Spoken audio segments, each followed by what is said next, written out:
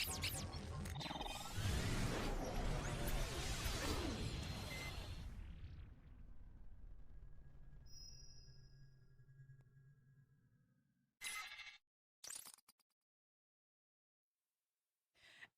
up everyone, it's me, Stef The Alter Nerd, your nerdy alternative, and welcome to this week's edition of Alter News. How y'all doing? Have you had a wonderful weekend, you guys? Well, let's have a gander at what you're all saying. Firstly, yes, you may have noticed, Phil Hoffman, Big Phil, yes, you are wrenched. Welcome to the mod squad over at the Alter Nerd tribe. Use it wisely. But yes, hello Phil. Let's see, who else is here? Hey up Alexandra, how's it going, hun? Jane in the house. Hey up, UK represent. Hey up, Phil. Our newest mod. Who else is here? Will in the house. Yes, Big Hoff. It's Big Hoff. Yeah, I called him Big Phil, didn't I? Yeah, me, Big Hoff. And Tazzy, we were chatting last night, and I nicknamed him Big Hoff. I need to remember that. Big Hoff. It's Big Hoff. Yes, the Big Hoff. So yes, Will, thank you very much for reminding me. Emma Jane in the house. She says, hi all, I can't believe even after apologies, they're still at this poor man. Yes, he may have opinions which differ, yet we all do. If you all agreed, the world would be a boring place. I certainly agree. In terms of just generalizing, you know, we all had the same opinion. We would basically be the Borg from Star Trek, and if you don't know what that is, Google it. So there we go. Mandy in the house. Hey up, Mandy.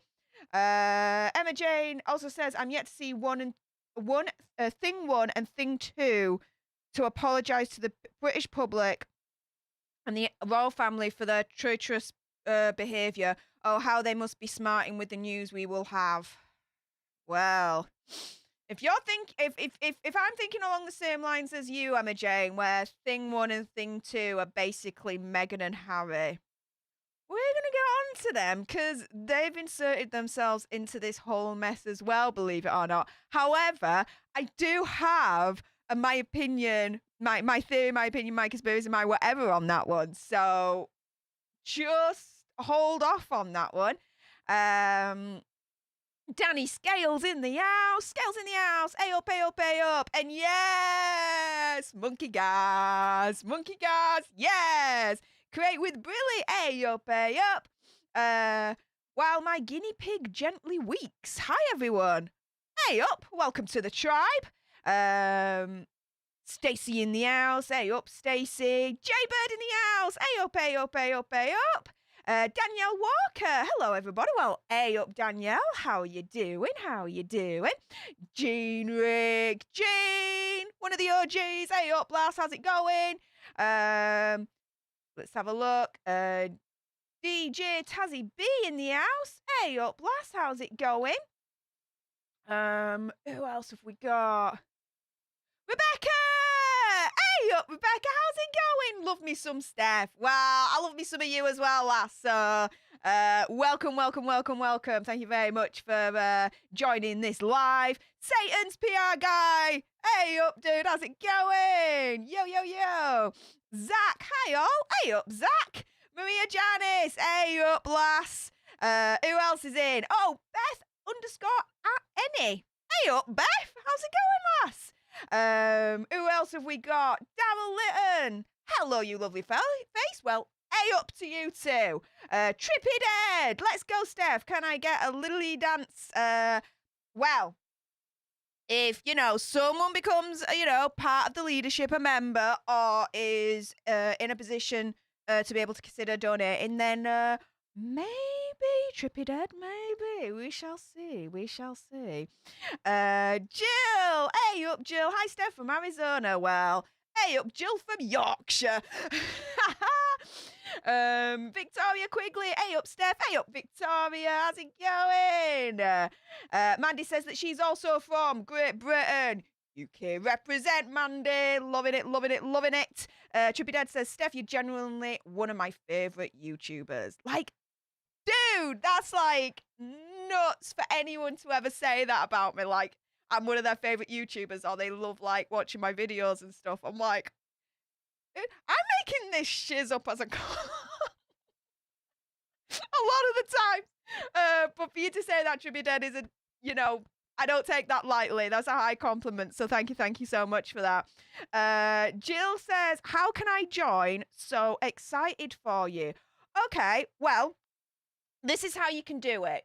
So, to join the leadership of the Alter Nerd tribe and become a member, if you go to the main page here, next to the shiny subscribe button, there's an even shinier join button. And if you click on that, there's only one level, because I want to treat everyone equal in terms of memberships. For you to become an Alter Nerd tribe leader at $4.99 a month. You get your badges, you get your custom emojis that I literally pay an emoji designer to actually do for everyone. So they are literally custom for us, for our tribe. You get regular member shout outs. So all these names that are whizzing past my head as we speak are all the current leaders that are currently active. So if you join, you'll see your name whizzing past in future lives and videos. Also as well, member-only live streams, which, just to announce, next Saturday will be February's Leader-Only Summit. Yes, Leader-Only live stream next Saturday. So make sure that you're a leader and you don't miss out, because we're just going to chat, we're going to Zoom, we're going to play games, Jackbox, and just have a really, really fun time, because January was like off the chain. So I'm expecting February to be pretty much killer. So looking forward to have fun with all the leaders. And also as well, exclusive member-only videos. So, you know, you get like behind the scenes kind of sneak peek and get to know a little bit more about me and all that jazz. So yeah, in terms of how to join, a nice little shiny join button there next to the subscribe button when I can get my teeth in. However, Jill, if you cannot see the join button, there's probably two reasons. You're either watching this stream on your phone or you're watching it on your iPad or your tablet. For some reason, sometimes the join button doesn't like show up because YouTube and the app for it is basically not great for that. So just bear that in mind. But yeah, that's how you join if you would like to consider. What else is going on in the chat? Let's see. Lynn in the house. Hey up, Lynn. Suzanne Gordon. Hey up, hey up, hey up. Satan's PR guy. We are the Steph. You will be assimilated. Yes! Someone knows the reference to the Borg. Get in! Satan's PR guy, you've got some nerd cred right now with me, from me to you. So well done. Miss Ashley in the house. Hey up, Miss Ashley. How's it going, lads? Mandy Goff. Oh, very quick one. What do you think about Camilla becoming queen when Charles becomes king? It is what it is, right? Let's be very, very clear here. We don't have a say in terms of succession, right? You know? Charles is going to ascend as king. Camilla, Prince Charles's wife. Therefore, it stands to reason that she's going to become queen consort. And then, when Prince Charles passes away and Prince William then ascends to the throne, Duchess Catherine will then become queen consort, Queen Catherine. They're the rules. They're immutable. Like, you cannot change them. So it is what it is, right? So, you know, putting my personal kind of feelings about all that aside, if you see where I'm coming from. However, two things. Firstly, I'm always going to be team Princess Diana, without a shadow of a doubt. Secondly, with that being said, Camilla has done a lot for this country. and she really, really, really has, head first into the royal family and performed a duty for the country relentlessly. So, yeah, maybe her entrance into the royal family wasn't ideal. However, I think she's kind of redeemed herself in terms of like a position within the royal family. She's proven herself. Do you know what I mean? In terms of her duty and what she does for the country. So that's kind of where I'm at with that. And oh my goodness, Jean Rick, starting as we mean to go on. Thank you so much for the $3.99 super chat. You're awesome as ever, hun. Oh, and okay. It's a super chat sticker. I've got to have a look at this. Hang on a minute.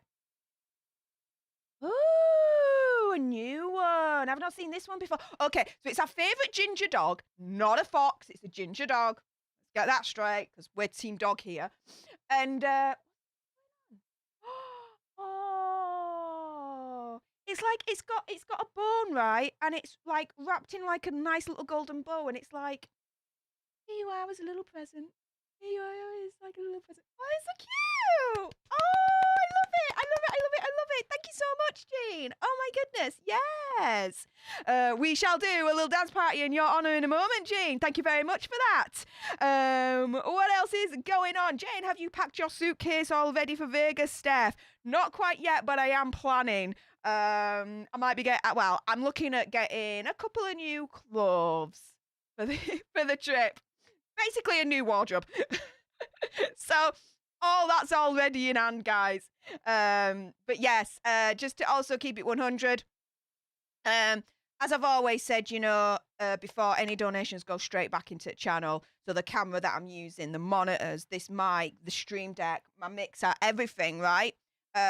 Anything that I've got has gone back into like the studio, the hardware and all that jazz. However, with the Vegas trip coming up, any donations that I do receive will be going to the Vegas trip. Again, just keeping it 100.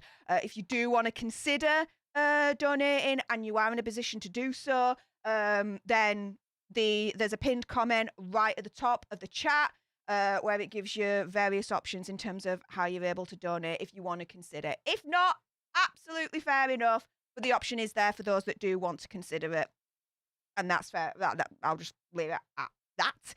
Zach in the house. Hey up, Zach. How's it going? Oh, hang on a minute. Why is that doing that? Let's just no, that's not doing it right. We don't like that.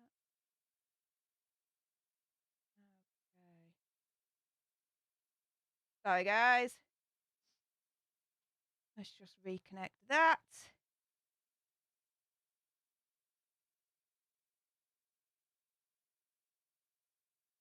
There we go. Now I see all your chatty chats. Right. What else is going on? Let's see. Danielle Walker saying that she's had a great week. Hey, nice one. Me too, lass. Me too. Ava in the house. Hey up, Steph from Colchester. Well, hey up, Ava from Yorkshire. How's it going, lass? Jane says, hello at Laura. A up from UK, and no, I don't actually say that myself. I'm from the southeast of the UK, and I don't like tea or coffee. Enough said, lass. Will Mommy says, still a professional YouTuber. We've gotten rid of the ish. Well, to me, right, okay, I'm still a professional-ish YouTuber of the world. I will only really consider myself, I think, proper professional if I know this is going to sound probably really strange or out there, but once we get over 100,000 tribe members on our channel, right, in our community, and I get that like coveted like play button from YouTube, that's when I'll consider myself professional without the ish. Until then, professional-ish. Oh my goodness. Yes. Sharon in the house. Hey up, Sharon. How's it going? Jane says, am I the only person from UK who doesn't like tea or coffee? Yucky yak. I don't like tea or coffee either, Jane. And I'm from Yorkshire. And we've got Yorkshire tea, like tea actually named after our place. Do you know what I mean? Yorkshire tea. But I don't like tea. I was just about to say I don't like Yorkshire then. Scrap that. I don't like tea and I don't like coffee. I just never have. I never got into it. My idea of caffeine is this. Not sponsored, by the way, but to be fair, if they're watching, I wouldn't say no. Just saying. Hey, gotta keep it real. Gotta keep it real. Jean says I should be on vacation. I can zoom in. Happy dance. Yes! Love. DJ Tazzy Bay, up Tazzy! Looking forward to next Saturday. Zoom squad in the house. Yes, make sure that you are a leader. If not, there's that shiny little join button on the channel that you can select so you can become a leader. And then next Saturday, you can attend our Leaders Only Live Summit. Yes, we had so much fun. I'm looking forward to next Saturday. What else is going on? 32 likes, Steph. Congrats. Oh, thank you, Jane. Well, to be fair, to be a professional-ish YouTuber of the world, do make sure if you're watching and you haven't done so already, subscribe to join our Alter Nerd tribe, like, share, comment, all of that good stuff. Make sure that we can grow. My aim for our little community is by Vegas trip, so by end of April, we actually get over 10,000 Alter Nerd tribe members in the community, so we can hit that major milestone at the same time as me being in Vegas with all of you lot, so we can all like celebrate together and go absolutely nuts and crazy. So that would be freaking awesome. So make sure your friends are subscribed, your family members are subscribed, just anyone you know, just get them to subscribe. It's free. What can I say? If you like it, they'll like it. Just go along with that kind of logic. Not failed me. What else is going on? Mandy Candy in the house. Hey, Steph, hey up, Mandy. How's it going, lass? Love the name, by the way. Mandy Candy. Hell yeah, I can get on with that. Will Morris, 100k. Come on, everyone. Like, share, and subscribe. Let's get Steph that damn plaque. Yes, I want that plaque. Yes, if Andy's got one, I want one. That's the way I'm going with this now. Can I get a hashtag free Britney? Woo! Yes! She's free at this point. But to me, she's not entirely free because those vultures, Team Con, aka my opinion, my conspiracy, my theory, my whatever, team organized crime ring, are still trying to be financial vampires and leech off of her and try and get her to pay for their legal costs and whatnot. Evil. So yeah, she's free, but so she could get them completely out of her life legally and all that jazz. Like, there's still gonna be nasty pieces of shizzers, and that's putting it lightly, in my opinion, of course. What else is going on? Donna in the house. Hey up, Donna. Hi, Steph. I'm not night shift tonight. Hey, nice one, lass. And Emma Jane, thank you so much for the £1.49 super chat. It's a little super chat sticker, and it's a black cat. Not bad, not bad. My mum had a black cat. Unfortunately, during the whole lockdown situation, got run over, basically, right outside her house. Not nice, of course, but yay. Thanks, Emma Jane. Thank you for the donation. That'll be going straight to a Vegas trip. Mucho appreciato. Stacey, don't worry about it. Oh my goodness. Like, whether you can or you can't, that's cool. Like, you subscribing and watching right now, for any YouTuber, as long as you watch, subscribe, like, share, comment, it's worth its weight in gold for any YouTuber. And I'm not blowing smoke up your backside. It is true. The more you guys like and the more you guys watch and subscribe and share, the more channel and this video will get into the algorithm on YouTube, which means the more people get to discover that community and more people then join. And it's kind of like a domino kind of cyclical effect situation. So please don't ever feel like you have to explain why you can't even consider. Cut that out. Everyone, just cut that out. Okay? Please. We're good. Don't worry about it. Don't worry about it, Stacey. It's all good, honey. Let's see what else is going on. I'm just gonna scrolly down. Mandy Candy says, I say hashtag free Britney for all those affected by the conservative not very nice mishandling situation. Certain things I can't say on YouTube, otherwise it completely flags it up. Yeah, I see where you're coming from there, to be fair. Fair enough. Yeah, there's a few more that we need to look at helping. Ms. Ashley says, Steph, apparently she isn't free from conservatorship in other states like Hawaii. Okay, as far as I know, that's a fallacy and that she is. As long as the main conservatorship is shut down within the main state that it came from, i.e. California, it then means that any other conservatorships that piggybacked on the main one in California also come to an end as well. Does that make sense? So that is my legal understanding on it, because I looked into it and I thought, what? She's still not, like, she's still in a, like, I'm like, she's still in a conservatorship? I don't get that.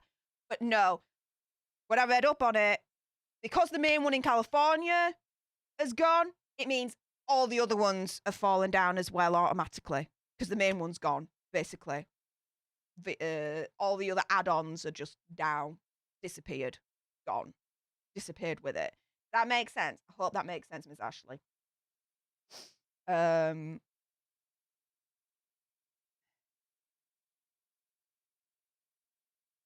If Charles and Camilla wanted to marry or did try for approval to get married, it would have been declined because of, according to Charles's cousin and godmother Patricia Mountbatten, Danielle Walker, they're already married. They got married in like 2006 or something like that.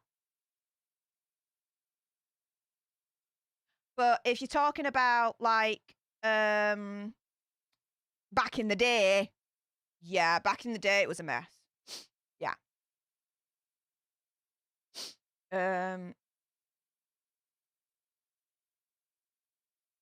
Yeah.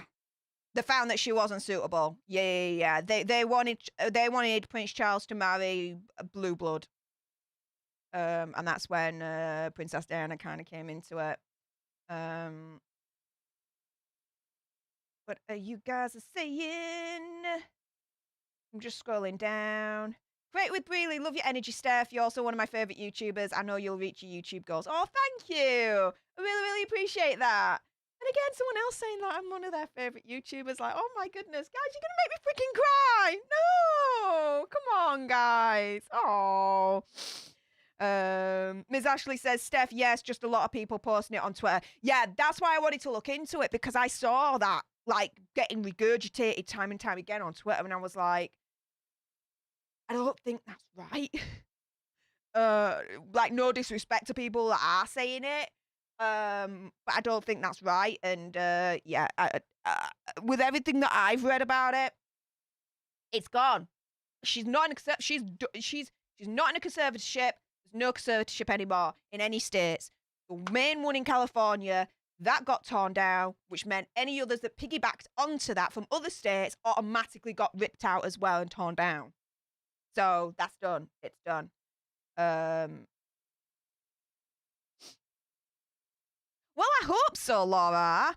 My true crime vids, I'm really proud of them. There's one that's going to be released again next week, Britain's Most Evil, on one of the most evil police officers in recent freaking British criminal history. So yeah, watch out for that one. I'll keep you updated. However, even though it's filmed, edited, all that lot, I think it's going to take, hopefully it won't take that long for YouTube to greenlight it. for me to then release it. But they may take a little longer than usual to greenlight this one because it's so recent. The crime that I'm talking about, basically. So I'll keep you guys updated on Twitter, Instagram, and the community tab. Hopefully, I can still release it in time on Wednesday, but I've just got to wait for YouTube gods to greenlight it. Because every time I upload a Britain's Most Evil episode, it always goes yellow, which means that YouTube will limit the video and limit how many people get to see it and find it and all that lot. But once they greenlight it, then there's no restraint, so I've got to wait for that. Does that make sense? I hope it does. There we go. Moving on. What else are you guys saying? Lily 666. Hey up, Lily. How's it going? I'm from Yorkshire. Oh, Jaybird. Your Britain's Most Evil are amazing. They're some of my favourites on YouTube. Oh, thank you, Jaybird. That's awesome. Thank you so much. Oh. And yes, consider becoming a member. Consider becoming a leader today. Yes. We always welcome new leaders or new tribe members, whether you subscribe or you join. You're all welcome. You're all welcome. Okay, so shall we crack us on us? I think we shall, because oh my goodness, do we have so much to unpack for this week for Mr. Joe Rogan. It is untrue. Dude has had a week from hell. And yeah, let's find out what's going on. Before we do, though, in honor of Gene Rick and Emma Jane for their super chats and for their generosity of donating so far, everyone, all you leaders, you have your dancing Stef emojis. Everyone else, you've got your own emojis. Get your dancing shoes on. Gene Rick, Emma Jane, this one is for you. We are going to go in 3, 2, 1, booyah.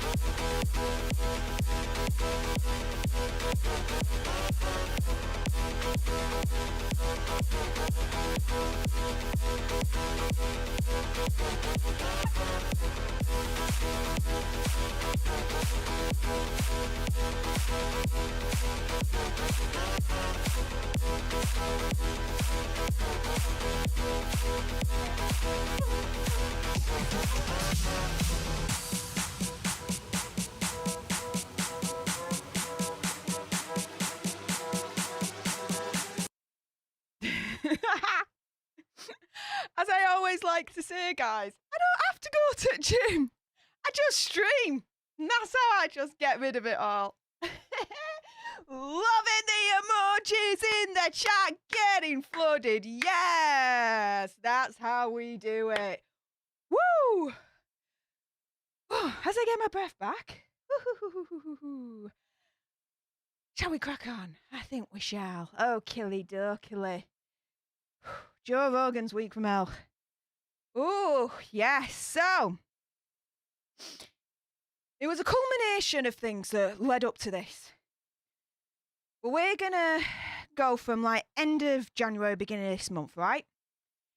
So, it all kicked off with Neil Young. Now, I'm probably too young. I'm from a different country. Like, I don't know, but I've never heard of Neil Young. I just haven't, okay? I'll be very honest with you. But, whew, yeah. Neil Young seems to have kicked off, as far as I'm concerned, Joe Rogan's week from hell. When he went up to Spotify and he was like, I don't like this Joe Rogan situation, remove my music. Now. Like, dude was not happy. So, here we go. January 24th, so pretty much towards the end of January, Neil Young was like, take me off. I don't want this. You know, take me off of Spotify, right? So I'm still trying to get my breath back. And then, from that, snowball effect happened, guys. So, his music was completely removed from streaming service. And the Spotify CEO, Daniel Ek, yeah, not great with the pronunciations, but there you go, that's what you're getting, released a statement saying the streamer would introduce an advisory on podcasts that discuss, and we're going to call this the Bud Light. For any of the OGs for Popcorn Planet, you guys will definitely know what that means, but for anyone else, it means this word here, Bud Light. Again, got to be very, very careful what I say because of YouTube. Now, Rogan issued a kind of apology, and we're going to get onto that shortly. However, following Neil Young's exit from Spotify, who else is gone or wanting to go? So, Joni Mitchell, who's a fellow Canadian, a long-time friend of Neil Young, has asked for her music to be pulled from Spotify. As of, the date of when this Billboard article was released, her music was still available on the service, but she's demanded that hers gets taken off and pulled from Spotify. Nils Lofgren, who is a longtime guitarist for Bruce Springsteen's E Street Band, had called for his music to be pulled from Spotify. He feels that Spotify promoting lies and misinformation that are basically harming people. Not only just harming them, but like fatally doing so as well. India Ari, again, I hope I've pronounced that right, who's a Grammy-winning singer, expressed solidarity with Neil Young on February 1st, and she said that she'd be removing her music from Spotify as well. She says it goes beyond her anger over Rogan's Bud Light theories. Part of it is his Rogan's language around race and some of the things that she's seen and heard.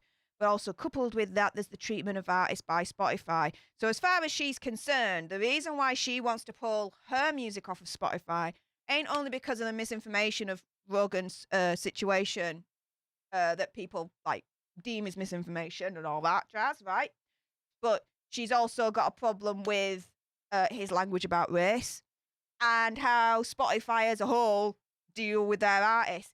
In it like 100,000 plays and they only get like 0.001 cent or something like that. Like something ridiculous. Like their compensation kind of model for like paying artists is, by all accounts from what I've read, actually quite, in my opinion, criminal.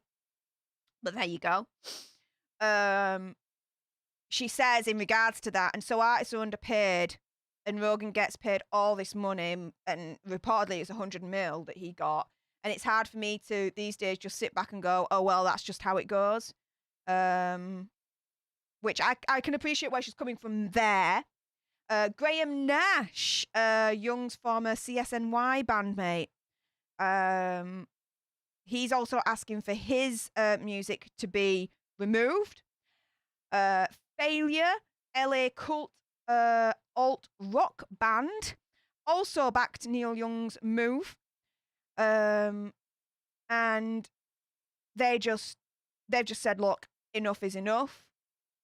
They want, their music to be removed from Spotify.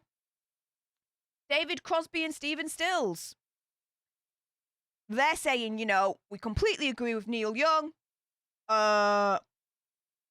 Take our music down.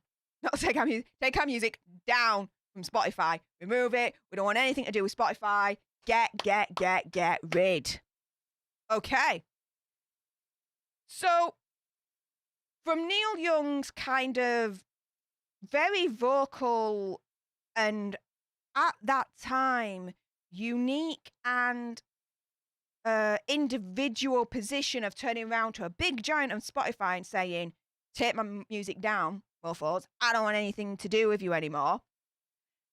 All of a sudden, from that, you've then got an avalanche of all these musicians, all these people have turned around and said, yeah, we're following suit. And that's just a handful of them. I wonder who else may follow suit as well, right? Now, this mainly surrounds Joe Rogan and what people perceive as his misinformation on Bud Light. Now, I'm going to say this, right? I'm all for people having freedom of speech. I've said that all along, right? I've never made any bones about it. Freedom of speech, freedom of speech, freedom of speech. However, with freedom of speech does come consequences. Now, I'm also all for the free exchange of ideas, right? And if someone's wrong, okay, that's fine. Continue to exchange ideas so that you can tell them, you can show them why they are wrong and put them on the right path, okay? If you just want to silence the wrong people without explaining to them, this is why you're wrong, and having that open, frank discussion, and instead you move to, no, cancel, cancel, cancel, shut them down, shut them down, shut them down, they shouldn't be speaking anymore. Well, that does no one any good, right? There needs to be an open conversation on both sides, regardless if you like what they're saying or not. So, with this Rogan situation, do I feel that on his podcast, there is an element of misinformation? Yes, I do. However, do I think that he should be cancelled for it? Do I think his podcast should be taken down for it? No.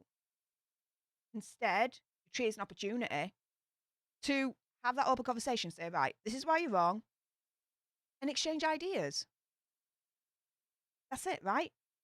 I don't know why it's so difficult for people not to do that. And instead, they just automatically pivot to cancel, cancel, cancel, take the podcast down. No more conversation. He's wrong. That's it. No, it's not that he's wrong and that's it. If he's wrong, have that conversation with him. Educate him. Am I completely speaking like gibberish? Probably, actually, to be fair. But there you go, right? Now, with that being said, there are some things that he has said, and we are going to be going over this as we get along, of things that even I'm like, dude. Okay. Right. So, here we go. One of my favourite people in the whole wide world, Meghan Markle. Never thought I'd actually be defending her here. But here we go. Joe Rogan calls Meghan Markle a little American hussy in an unearthed clip video situation. Okay, now this is going to roll into the next article that we're going to look at. But she was called this by Joe Rogan in an unearthed clip. So, he has recently attracted criticism for misinformation of the Bud Light situation. But in January 2020, he discussed Meghan Markle in the podcast. And he spoke with Mike Baker, who was a former CIA officer and security expert, about Meghan and Prince Harry's decision to leave the royal family. So Mr. Rogan went to mimic the Queen's voice and claimed that the Duchess of Sussex had ruined the Duke. Okay. Now, Rogan reportedly said, it's that little American hussy he's hooked up with. She's going to turn him into a Kardashian. That little American hussy has ruined my prince. Apologies. So it wasn't Rogan that said that. It's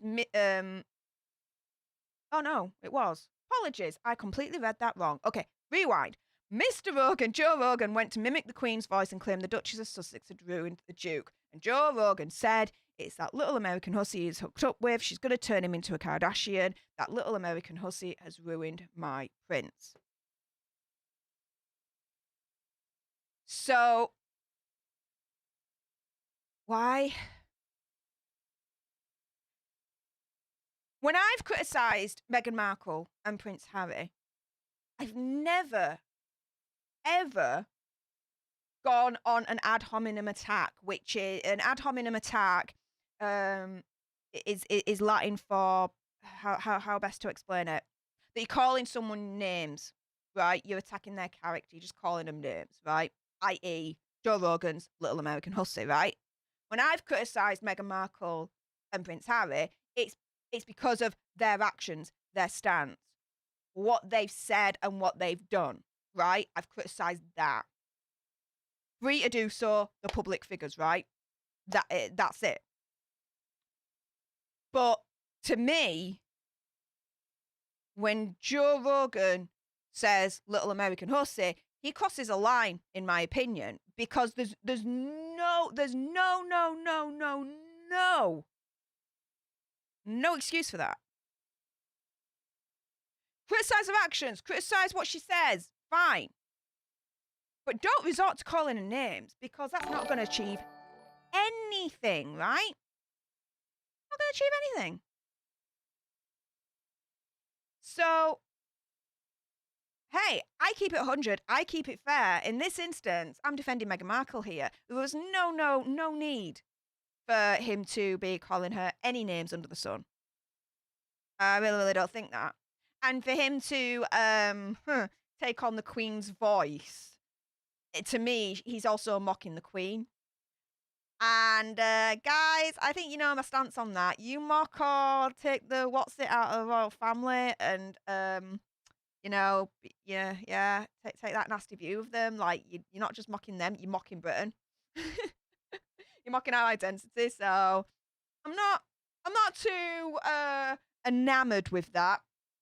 However, he has his freedom of choice to do so. Okay. With me so far? Hope you are. Because, Prince Harry and Meghan Markle, get into it. And before we do so, Jill, welcome to the Alter Nerd leadership. Thank you ever so much for joining. Let me go back to my main screen here. Thank you so much for joining.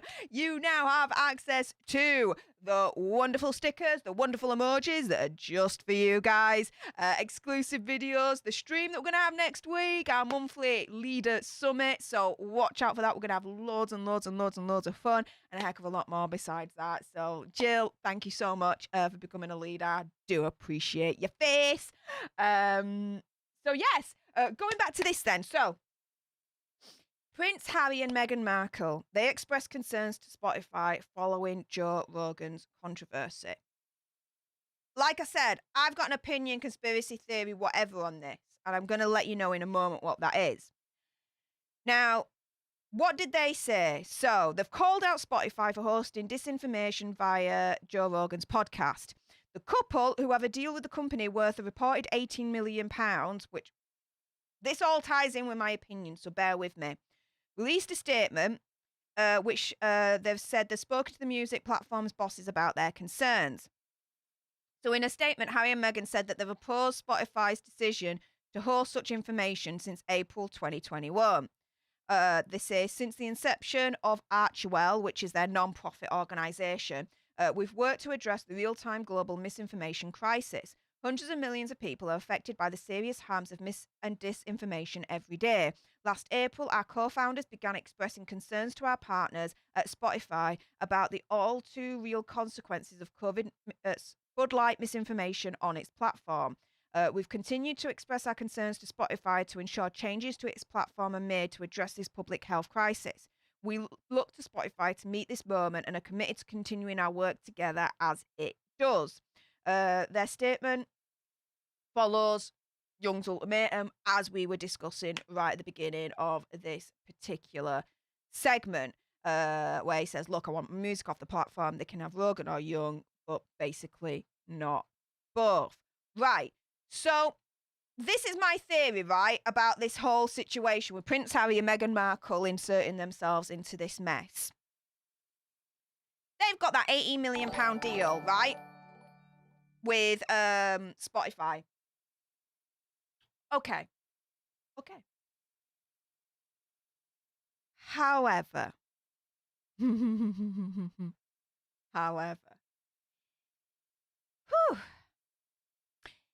they've only uploaded one podcast, one episode. That's it. For £18 million, and they've only uploaded one. Okay. For me, right, my opinion, my conspiracy, my theory, my whatever, they're calling out Spotify over the Joe Rogan situation only because, to me, they're using it as an excuse for them not uploading any episodes whatsoever apart from that one. You see where I'm coming from there?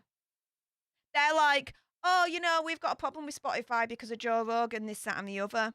And we've been speaking to Spotify since April 2021. Yeah, I bet you have. Come again why you haven't released any episodes apart from just the one on Spotify for £18 million? When all these artists are boycotting their music, right, and taking it off, right, from what we discussed earlier on, you see it all comes full circle here, in my opinion, my conspiracy, my theory, my whatever. Meghan Markle and Prince Harry then insert themselves into this situation, when to me they shouldn't. I don't see why they should, but okay, fine.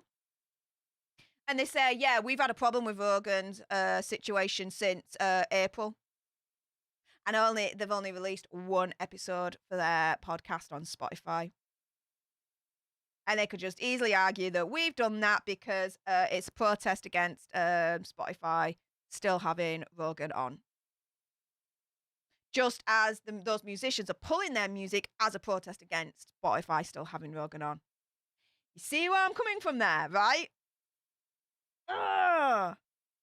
Like, dudes, you were paid £18 million, okay, to do a series of podcasts on Spotify. You only do one.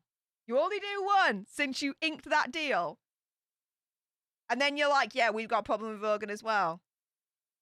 Oh, the manipulation, guys, in my opinion, the manipulation. Before we go any further, though, Rothound and Emma Jane, yes, welcome to the leaderships. Really appreciate your faces. Thank you so much for joining. As ever, you guys now also have exclusive access to the Alter Nerd Leader Summit that is going to occur next Saturday. We're going to have loads of fun, get Zoom calls, play games, just have a riot of a time. You get access to all the exclusive videos, your emojis, your badges, and a heck of a lot more. So thank you so much, you guys, for joining the leadership. Mucho appreciato. But does not stop there. So let's crack on to the beginning of the beginning of the end, really, of all this, in a way, which is Joe Rogan's first apology as such. Okay. So what happened? Well, let's have a look. So Joe Rogan, he went onto Instagram and he was like, right, I'm going to try harder to not push ridiculous Bud Light theories in the future.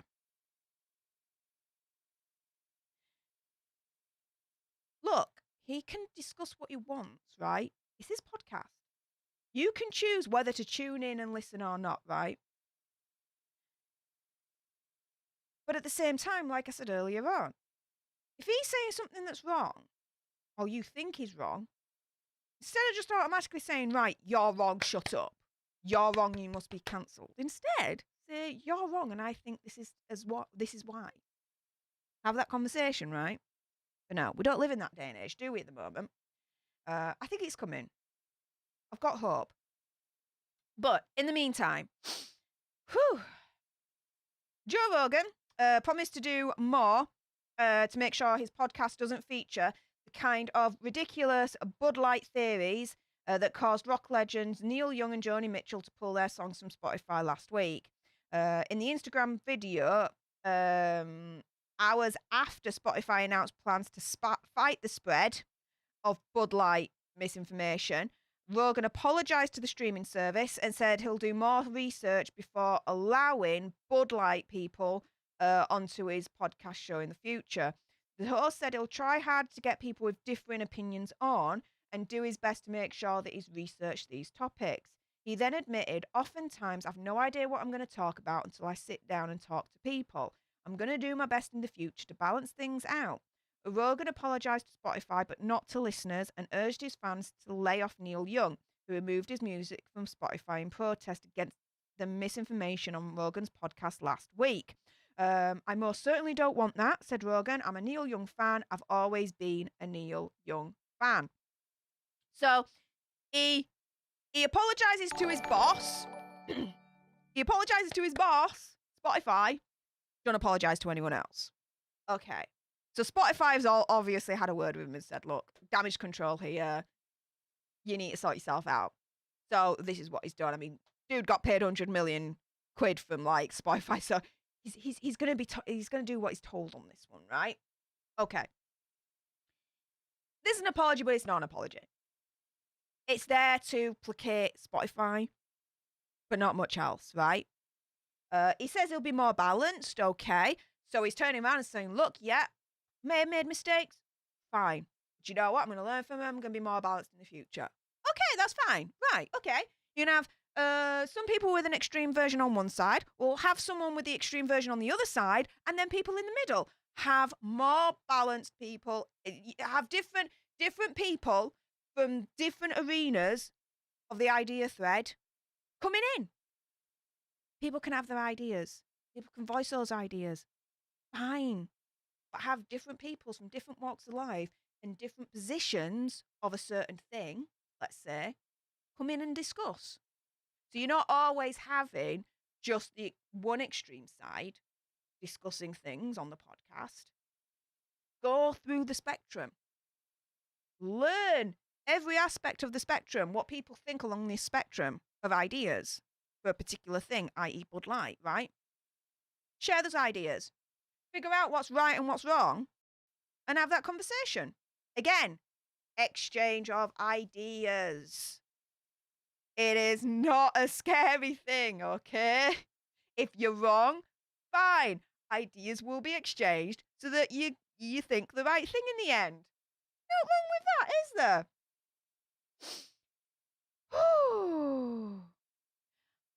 But Joe Rogan kicks off it all for him with an apology stroke non-apology in a way. Okay. Before we crack on though, Brit! MW08, Brit. Hey up, Brit, how's it going, lass? Thank you so much for the $10 super chat. Very, very generous of you. Thank you ever so much. She says, just love your energy. Always a breath of fresh air. Keep it up. Why, thank you. With generous, lovely donations like that, you know I'm definitely going to keep it up. Thank you so much, Brit, for that. Really appreciate it. Yeah, getting back to the Joe Rogan thing, okay. So he's kind of apologized. He's trying to, smooth out the situation. Absolutely fine. Saying he'll be more balanced. Okay. So what does he do next?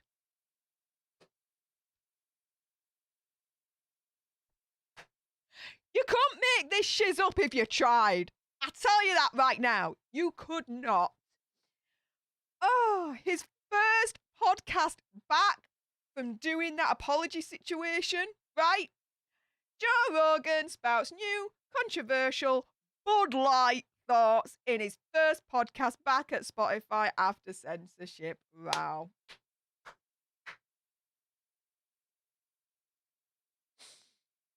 You couldn't make it up.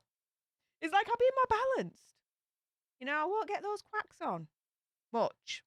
You know, I'll bring in guests from different areas of the spectrum.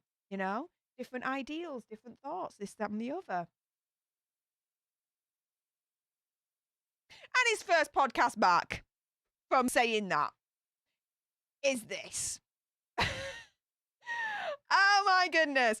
So, Joe Rogan, here we go. And this podcast has claimed lockdowns do not stop Bud Light from spreading.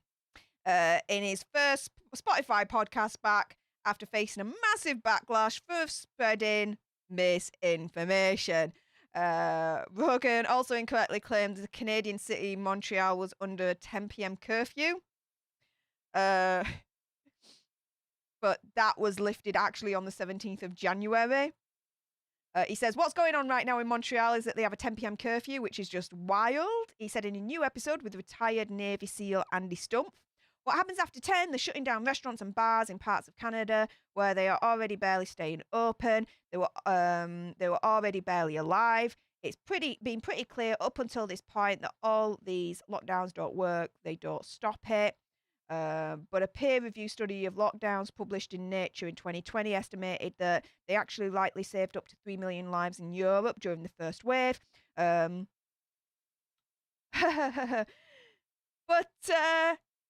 yeah, from saying that he will do his homework, stop the misinformation, and be more balanced, for the first podcast to come back, for him to basically say that the lockdown don't do shiz for the spread. And by the way, Montreal is still under a 10 p.m. curfew, even though that was lifted last month, 17th of January.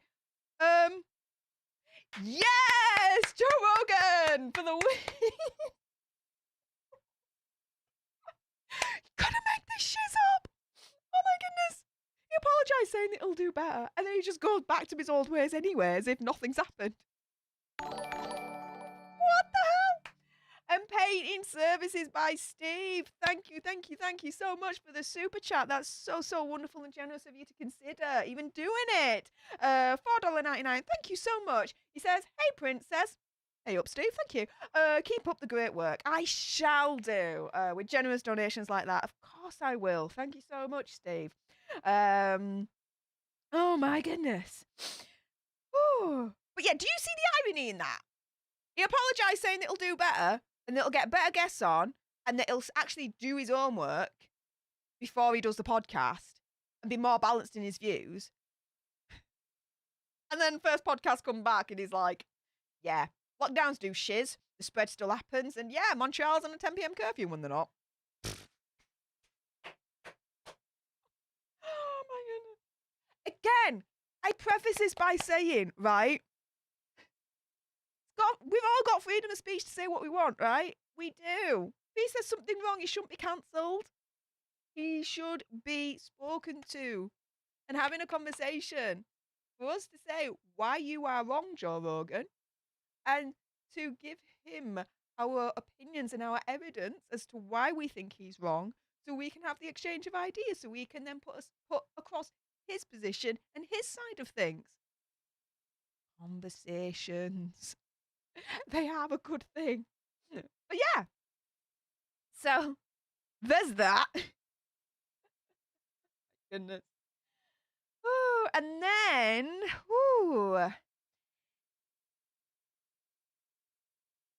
after all that, right, what does Spotify do?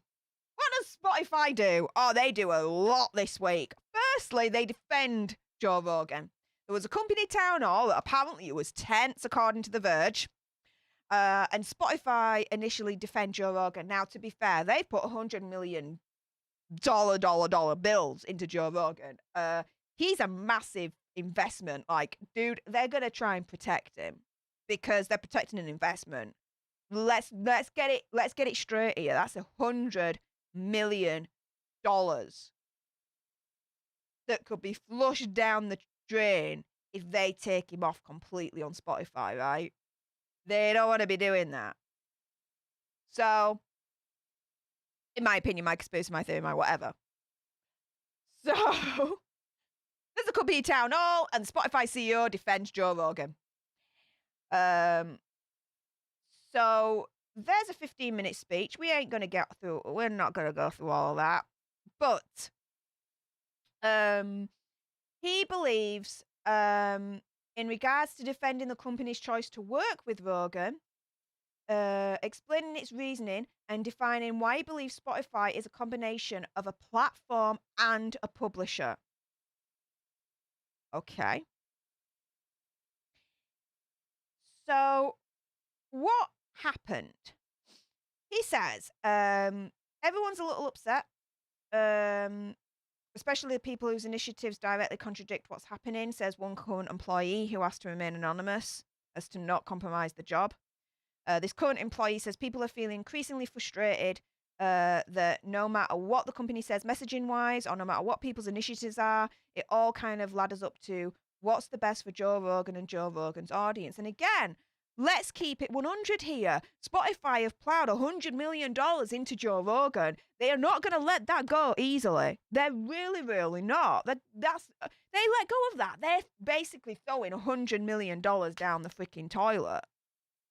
If I got $100 million, I don't want to be doing that. You guys definitely don't want to be doing that. So with $100 million on the line, Spotify are going to do everything to try and protect their investment.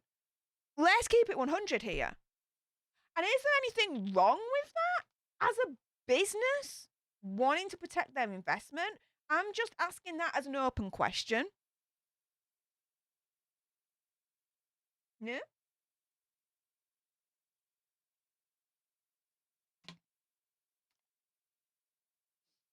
But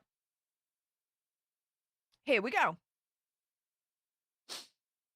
So, when it came down to town hall, employees hoped they might come away with more clarity or understanding of the situation with Joe Rogan.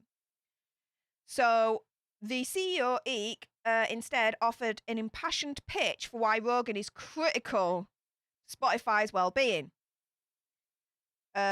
Despite Rogan's show never being available on Spotify prior to its deal, the program was the most searched podcast on the platform, he says. And when the company decided to enter the podcasting industry, its catalogue was not that differentiated from competitors. It had been struggling to make deals with critical hardware partners like Amazon, Google, and even Tesla. Interesting.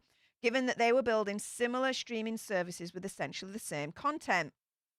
So Eek says to combat this, we needed to find leverage. And one way we could do this was in the form of exclusives. To be frank, had we not made some of the choices we did, I'm confident that our business wouldn't be where it is today. He says the company now operates the #1 podcast app in the US.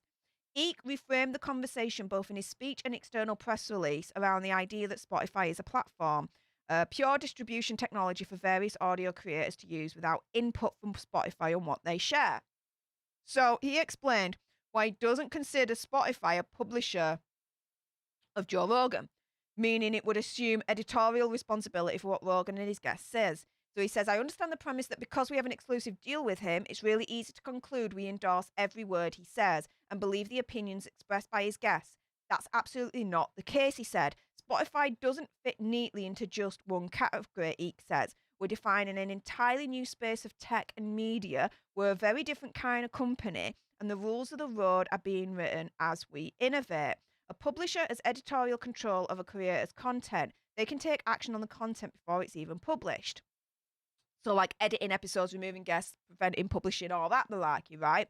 But Eek noted that Spotify does have editorial control of the property it owns outright, like The Ringer and Gimlet, but emphasised the distinction between those studios and Rogan. So he says, even though Joe Rogan's an exclusive, it's licensed content. It's important to note that we do not have creative control over Joe Rogan's content. We don't approve his guests in advance, and just like any other creator, we get his content when he publishes, and then we review it. And if it violates our policies, we take the appropriate enforcement actions.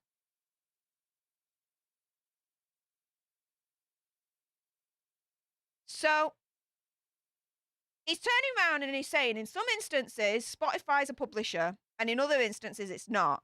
And with Joe Rogan's situation, it's licensed content. So it's content that's licensed exclusively to Spotify, but Joe Rogan and his team completely have full editorial control, everything on it. So once it goes on Spotify, Spotify's just got to take it, right? They're just the distribution, basically, platform for Joe Rogan to distribute his podcast on. Okay. So that's why then he's turning around and saying, we're just a distributor for Joe Rogan, not a publisher. So with that being said, because we're not a publisher, we don't have any control in terms of the creative content or anything like that. And we don't co-sign it because we're just a distributor rather than, publisher for him. I'm calling BS on that, and I'll tell you why. Come back to this. We don't approve his guests in advance. And just like any other creator, we get his content when he publishes and then we review it. And if it violates our policies, we take the appropriate enforcement actions. Well, at that point, doesn't that then mean that you're then assuming creative control and then going into publisher mode? Because then Spotify are taking enforcement actions. So they're not just distributing it then at that point. They're going beyond that and they're taking actions against that episode to limit it, to edit it, whatever it may be based on their terms and conditions, right? They can't have it both ways. Essentially, you're either a distributor or you're a publisher. You cannot be both. You cannot be both. And for me, even if Spotify were just exclusively a distributor for Joe Rogan podcast and that was it, right?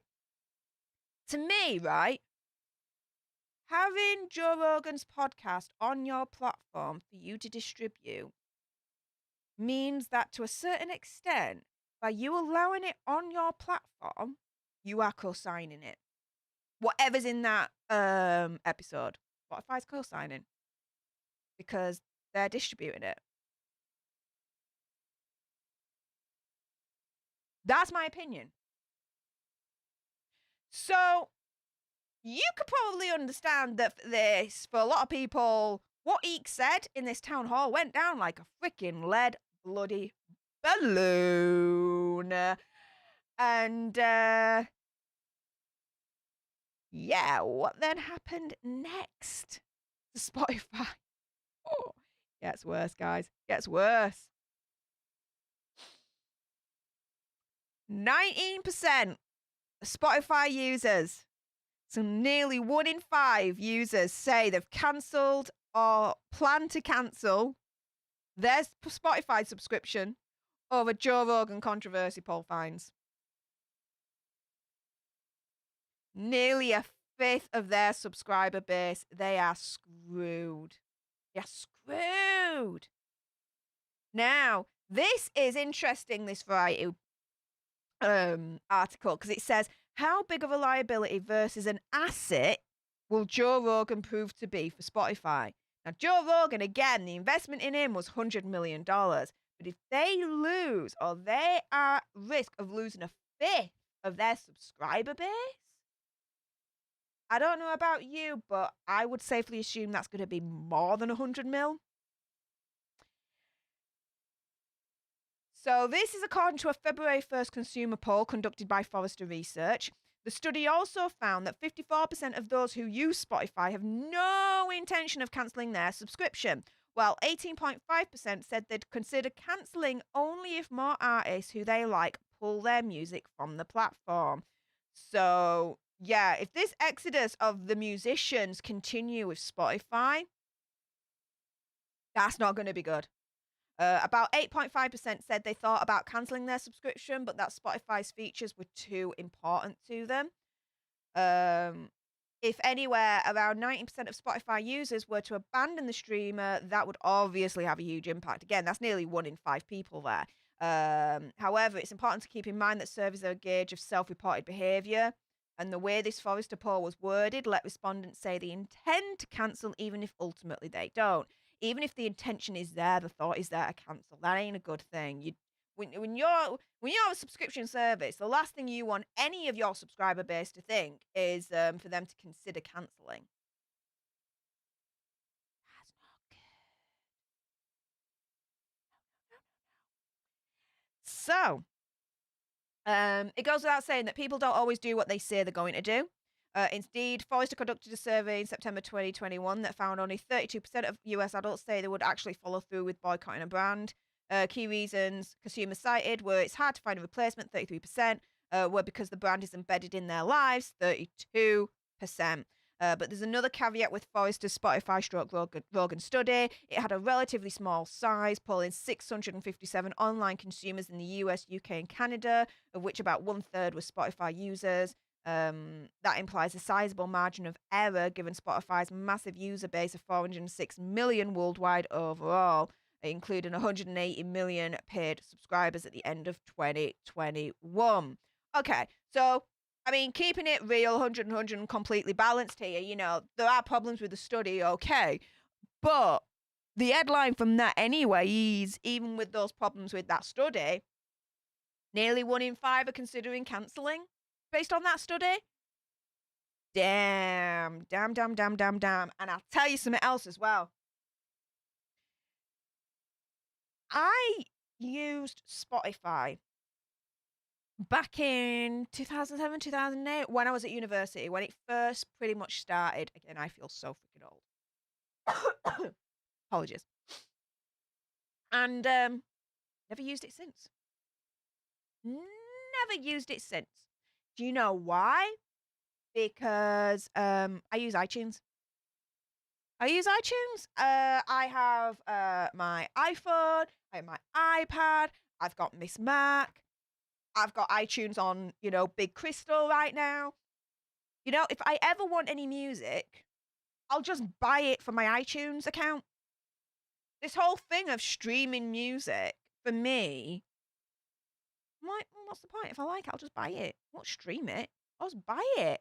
And that's it. And then it's mine and I can listen to it whenever I want without having to deal with like data usage or like that. Do you know what I mean? So, yeah. I've never really been that interested in Spotify to begin with anyway. Now, so 1 in 5 people say, right, we want to cancel Spotify. Or they intend to, right? Oh, we crack on and we crack on good. So, someone came to his defense earlier on this week. Guess who? Who would have thunk it, right? The Rock. Dwayne The Rock Johnson actually defended Rogan amid the Spotify controversy as of the date of this article, which is the 3rd of February. And I have to be very, very specific there because there's going to be a later article that explains now The Rock's current stance on the situation because things have changed. However, as of the date of this article, Dwayne The Rock Johnson was looking forward to going on to Rogan's podcast. He lent his support to him, who responded to artists such as Neil Young and Joni Mitchell. Dwayne praised Joe for his great response to the criticism he's faced and offered to be a guest on the Joe Rogan show. He wrote in the comments of Joe's video post addressing the row, saying, "Great stuff here, brother. Perfectly articulated. Look forward to coming on one day and breaking out the tequila with you."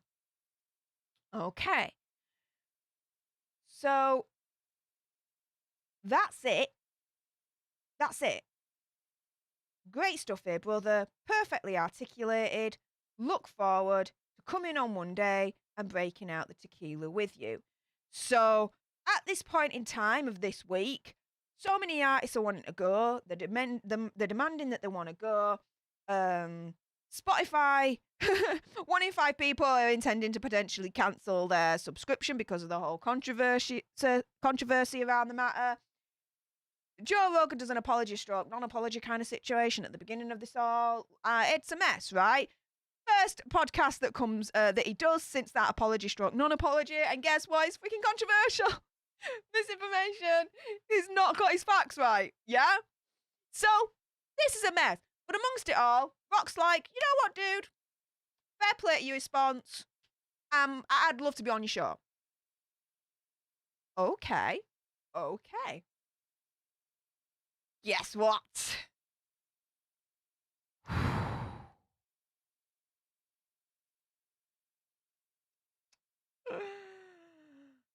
Now, I'm all for free speech, but there are some words on this green freaking earth that you just, no, don't say, because of the historical context and the way it hurts people. Deeply, like, unimaginable pain, right? In my opinion.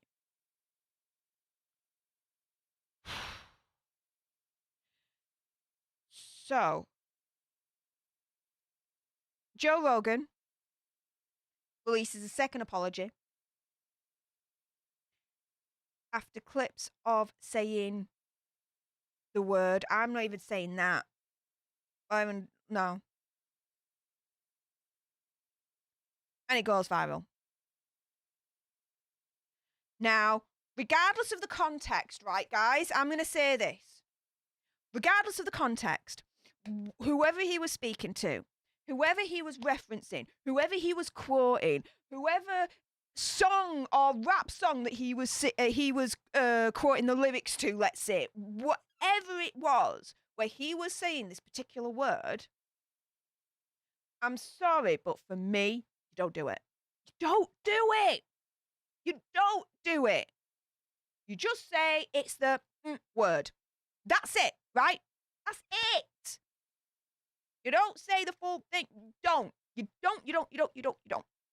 My opinion, right? You don't. No matter what context. Like, again, no matter who you're speaking to, who you're referencing, what book you're referencing, what quote you're referencing, what freaking rap lyric you're referencing. Oh, no. You do not say that no word. I'm going to call it the no word. Yeah, I feel comfortable saying the no word. You don't say the full no word. You don't. You just say, blah, blah, blah, no word. Blah, blah, blah, no word. Blah, blah, blah, no word. Regardless of the context, I don't care. It should not be coming out of your gob. And again, I know I'm all about freedom of speech, don't get me wrong. But, as I've also said as well, you are then not immune to the consequences that come of this freedom of speech. So you've got to be careful, and you've got to think of, okay, if I'm saying this, what are the wide-reaching consequences of this, right? And saying the no word, oh my goodness, dude, you're like freaking nail in the coffin. And if anything, I'm there. You don't say it. You don't, in my opinion, no. So clips of the no word. So we're going to get onto this in a moment because actually it's more episodes now that have gone. But Rogan has posted a video on his Instagram apologizing for saying the no word on his show in the past. In his apology, Rogan specifically addresses a clip compilation which was shared by singer India Ari. So you remember that singer, the list of singers earlier on when we were discussing, right at the beginning of this segment, list of singers that followed Neil Young, demanding that their musical content gets completely removed from Spotify. Yeah? India Ari was on that list. Get it? It's all interlinked. It all comes full circle, guys.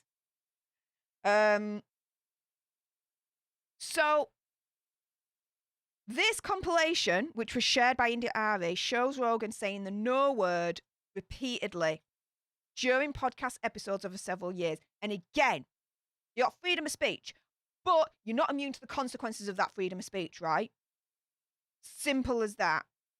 And regardless of the context, again, of whether he was quoting someone, quoting a book, quoting a lyric, quoting a rap song, whoever he was speaking to, I don't care. I do not give a shiz. My opinion, you shouldn't be saying it. You should just say it's the no word. And that's it. Or that. Because I won't even say that. I say it's the no word. Because to me, that's more that's more descriptive. The no word. You do not say it. It's the no word. You do not say that at all. It is literally the no word of no words. No word. Oh my goodness. But the dude did. Repeatedly. based on this compilation that I ain't even gonna play. Not a freaking chance. No way. Don't want to be spreading that shiz.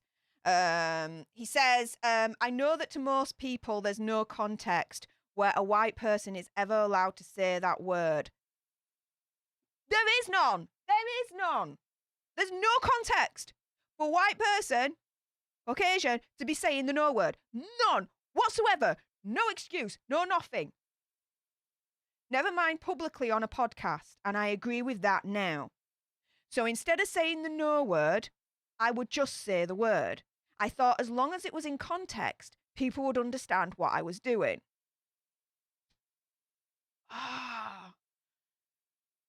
A source close to the situation told Bloomberg that Rogan chose to remove these episodes after discussing it with Spotify. However, this still hasn't been confirmed by the company. The Verge reached out to Spotify with a request for comment, but didn't immediately hear back. Rogan says the clips were taken out of context and that he used the no word when talking about comedians such as Richard Pryor, Red Fox, and Lenny Bruce, who used the word in the past. Again, I'm sorry, but no. Whether the clips were taken out of context or not, there is no situation, none whatso freaking ever, for you to be saying the no word. As a white Caucasian person, none. You say no word and that's it. You don't say the full. It's like, oh, clips. No, it's the fact of the matter is you said it in full in the freaking first place, dude. It shouldn't be said. It shouldn't be said in its the full entirety. You say no word and that's it.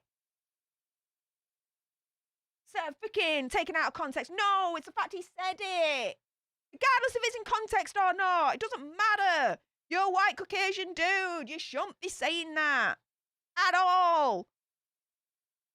And to be fair, there needs to be a conversation with him to say, look, you think they're taken out of context. You shouldn't be saying it at all. And this is why. And then educating him and saying, look, this is the historical significance of the no word. And by you saying it, this is the damage, this is the hurt, this is the pain that you are causing by saying that.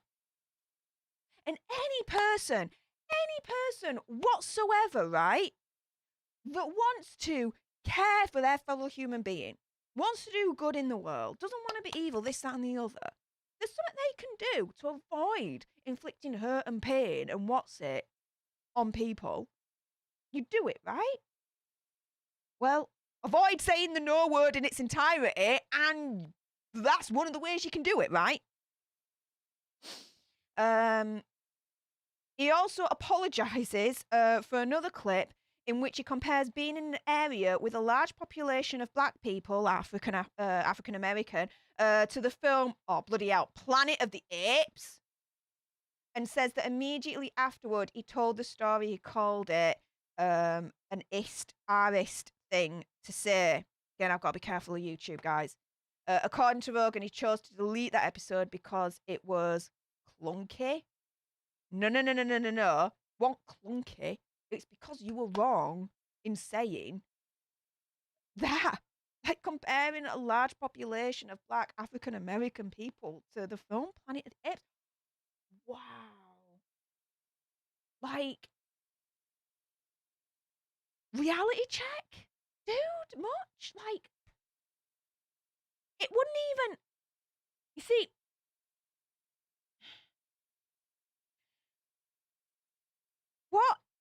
what I don't get, and it's probably a good thing actually, what I don't get is how, firstly, anyone could be in a mindset of being able to say the no word in its entirety and be anything but black African American. So basically anyone that's Caucasian, white, that kind of thing, right?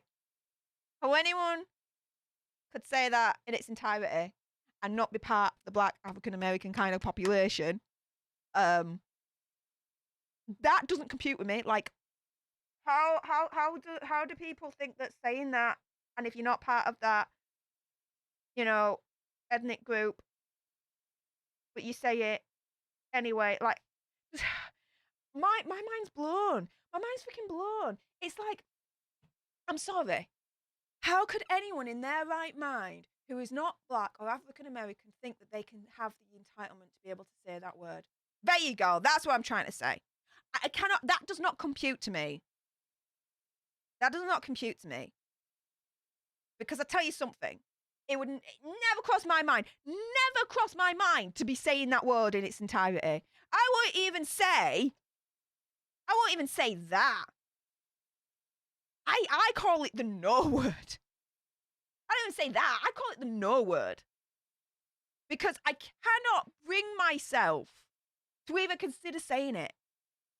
So anyone else who is not black, African American, that kind of ethnic group, right? Or anyone else that's not kind of that part of that ethnic group, have it in their head that they're entitled or that they can say it, and they say it out loud. I can't even grasp how people can get to that point where they think they can say that, and they do. Like, the mental gymnastics in their head, I cannot compute. I cannot compute. And then doing that,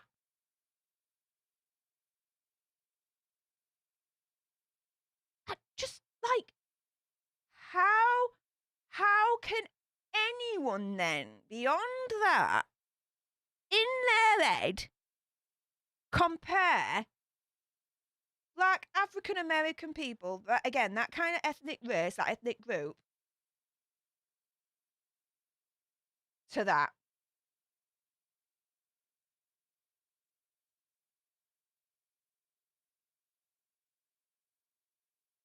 Like,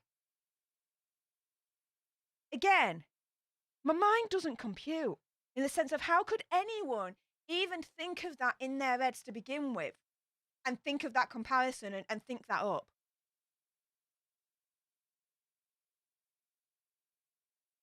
I just, call me naive, right?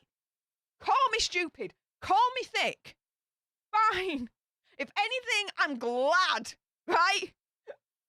But I cannot fathom how anyone with a right mind could be saying the no word in full and do this kind of comparison to Planet of the Apes. How? It's sickening to me. It is sickening. I'm sorry. It really, really is.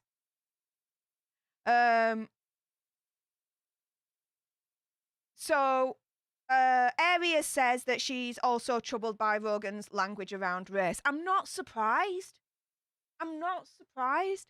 Now, again, let me keep this 100 here. Am I calling for Joe Rogan's head on a stick? No. What I am calling for, though, is for him to educate himself, for him to have more conversations around not only Bud Light, but also as well race. You know, he has access to be able to speak to so many people, right? He could have those conversations so easily, and he could educate himself, find out, okay, where he's thinking wrong and what he's thinking right. Disseminate that, figure out what's right and what's wrong in his head, and then fix it and learn from it and grow from it. But I'm sorry, if he's turning around initially and apologising right here and saying in regards to the Bud Light theories, he'll do better this, that and the other, but then the next freaking episode he does, he hasn't learned and he's spouting off new controversial Bud Light things, then when this happens and he says he apologises this, that and the other, to me, it's like, well, hang on a minute. Are you really sorry, and are you really going to learn from it? Because from your current recent history of apologising over Bud Light misinformation, and then the first podcast that you do is Bud Light misinformation, then you're apologising for saying the no word, saying it was wrong, this, that, and the other. But then you're trying to excuse it, saying that the clips were out of context. To me, it's an apology, no apology. He's apologising because he asked her, but then he's trying to justify himself for him using the word, saying it's taken out of context. So is he really sorry or not? Because if you're really sorry, you just turn around and say, I'm sorry. This was my mistake. I understand why it was wrong. And these are the steps that I'm going to take to make sure that it does not happen again. Instead, what Joe Rogan's done here is, I said the no word. It was wrong. I apologise. However, it was taken out of context.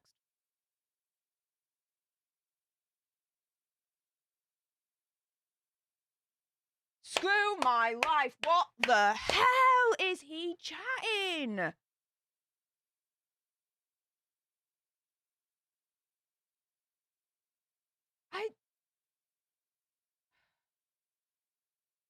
I don't get it.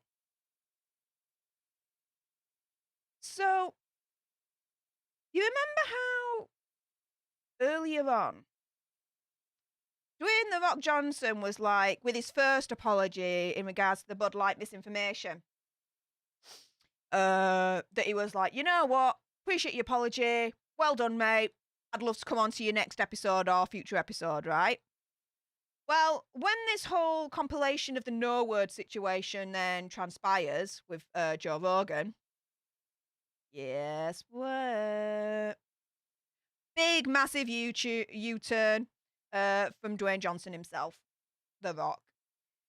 So, Dwayne Johnson, The Rock, says that he wasn't aware of was not aware of Joe Rogan saying the no word dozens of times when he first defended him. Now, I can appreciate that in the sense of Joe Rogan's got so many episodes out there, right? You'd need to really troll through hours and hours and hours and hours and hours and hours and hours and hours and beyond that content to catch him saying it. So I can understand that. So he's now distanced himself from Joe Rogan after initially supporting him in the row over his Spotify podcast. Actor Johnson, 49, waded into the debate after a number of stars pulled their content from Spotify due to concerns with the site hosting the Joe Rogan show. So Rogan apologised for the row at the time. Johnson commented under the apology video saying, fair enough, perfectly articulated. I'd love to be on an episode with you in the future. But then India Ari shared that compilation of Joe Rogan saying the no word. And The Rock's initial defense of Rogan had divided fans. And on Saturday, author Don Winslow publicly shared the compilation with Dwayne "The Rock" Johnson on Twitter, asking, have you actually listened to this man's many arist statements about black people? Again, I've got to be careful with YouTube. I'm so sorry, guys. Winslow appealed to Johnson, saying, you're a hero to many people, and using your platform to defend Joe Rogan, a guy that used and laughed about using the no word dozens of times, is a terrible use of your power. So Johnson's now responded, writing on Twitter, thank you very much for this. So here's the tweet here. He says, dear Don Winslow, thank you so much for this. I hear you as well as everyone here 100%. I was not aware of his no word use prior to my comments, but now I've become educated to his complete narrative. Learning moment for me. Mahalo, brother, and have a great and productive weekend, DJ. So, at the beginning of the week, The Rock defended him, and he was like, I'd be cool going on to a future episode with you, have a conversation, you know, chill out, couple of dudes, have a bit brewski or whatever. And end of this week, he gets a little bit more educated and turns around and is like, yeah, I'm done with Rogan. Yeah, he's done. So, okay, we've got that. Then what happens?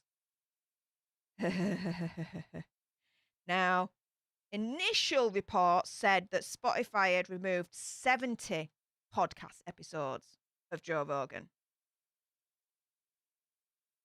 Guess what? Oh my goodness. Spotify deletes 113 podcast episodes of Joe Rogan as the purge continues after host calls his use of the no word in resurfaced clips regretful and shameful. So Spotify have taken down 113 episodes of the podcast as of Saturday night, so yesterday, after Rogan issued an apology on this. JRE Missing, a website that automatically detects deleted episodes of Rogan's podcast, has been tracking the changes. I didn't even know that existed. Most of the pulled episodes were recorded before his recent Bud Light controversy and involved far-right commentators or outright conspiracy theorists. So that included, you know, your Alex Joneses, Milo, Yiannopoulos. Oh, I'm not even... This dude, Milo, Owen Benjamin, and Canadian writer Gavin Miles McInnes. He's had even more controversial people. That's just like the tip of the iceberg. Rogan's brand often rejects political correctness as he slams cancel culture, but his comments and those from his guests have sparked accusations of different types of phobias here that are not nice, and I do not at all condone, stand for, anything like that. He called MMA fighter Fallon Fox an effing man after she had transitioned in 2006. Proud Boys founder Gavin McInnes once appeared on Rogan's show and said some awful, awful, disgusting things about the Muslim population.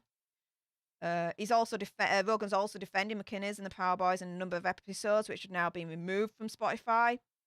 Spotify have also removed a number of Rogan's episodes with other figures, including Jones and McInnes, as well as former Breitbart editor Milo. Other Joe Rogan episodes not available on the platform include those with Chris D'Elia, the stand-up comedian who's been accused of not very nice intimate misconduct.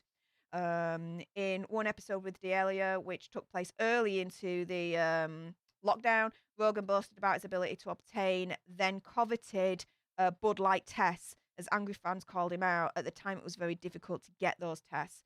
Other episodes that were removed include those with Neil Brennan, a comedian known for creating Comedy Central series The Chappelle Show with Dave Chappelle, Shane Smith, the executive chairman of Vice Media, and Dan Savage, an author, journalist, and LGBT community activist. So basically, there's been a sheer ton of episodes that have been just completely taken down. Now, I'm not even going to go on because in terms of this article, it then goes into his use of the no word and starts quoting him. But you've got a timeline from right at the beginning when we started this segment. Neil Young says, I don't agree with Joe Rogan, I want all my music off. You then have an avalanche of musicians, which I don't think is going to stop right now, of other musicians saying, take our music down, right? You then got Joe Rogan in response, kind of doing an apology, saying, look, really sorry about misinformation, I'll be more balanced, this, that, and the other. You've then got Prince Harry and Meghan Markle getting their size 9s into it, which, to be fair, I think is fake in a way. Because they're saying, we don't agree with Spotify have it being a platform for Joe Rogan, this, that, and the other, which in my eyes is more they're using that as an excuse for only releasing one episode of their own podcast, where they've been paid £80 million to do more. So there's that. However, I do defend Meghan Markle when Joe Rogan turns around and calls her an American hussy. Like, I'm sorry, you just don't. To me, you don't resort to name calling. You attack people's ideas and thoughts and debate them. you do not go after him personally. I think that's the lowest form of debate in my eyes. Then, you know, we we get on to like the first episode back from his apology, and what does he do?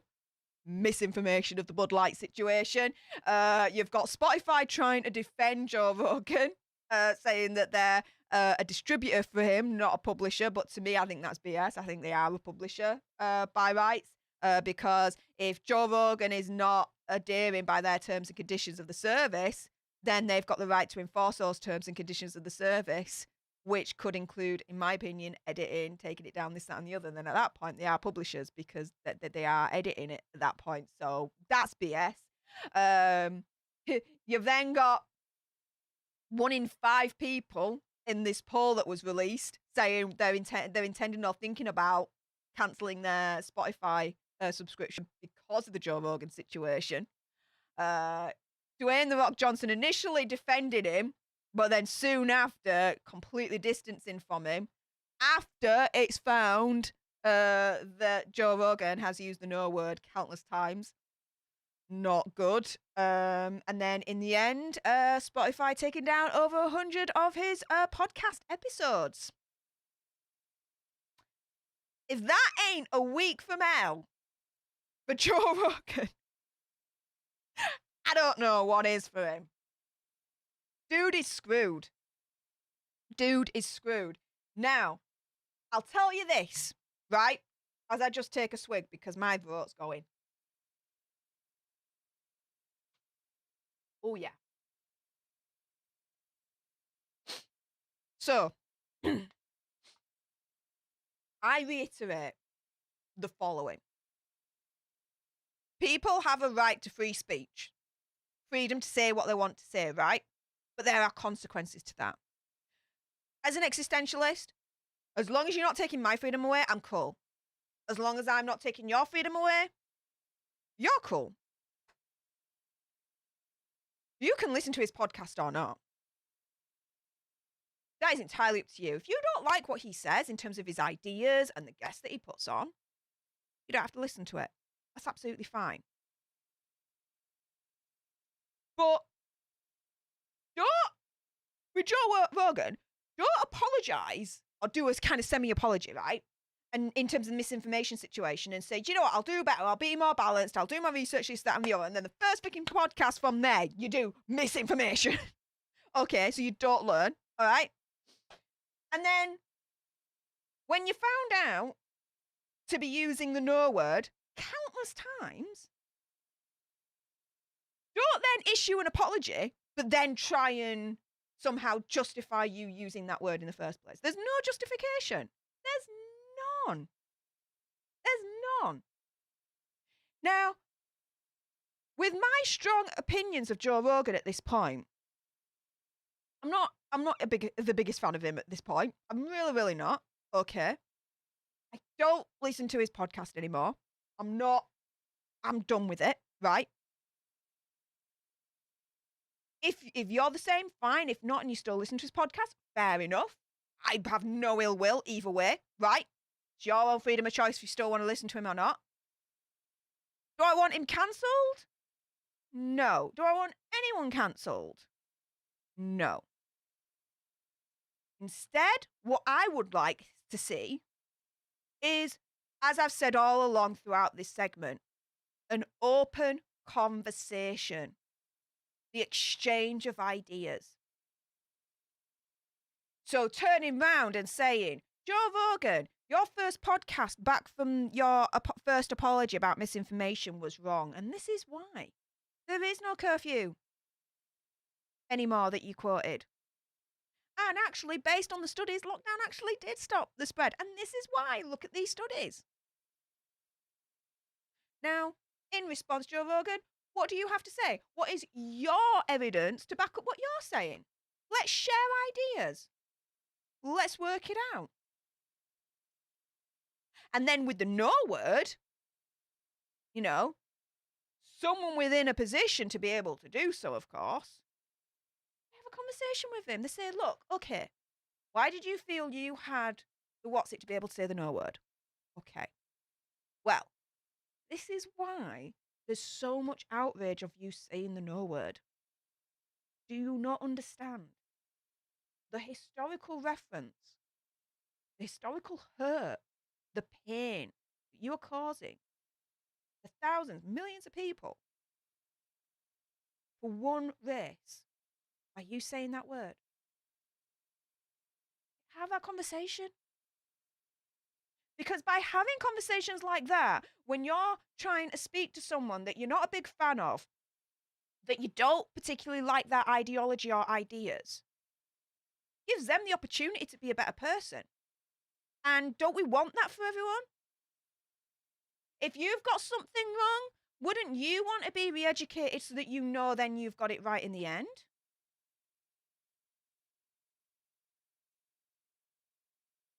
I've always said, and it's happened on live streams here and Popcorn Planet, where I've had an idea or I've said something and someone in the chat's turned around to me and said, hey up, Steph, actually, I think you're wrong and this is why.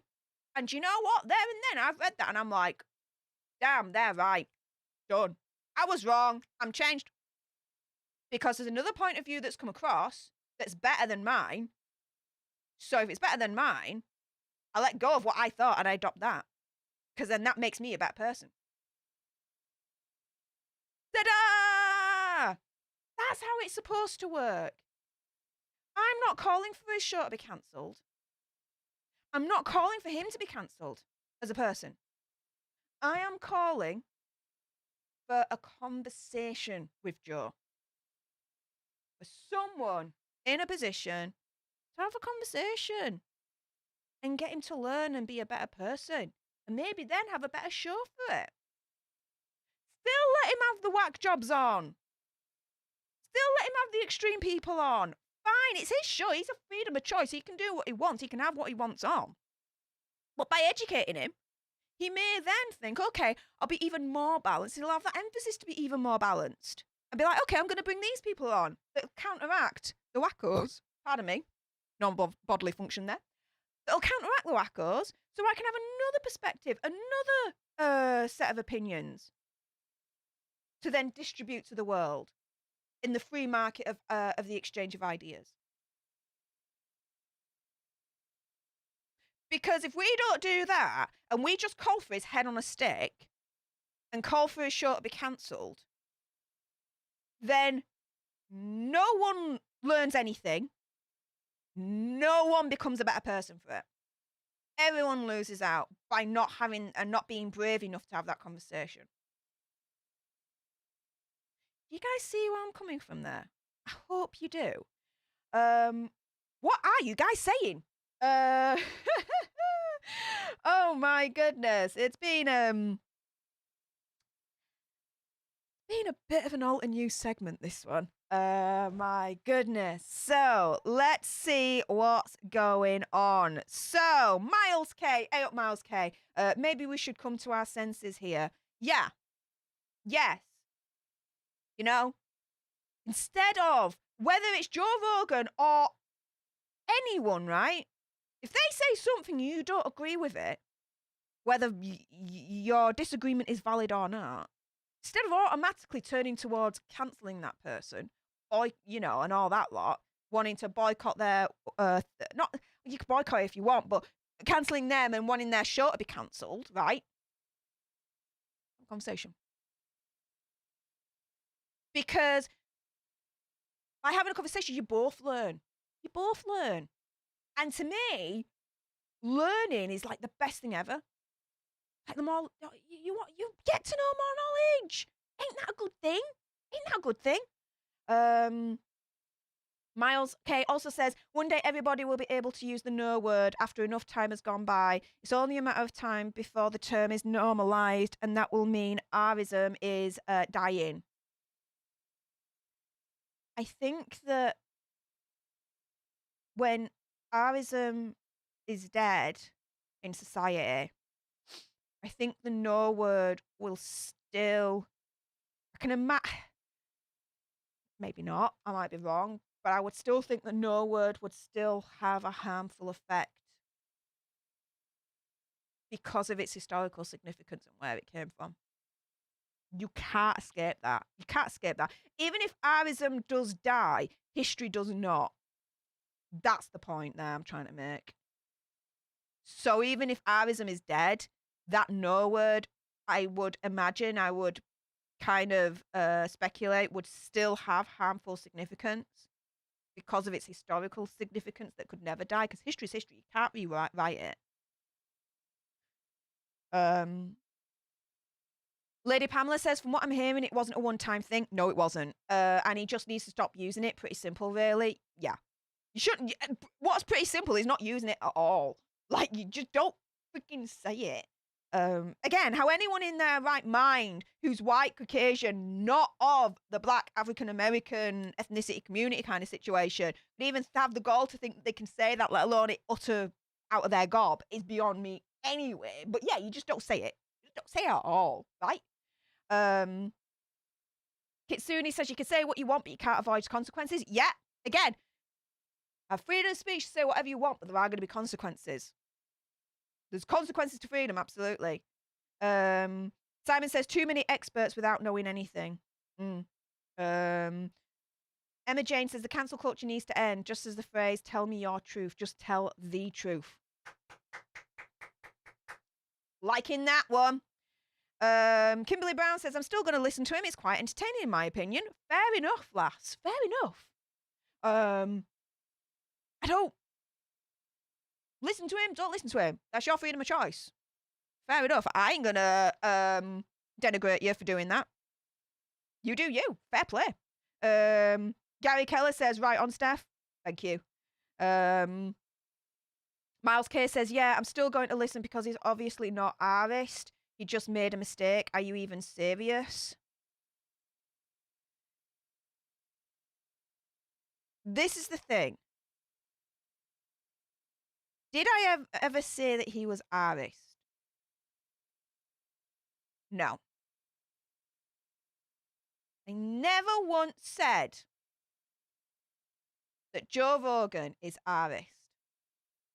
What I said was that he said the no word when, in my opinion, he should not have even considered trying to say it in the first place, let alone doing it.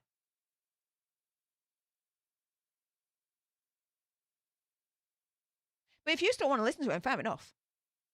Again, I'm not going to think you're a bad person for still wanting to listen to Joe Rogan. Not at all. Listen to him. That's fine. I personally not. Derek Goldie, hey up, Derek. Hello, Steph. Nice to see you on live again. Greetings from Cape Town. Well, greetings from Yorkshire. Hey up, hey up, hey up. Kitsune says the First Amendment applies to government prohibition, not to private companies. People don't understand the Constitution. I've heard that. Kimberly Brown says, why is my name in red? What I say is my opinion. No one has to agree, but I shouldn't be highlighted for my comments. Sheesh. What's going on, Kimberly? I don't know. I don't know, honey.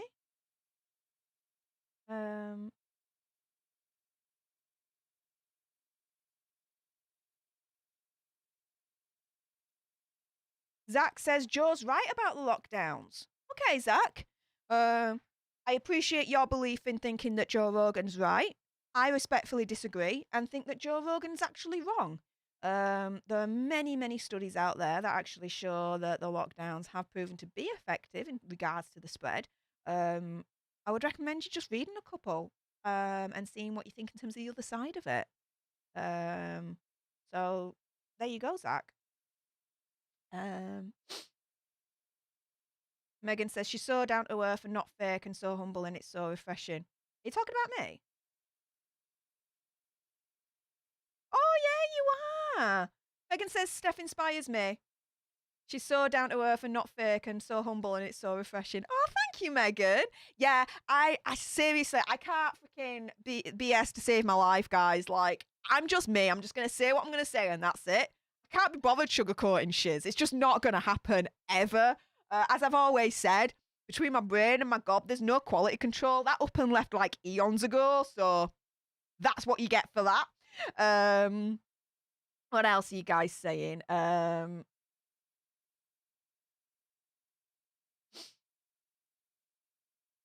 Zach, asked Steph to look at the studies of John Hopkins and British American Journal. Those are the most reputable medical studies. Lockdown improved the rate by 0.02%. I've looked at the British American Journal one on that one, not the Johns Hopkins one. So I will have a look at that, Zach. However, other studies that I've looked at, to me, show more empirical evidence that prove the other side of things, that lockdown actually was more effective. But I'll definitely look into the John Hopkins one. Thank you very much, Zach, for that one. Kimberly Brown says, you have to listen to his podcast to really know what was said and what context. It's about making your own opinions before you cancel him. Okay, again, just to say, I ain't here to cancel him. That's not my bag. I don't do that, right? But he needs to learn, and there needs to be more of a conversation with him. Instead of saying, right, cancel, instead, look, this is why we think you're wrong. Here is our evidence to provide our assumption in terms of why you're wrong. What do you think? And then he comes back and we have that conversation, right? Simple as that. I have listened to his podcasts in the past. I don't anymore. I'm done with that. That's my own personal choice. Whatever you guys do, fair enough. You know what I mean? But if you're constantly or consistently, let's say, only having guests on that are traditionally only from one area of, let's say, the idea spectrum, and you're not getting other guests on from different areas of spectrum, then that doesn't look good, because it's called the Joe Rogan experience, right? So any guest that he has on could potentially be seen as an extension of what he believes, what he thinks, what his ideology is. It's called Joe Rogan experience, Joe Rogan podcast. Like, come on. Does that make sense? I hope it does. Sharon says, so it seems that Spotify have just given him free reign to do as he pleases, to a certain extent. But then they say, look, we're only the distributor, not the publisher. However, they contradict themselves as far as I'm concerned, and turn around and say, look, when he releases his podcast, we then look at our terms and conditions, and if he violates them, then we enforce them. Well, at that point, if you're enforcing them, then you're a publisher, not a distributor. You've crossed that line then. So it's BS to me, that.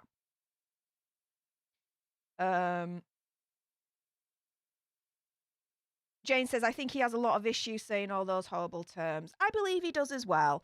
I think it's more, though, to do with not being educated enough, maybe. And again, it's all about having that conversation. Emma Jane says, Bozo allegedly never follows medical science. He follows having parties. Don't know about that. Emma Jane says, I didn't follow Bozo, as he and the government, I'll say allegedly, to protect Steph's YT page. I followed medical science-based advice. Yeah, that's what I do.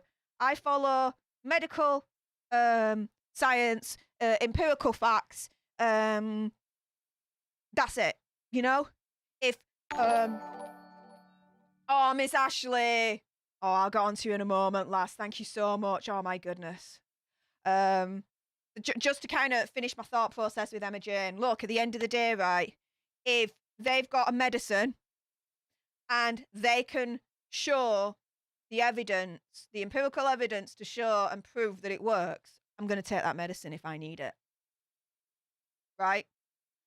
All this malarkey of, if you take this, I'm going to call it jection, but put in behind that, and you know what I'm talking about. Again, YouTube guys. But all this about the jection situation, right? Oh, Miss Ashley! Again! Oh, I'm going to come on to you in a moment, love. Thank you so much. My goodness, hon. All this thing about the jection, right? And some people are turning around and saying, oh, well, the studies weren't enough, this, that, and the other. And, we don't know what they're going to put into our bodies with this jection, this, that, and the other. Well, what do you eat? You really know what you're putting into your bodies with what you eat. Whether, let's say, you go to a supermarket and you get a ready-made meal, or you go to McDonald's or Burger King, or, you drink a can of beer or whatever. You know the amount of toxins you're putting into your body then. But your emphasis is on the ejection, right? Okay. If the science and the studies empirically show facts that it works, then to me, my opinion, my conspiracy, my theory, my whatever, there shouldn't be an issue. There shouldn't be an issue. And so for me, that's why, as long as the advice given to me is based on medical, empirical evidence, I will follow it. If they cannot prove it, and they do not have those empirical facts to back themselves up, then I'm like, yeah, go do one. So yeah, Emma Jane, after all that, I agree. Miss Ashley, though, oh my goodness. Dudette, thank you so much. $27.99 super chat. First off, she says, if you look at history, a lot of white people would say the no word. It would be used like they were discussed with the colour of other people, and I just think it shouldn't be said at all, no matter who you are. Yep. For me, especially people that are not of Black, African American kind of like ethnic community and the range that's within that, okay? But if, let's say, you're Caucasian, white, for example, and you're not part of that community, to me, you shouldn't be saying the no word. Shouldn't. It just, no. Does not fly with me. And then Ms. Ashley with another super chat. Thank you so much, hon. $6.99. She says, I don't even like hearing it or saying it, and I'm half white and half Black, but that's just me. Fair play. Absolutely. I can understand that. That's your own personal choice. Fair enough. To me,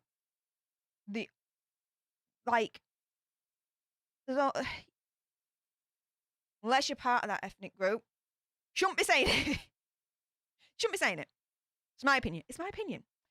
Let's see what else you guys are saying, though. And Ms. Ashley, thank you again for that generosity. Really appreciate that. As ever, you're so wonderful and kind. Thank you so much.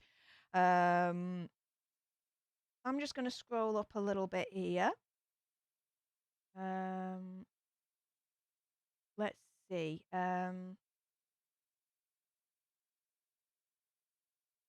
Will Morris, our head mod. Apologies do not always make things better. Sometimes they are just perfunctory.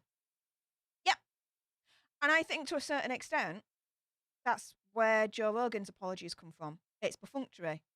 He had to do it. After all the amount of artists that are wanting to leave. And then 1 in 5 potentially intending to leave or thinking about cancelling their subscription, and the whole fallout. Like, damage control those apologies, because to me, I don't think they're, in my opinion, they're actually meaningful at all. I really don't.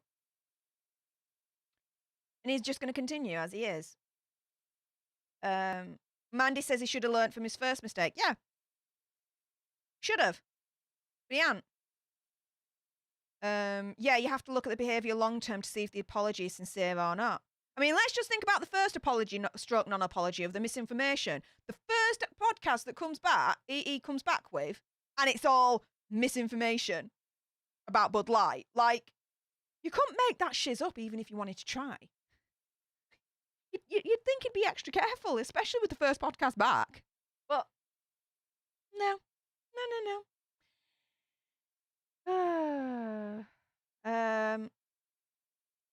Kitsune says, instead of constantly giving fake apologies, stop using artist language. Easy unless someone is a narcissist. Yeah. Don't be bloody saying it in the first place. It's so, to me, it's called no word for freaking reason. hate it.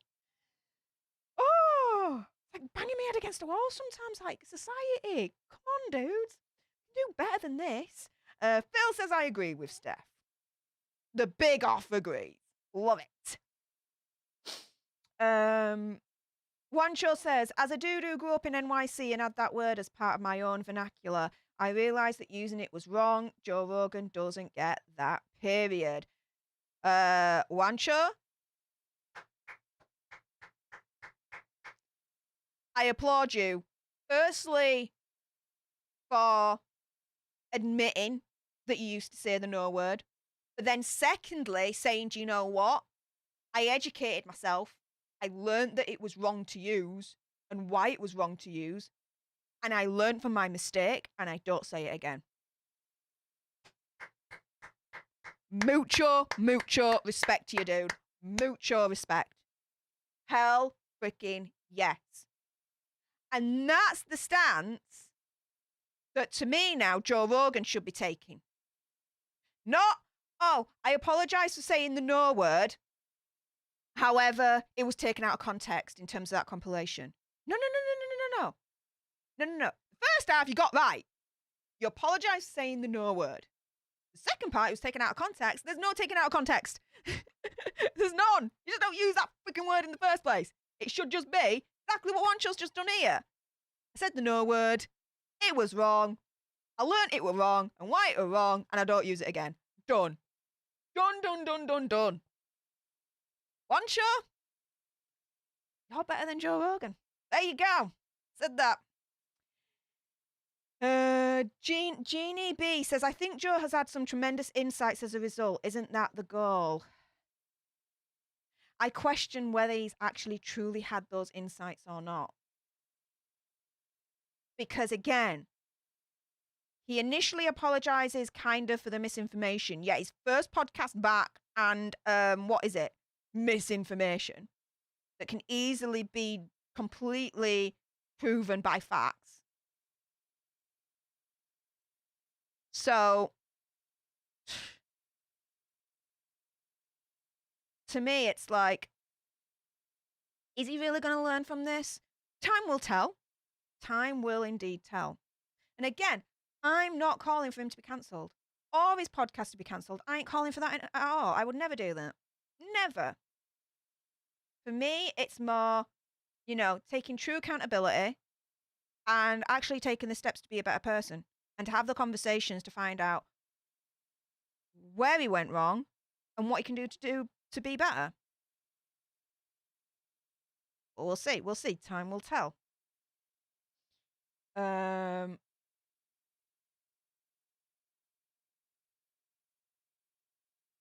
Stephanie Luminous says the mainstream media narrative is what most people hear, though. When YouTube and Twitter ban talking about any negative side effects to the injection, Joe Rogan is one of the very few who actually has that.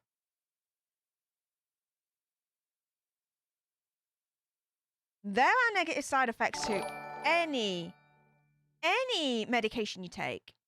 Any medication you take. I'm an open book, right? Always have been. I suffer from, check this out, it's freaking long, idiopathic acute recurrent pancreatitis. In a nutshell, pancreatitis, my pancreas gets inflamed. Acute means it pretty much happens like that, like all of a sudden, right? And it's not damaged, my pancreas. That makes it acute. Recurrent means it pretty much happens a lot, more times than I'd really want it to be fair. Idiopathic means doctors don't know the cause. Idio comes from the word idiot. They're calling themselves idiots, right? The doctors, they don't know the cause, they can't find it out. My pancreas just likes to throw a wobbly when it wants to, right? And kick my ass with pain like you would not freaking imagine. I wouldn't wish my condition on my freaking worst enemy, right? I really would not, okay? Now, when I have an attack, so when my pancreas is throwing a wobbly and saying, Steph, I hate you, here's a buttload of pain, I have to take morphine. That's how bad it is, right? My condition. Okay, fine, right, I take my morphine. Guess what one of the side effects is? for the morphine that I have to take. Freaking, do you know what? I laugh at this to be fair now, but you might as well, just for the freaking irony. One of the side effects for the morphine that I take, it's called Oromorph. It's oral morphine. You've got to freaking shoot it down your gob, basically. Pancreatitis. Look, you couldn't make that shiz up, right? Couldn't. One of the side effects for Oromorph is pancreatitis, and that's what I freaking well got, right? So, if I'm having a pancreatitis attack and I take Oromorph, it's either going to do one or two things. It's either going to kill the pain, or it's going to make it worse. Oh, if I didn't laugh, I'd cry at it. I'll tell you that now. Yeah. So, any medications that you take that are side effects, this is not exclusive to the injection. It's not. Okay? But guess what, right? My opinion, my conspiracy, my theory, my whatever. I ain't a doctor. I ain't a medical profession in any freaking capacity. But let me tell you this. If I got the Bud Light, right, I would like to do everything in my power based on scientific empirical evidence to still be alive rather than not. And if the scientific empirical evidence for me shows that the injection, right, can increase my chances as if I catch Bud Light, I do not die. Dude, I'm taking the injection. The 2 injections and the booster. I've done it. I've done that anyway. I'm classed as vulnerable in the UK because of my condition. So I've been able to get like early access to when it's all being released and shit like that. So yeah. As soon as they call me up and they're like, yeah, your turn to get it, Steph. I'm like, give me a time and date. I'm there. But yeah. So okay, Joe Rogan turning around and saying, you know, there's negative side effects to the injection. Fine. But there's negative side effects to any medication that you're taking. So why doesn't he also balance that out and say, like I've just done, right, with the Oromorph? I've balanced it out. It's either going to kill the pain or it's going to make it worse, basically, right?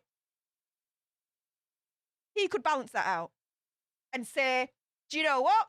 These are negative side effects, but however, some studies and empirical evidence is actually showing that if you do catch the Bud Light, guess what? It decreases your chances of it ending you.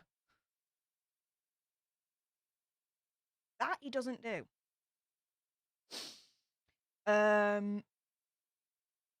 Miles K. Hey up, Miles K. He says, your friend Andy made mistakes in his past. Facts. Yes, he did.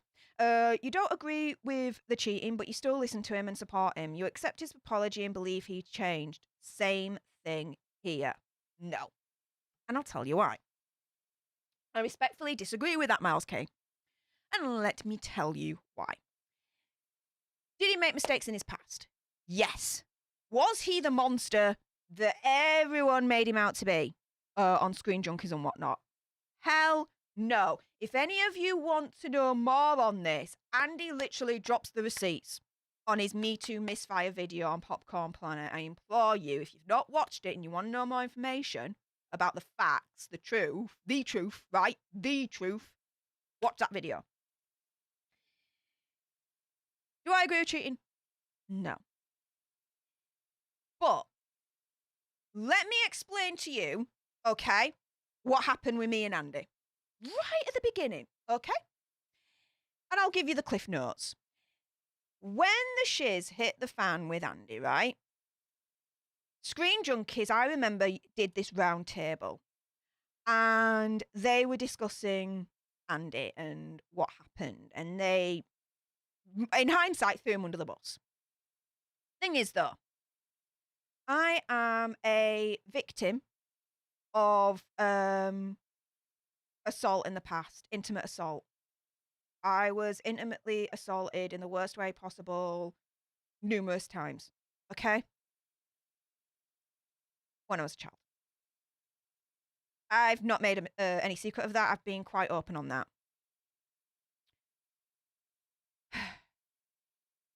When I listened to that roundtable and saw all the allegations against Andy, I automatically believed it.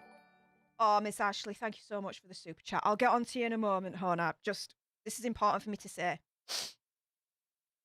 Okay, so, where was I? Yeah. So when the allegations came out against Andy and they did that roundtable, because of my history of what I've been through, I automatically believed it. Automatically believed that he was the monster, that everyone was painting him out to be. The media, screen drinkers, the allegations, everything. I believed it. Because of my own biases. Because of what I've been through, okay? Few years later, so this'll be... Oh, what? 18? 2018? 4 years ago now? Can't have been.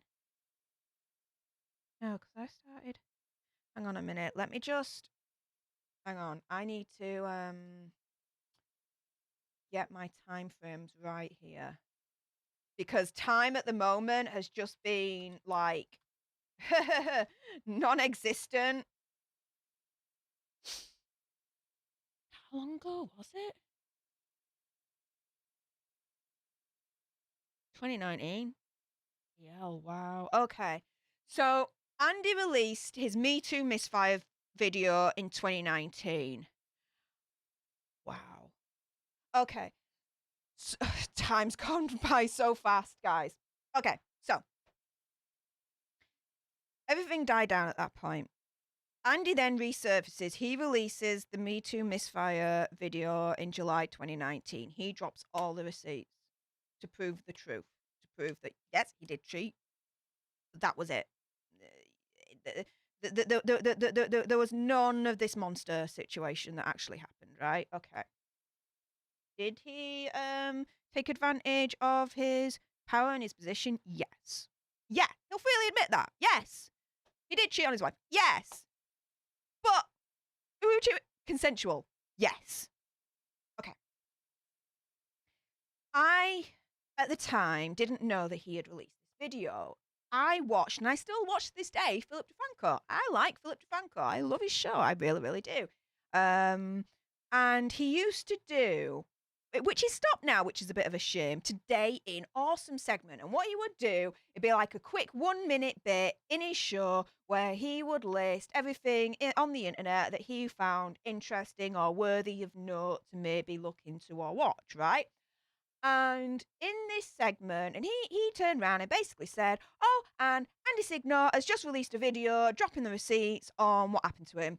I paraphrased, but that was basically it. And I thought, oh, okay, I want to watch that. So I did. As soon as I watched that, I do not know even why to this day, because he didn't even know I existed, right? He didn't know me at all. I had this urge to reach out to him on Instagram and apologise. And say, I've watched your video, I apologise, because even though I never spoke out against him and never trolled him, never did anything like that, I believed those lies and I felt guilty for that. And so I explained to him my position, what I'd been through in the past, but said, look, thank you very much for your video. I believe you now. I'm really sorry I didn't in the past and that I believed those lies. You've now got, a fan in me. I've subscribed to your channel. I wish you all the success and whatnot in the future. That was it. He responded back. I never in my wildest dreams would have even thought he would have done. I looked at my phone. I'm like, I've got a notification on Instagram. It's like, and he said, no, I was responding. But I'm like, what? Like, the frick? And it went from there. To the point now where today, I call him my freaking friend. It's still insane to me. I am still able to call this wonderful gentleman my friend. But I'm able to now. And in a couple of months' time, I get to meet him in person for the first time. As I do for Lewis and Jodie and some of you guys out there that it looks like is coming to Vegas. So we're looking forward to meeting all you alter nerds. So through getting to know him, right? even if I didn't know him so personally, right? If you look at his content and you look at what he says, right?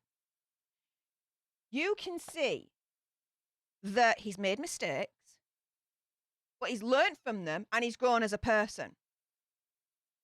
Now, I can vouch for that because I know him personally. But even if I did not know him personally, you could still tell that he did make mistakes and he's learned from them and he's become a better person because of what he's doing now compared to what he did in the past. Joe Rogan's slightly different in the sense of, and again, I'm going back to it. His first apology, non-apology, he's saying, I'm sorry about the misinformation situation, this, that, and the other. I will do better. And his first podcast coming back is misinformation. What has he learned? If anything, he's repeating the same mistakes. That's not good.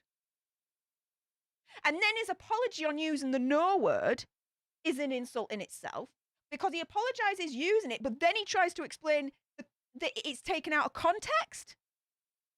No, there is no absolute agreeable context that he can say that word in the first place.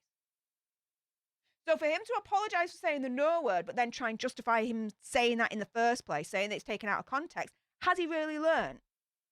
Well, for me, no.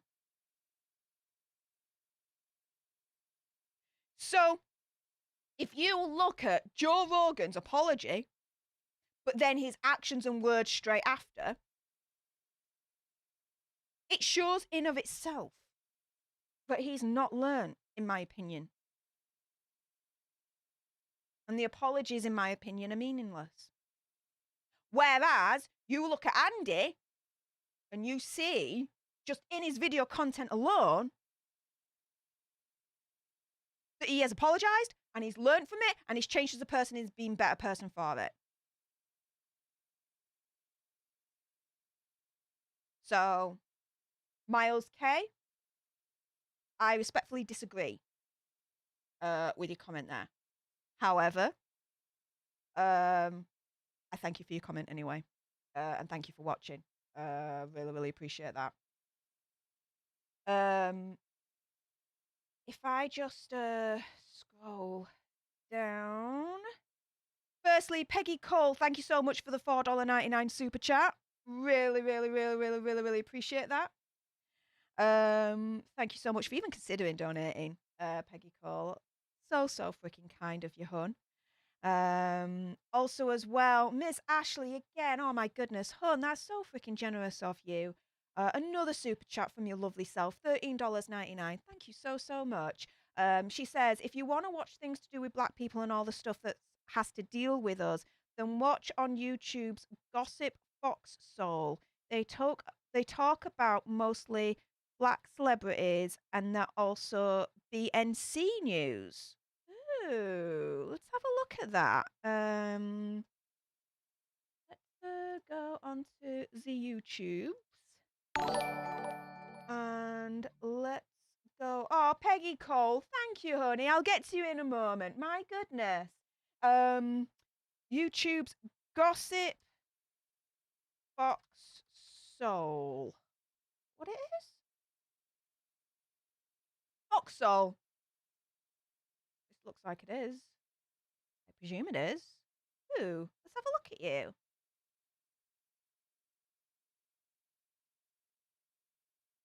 Well, I'm subscribing. Here we go. I'll subscribe. That means that they'll be in my subscription box, so I won't forget. And I'll definitely look into that channel. Thank you so much, Ms. Ashley. Yes. Liking. I'll let you guys know what I think to the channel on next week's edition of Alter News. I'll have a gander at their videos there. Thank you so much, Ms. Ashley, for that. Really appreciate that.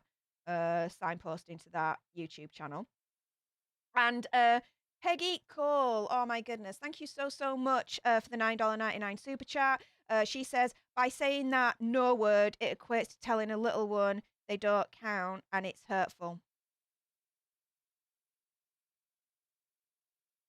Means a lot to a lot of people of that particular ethnicity, the black people, the African American people. However, it's not good. Most of it's not good. So just don't use the no word. Use it. Not rocket science, I don't think. Is it? Am I being completely naive and stupid? Who knows? Who knows? Who knows? But thank you so much, Peggy Cole and Ms. Ashley again. Oh my goodness, your generosity, lass. I hope you're able to make it out to Las Vegas. I'd love to meet you in person and like shake hands, or if you're uncomfortable with that, like knock our elbows together and be like, "Hey up." Oh my goodness. Anyways, let's see what else is going on. Steph, no problem. You're worth it to me. Wow. That's nuts. Wow. Thank you. Mandy says, hope I don't cause any issues here. No, it's a non-judgmental community here. Even if I disagree with you, I'll always say, I respect your opinion, but I respectfully disagree with it.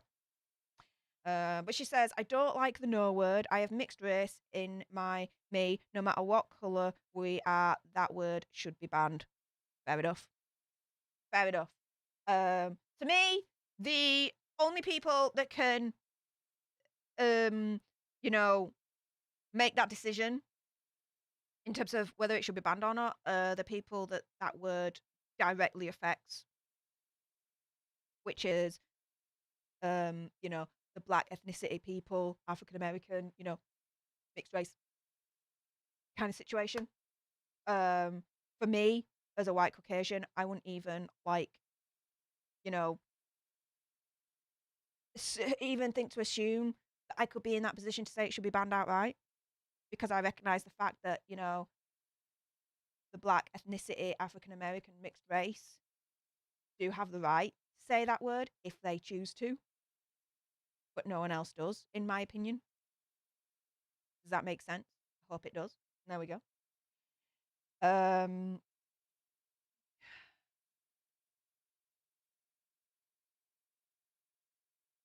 Jane says, yes, must have been made to say, but he didn't even learn after, and as you said, carried on being horrible. Exactly. You can apologise all you want, but then it's the words within your apology and what you do afterwards that determines that we can figure out if you actually mean that apology or not. And for me, both apologies, he means absolutely shiz. Absolutely shiz. To me. Jane says, I always thought social media was one strike and you're out, especially with him spouting misinformation. Generally speaking, in regards to the cancel culture mob, yes, but Joe Rogan is so massive and so popular that, the cancel culture mob has tried to take him down countless times and he's always survived. So, yeah. Which I suppose, when you think about it, probably in terms of why I think that his apologies, he's not going to learn. And he's not going to have those conversations that he needs to educate himself and be a better person for it. Because he's been through this kind of fire before. Not as bad, admittedly, but he's been through similar fires before and he's come out of it pretty unscathed. With $100 million bloody Spotify deal to boot. So, yeah, who knows? And that's what I tried to say earlier on. But Kitsune, you say it perfectly. The no word demeans everyone who says it too. But black folks, African American, mixed race, that kind of ethnicity are entitled to have the debate. Yeah, absolutely.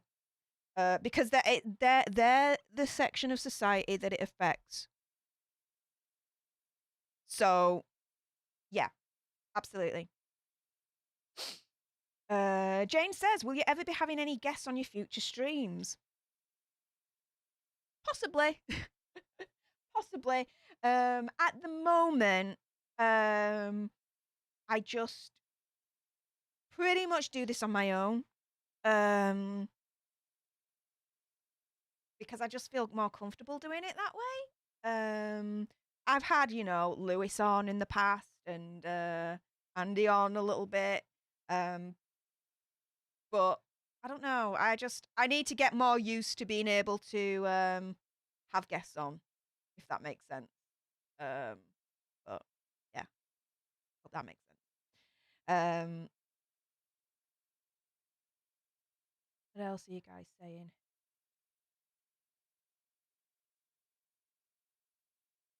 Stacey Renee, hey up, Stacey. She says, I think Megan is mad that Joe Rogan makes more money on Spotify than she does.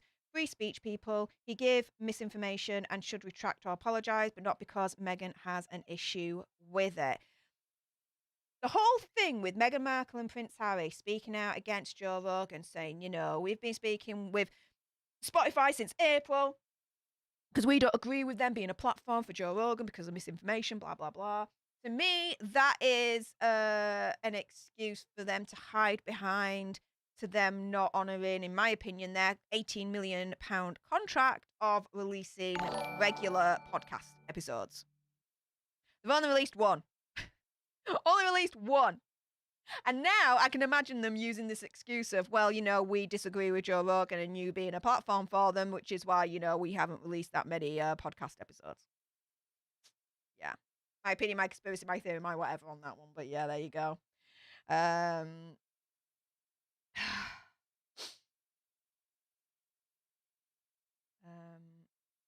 What else are you guys saying?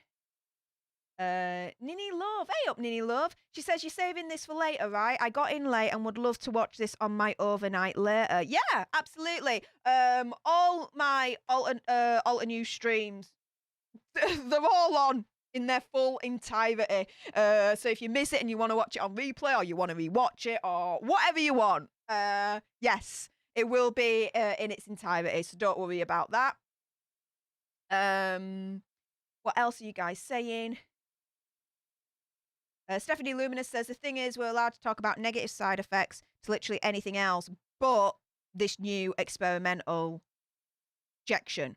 Okay, so Stephanie, this is where, again, I would respectfully disagree because it's not experimental, it's proven. They did the test, they did the studies. It shows that the injection works, right?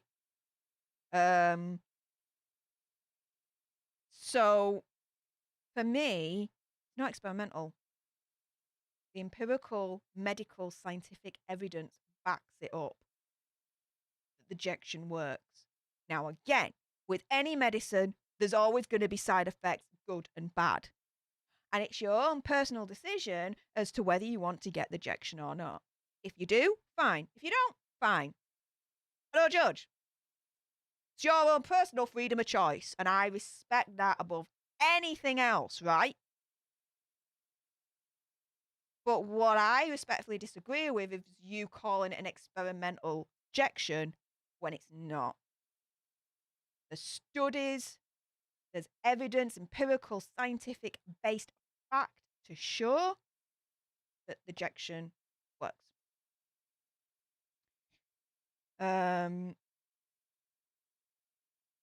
My opinion. If you guys think differently, that's fine as well.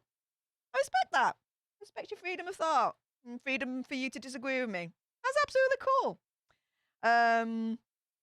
What else are you guys saying? Jeannie B says, I enjoy being able to listen to Joe Rogan, Ben Shapiro, Jordan Peterson, Russell Brand, among others. Then I decide what to believe. Listening to one perspective only is dangerous, in my opinion. Absolutely agree with that. And that's why I've said throughout this, I ain't here to call on the cancellation of Joe Rogan. I would never do that with anyone.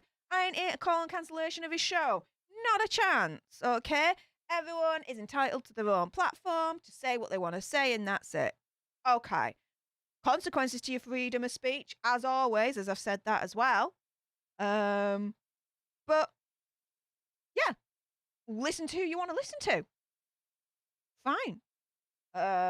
Everyone that's, turning around and saying, he needs to be cancelled and his show needs to be cancelled, I think is wrong. Again, I'm coming down to it. It needs to be a conversation saying, look, this is why we think you're wrong. This is the evidence that we are basing our notion on as to why we think you're wrong, Joe Rogan. Let's have a conversation. Why do you think you're right? And then you learn between yourselves. You know what I mean? But yeah, fair play to you listening to him. I used to listen to Russell Brand, not anymore. Not anymore. I'm not a fan. Ben Shapiro, Jordan Peterson, never really been a fan of them. Joe Rogan used to be, not anymore. But yeah, there you go.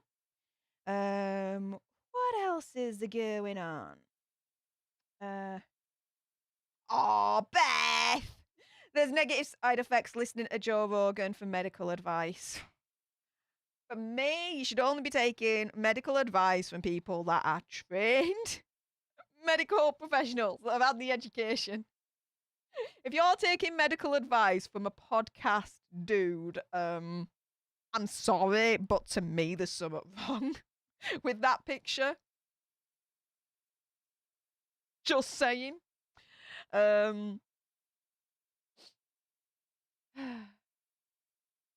Anya, Lateness Scoff, says, I don't believe it is just because of the no word or other possible misinfo. It's a war because of narrative YouTube doesn't support. And I do not like that much Rogan show. And I'm 100% against the no word. Let me just reread that. Okay. Okay then.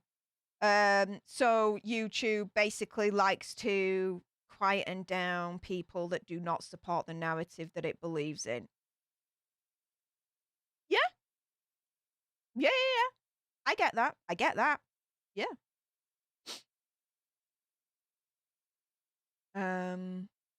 What else are you guys saying? Exactly, just what I said earlier on. Why would anyone listen to someone who's not even a medical professional for medical advice? Who does that? Yes. Yeah. It is beyond me. If you need medical advice, go to a doctor or trained professional that is qualified within that field, right? That actually has qualifications, recognized qualifications that you can trust, right? Getting medical advice from a podcast host. To me, again, there's something wrong with that picture, but you do you. Whatever. Do you know what I mean?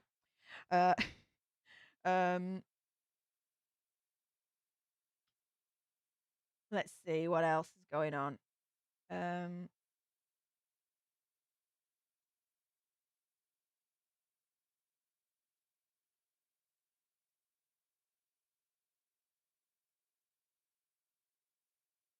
Will Morris says something that actually is a really good point. What is change besides personal evolution that takes time and self-reflection? Mr. Rogan, very formal and polite there, Will, has had time to evolve. Years. Clearly he has not. That is his choice. Apologies are more than words. Yeah. And again, I might be banging the same drum, but think about it. He apologizes kind of about the misinformation, saying that he'll do better. And then his first podcast from that is misinformation that can be proven to be misinformation by cold hard facts that can't be argued. Like, dude. And then his second apology about the no word and his use of it, he apologizes, but then he tries to somehow justify it, saying that the compilation is taken out of context. There's no taken out of context. You just don't use it. There is no correct context for a white Caucasian person to be saying that word in the first place in full. Just no. So, there you go. My opinion.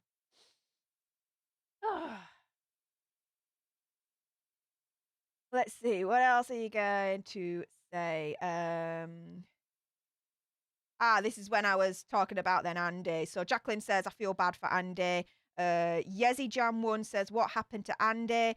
The only thing I'll say is listen to his Me Too Misfire video. Watch that on Popcorn Planet. It explains everything. And he drops the receipts. The truth, the receipts. Backs it all up. So, yeah.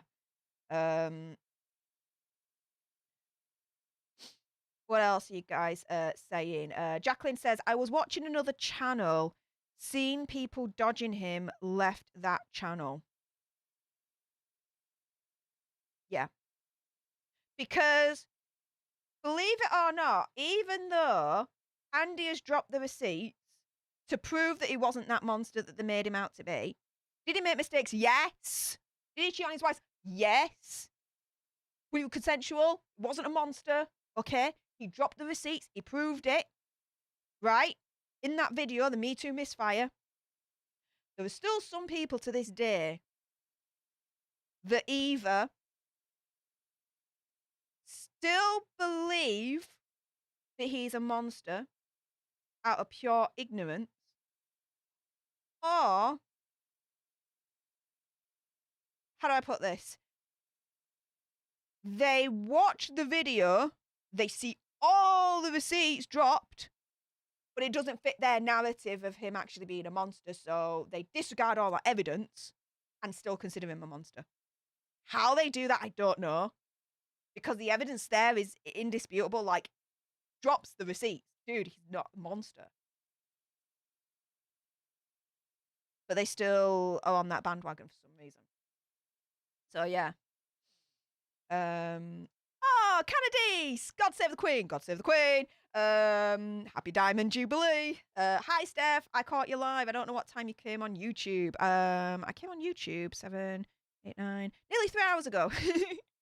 We're still not finished. So thank you very much for catching the live, Canadice. Hope you're having a lovely day so far. Let's see what else you guys are saying. Mandy says, I'm 100% behind Andy. He's always been honest and comes across a very caring person. That's why I joined his Popcorn Planet. There you go. Yeah. Yep. That is exactly who he is. Very, very proud to call him my friend. Absolutely.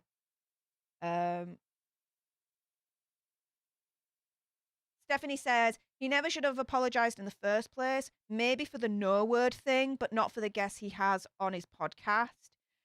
I actually agree with that. I agree with that, Stephanie, because it's his own show. He can choose who he wants and who he don't want on his damn podcast. Do you know what I mean? He can choose. He has that freedom. So I don't think he should have apologized. However, I think Spotify pushed him to do that. Because of everything that was going on at that point with so many artists saying, right, we want to pull our music, and it was just starting to snowball, like become bigger and bigger and bigger. But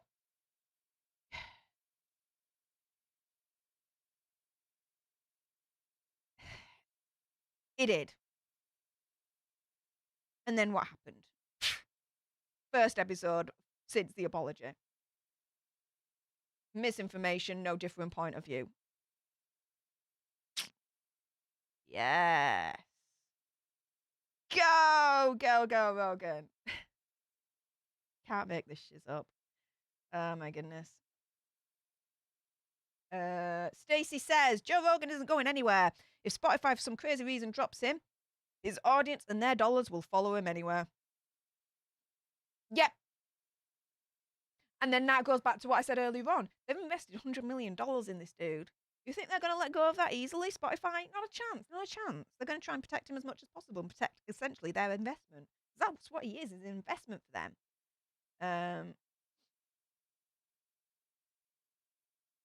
Let's see what else you guys are saying.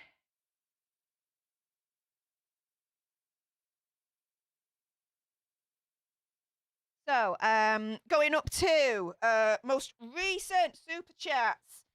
Miss Ashley again, bloody hell, $6.99. Thank you so much, hun. She says BNC News talks a lot about African American stories and also the crimes that deal with black peoples and all that.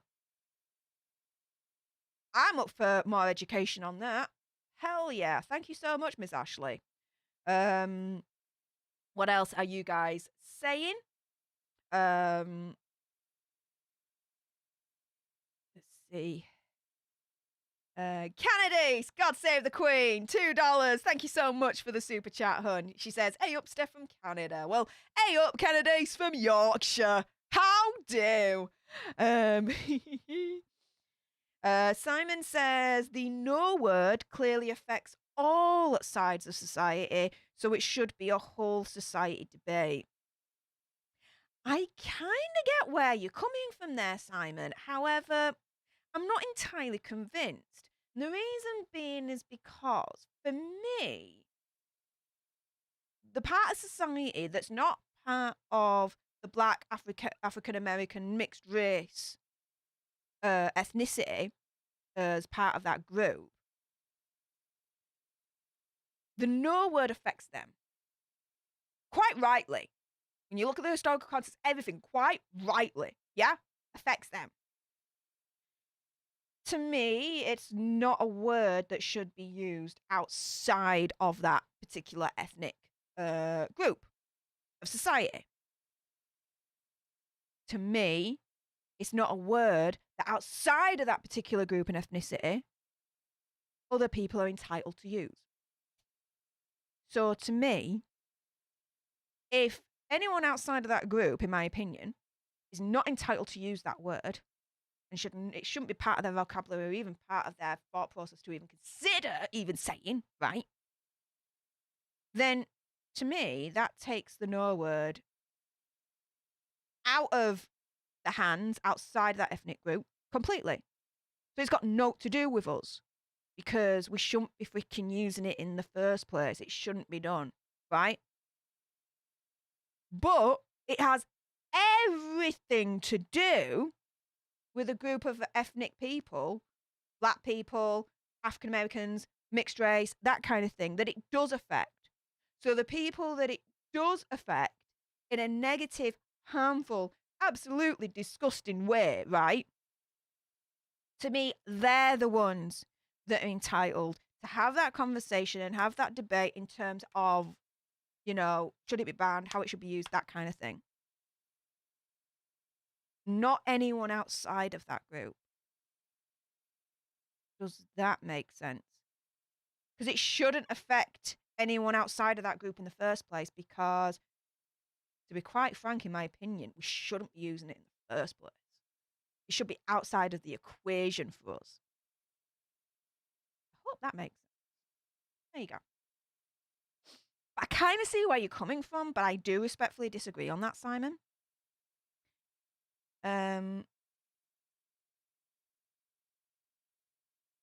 Nola Lola says, at Simon, I truly believe all racial speaking needs to be dropped and stop talking about race because then when it's dropped, race isn't an issue anymore. Well, to be fair, at the end of the day, again, what I've always said previously, I just see people as human beings.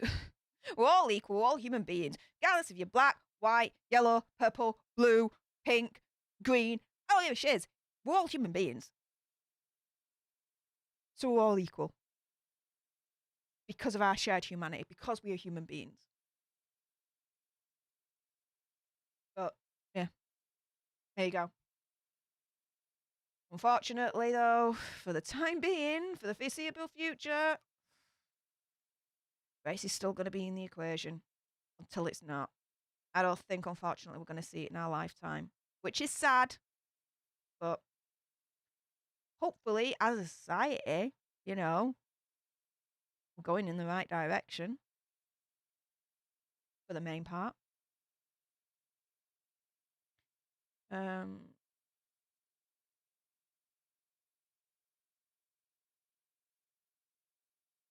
Kitsune, good point. The no word only affects white people when they face consequences for saying it. Yeah.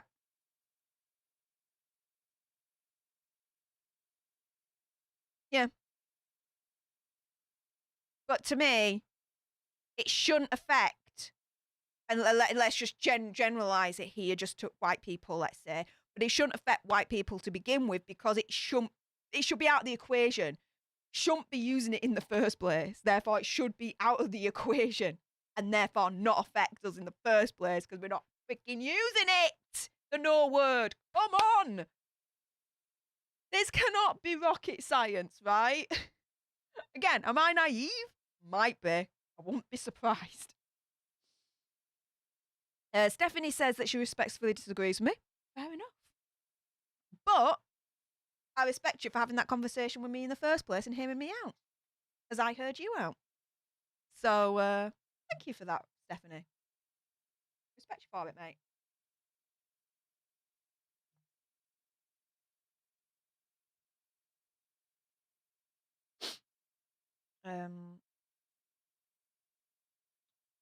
Scrolling down and just seeing the kind of comments that jump out to me.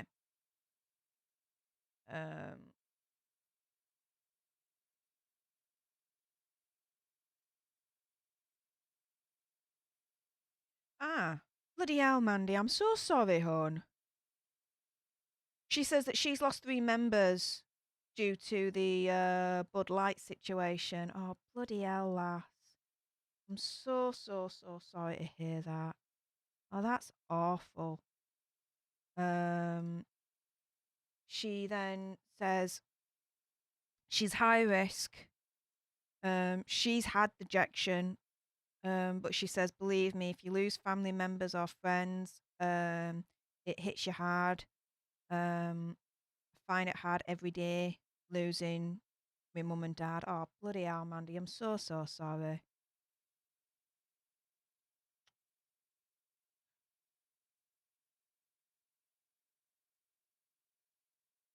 That's not class, dude. That's bad. I'm sorry.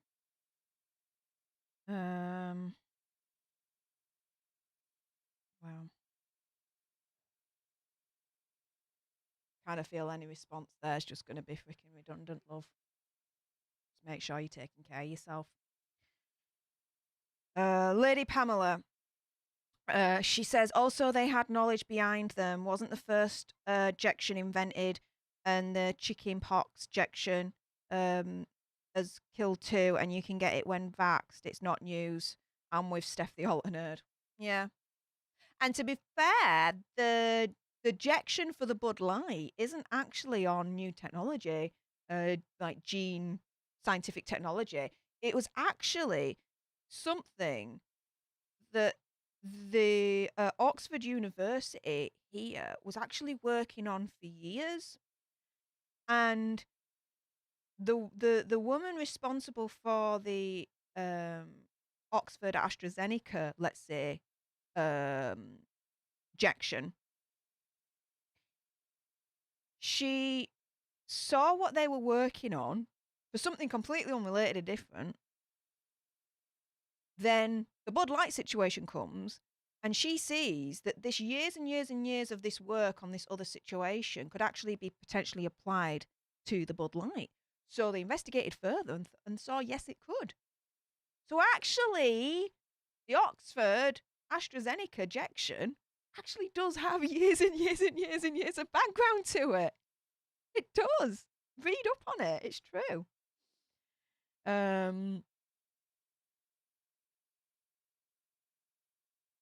Let's have a look. What else are you guys saying?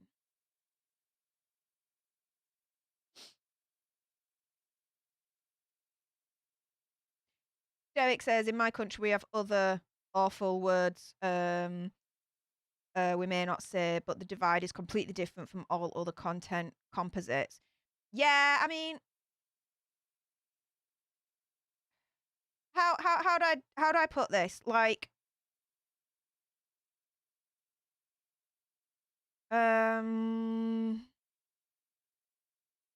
each country's different because we've each got like different, like, how do I put this? Cultures. So yeah, there's that.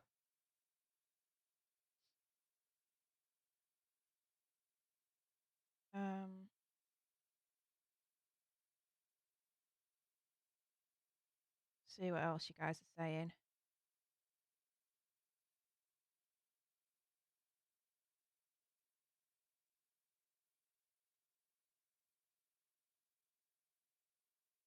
Somehow, yes, Carly. Hey,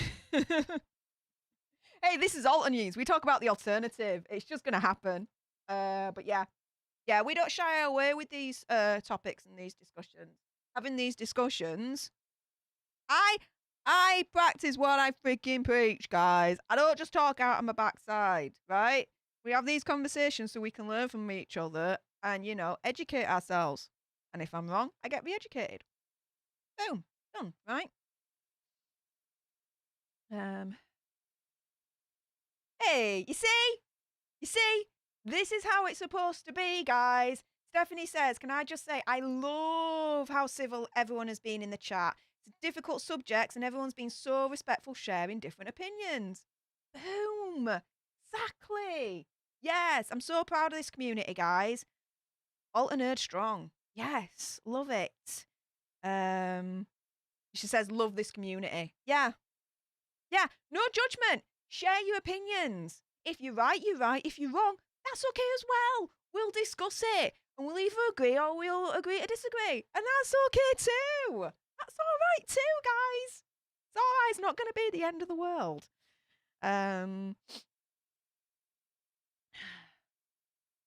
Yes, Pixie says race theory needs to be talked about so people with limited perspectives can learn and step outside their own experience. Yeah. Agree.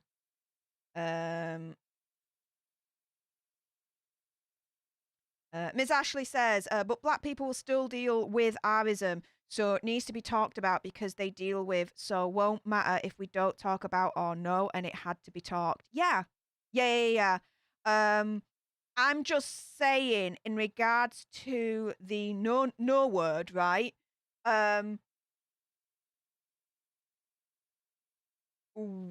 Unless the community turns around and says, white Caucasian people, and I'm just generalizing here, yeah? You're entitled to be in this conversation. To me, I'm thinking, well, the no word shouldn't be in our vocabulary to begin with. We shouldn't be using it. So we should be excluded from that conversation because we shouldn't be using it in the first place. Maybe that's a cockamamie way of thinking, but that's kind of where I'm at with that. It's not a conversation that we're entitled to be in unless, the community says, we want to have that conversation with you.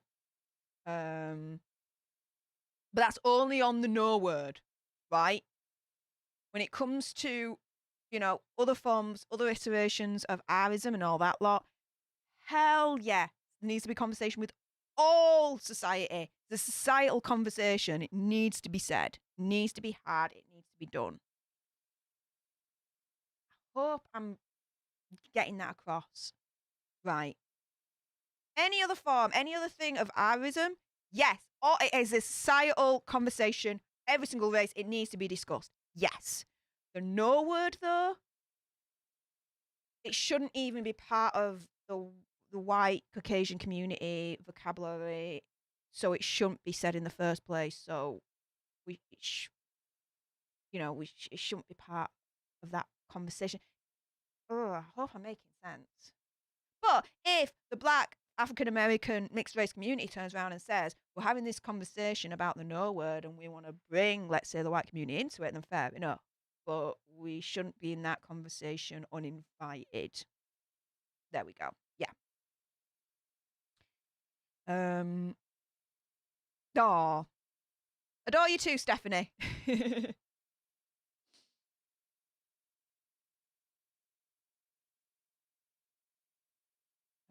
What else are you guys to say?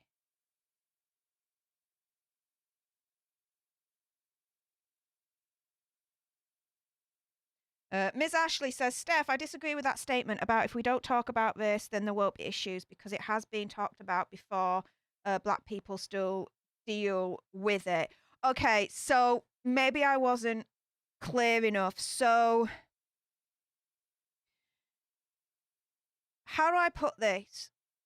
Ms. Ashley, are you familiar? I'm going to go proper geeky and nerdy here of Star Trek.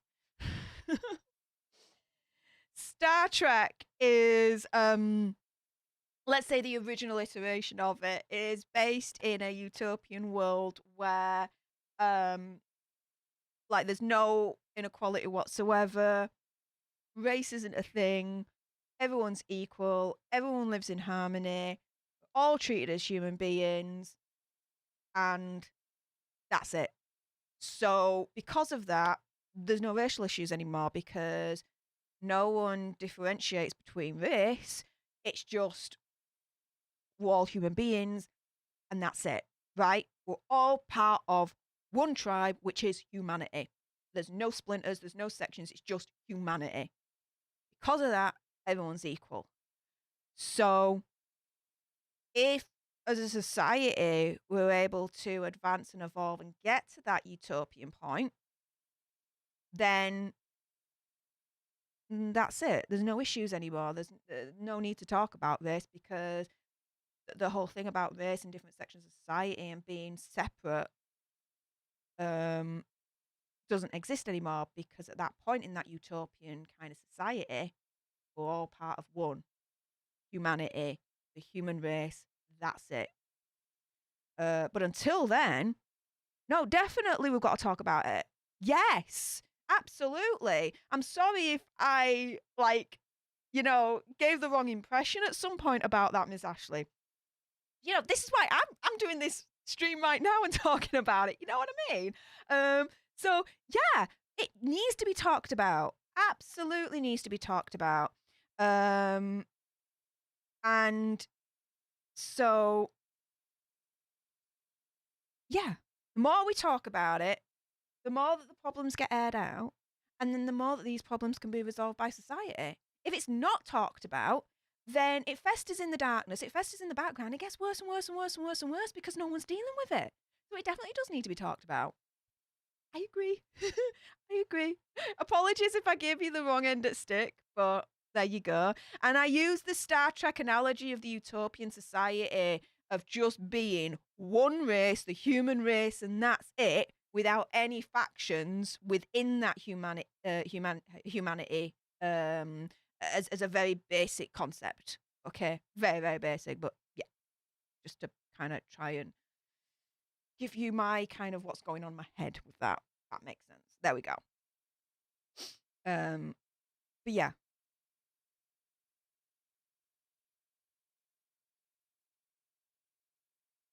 Needs to be talked about. Yes.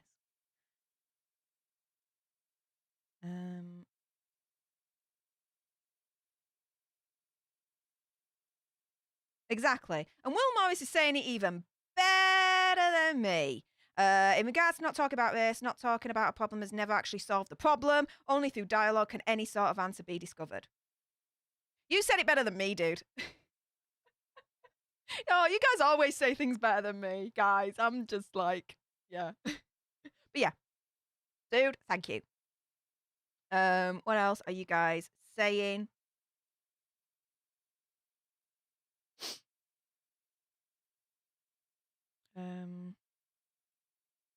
Yes, Jacqueline. I bleed the same way. I don't judge anyone. And I go a step further. I pee and I poop the same way. We pee and we poop the same way. Let's not judge, guys. Yes. Yes, yes, yes, yes. And yes, absolutely. Yeah,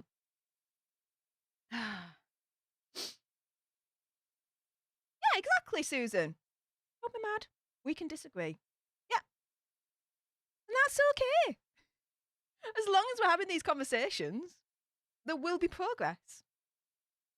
Without conversations, there's no chance of progress in the first place. So let's have these conversations, right?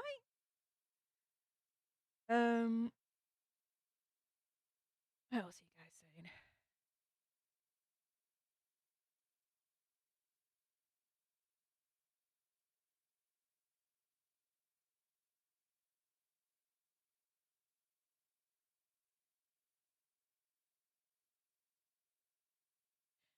Okay, Simon says in Star Trek, it's an inclusive world to make words exclusive breeds division by default. Okay, like I said earlier on, I used it as a very, very kind of loose analogy. Not going too much into the Star Trek lore, of course, mate, but I was trying to kind of use Star Trek as an analogy and as a little bit of a loose concept of the whole thing of it got to the Gene Roddenberry's kind of ideology of where humanity could be in the future, where it evolves to just the basic notion of there's no divisions whatsoever, everyone's equal, doesn't matter about race, it only matters of one race, which is the race of humanity. Everyone's equal, everyone has equal rights to everything in the world, and everything's fair, regardless of what color you are, green, black, blue, red, whatever. There's no such thing as individual races. There's only just the one, humanity. That's it. Going further into it, yes, of course, but that's kind of just the very loose kind of thing that I meant by it in terms of the very simple ideology of Gene Roddenberry, of what he used as a basis for the original Star Trek.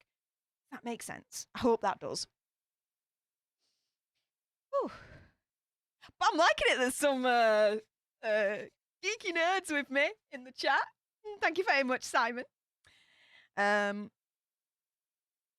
Susan. No. Don't do that. Don't do that. Please don't. And hopefully if you get it, the 5 other people you spread it to won't pass away. Good luck, Stephanie. No. Susan, I respect your freedom of choice to be able to say that, but respectfully, don't be saying that. That's not nice. That does nothing. All that does is, potentially just alienate Stephanie even further. It doesn't welcome conversation. If anything, it alienates it. Just keep it nicer, eh?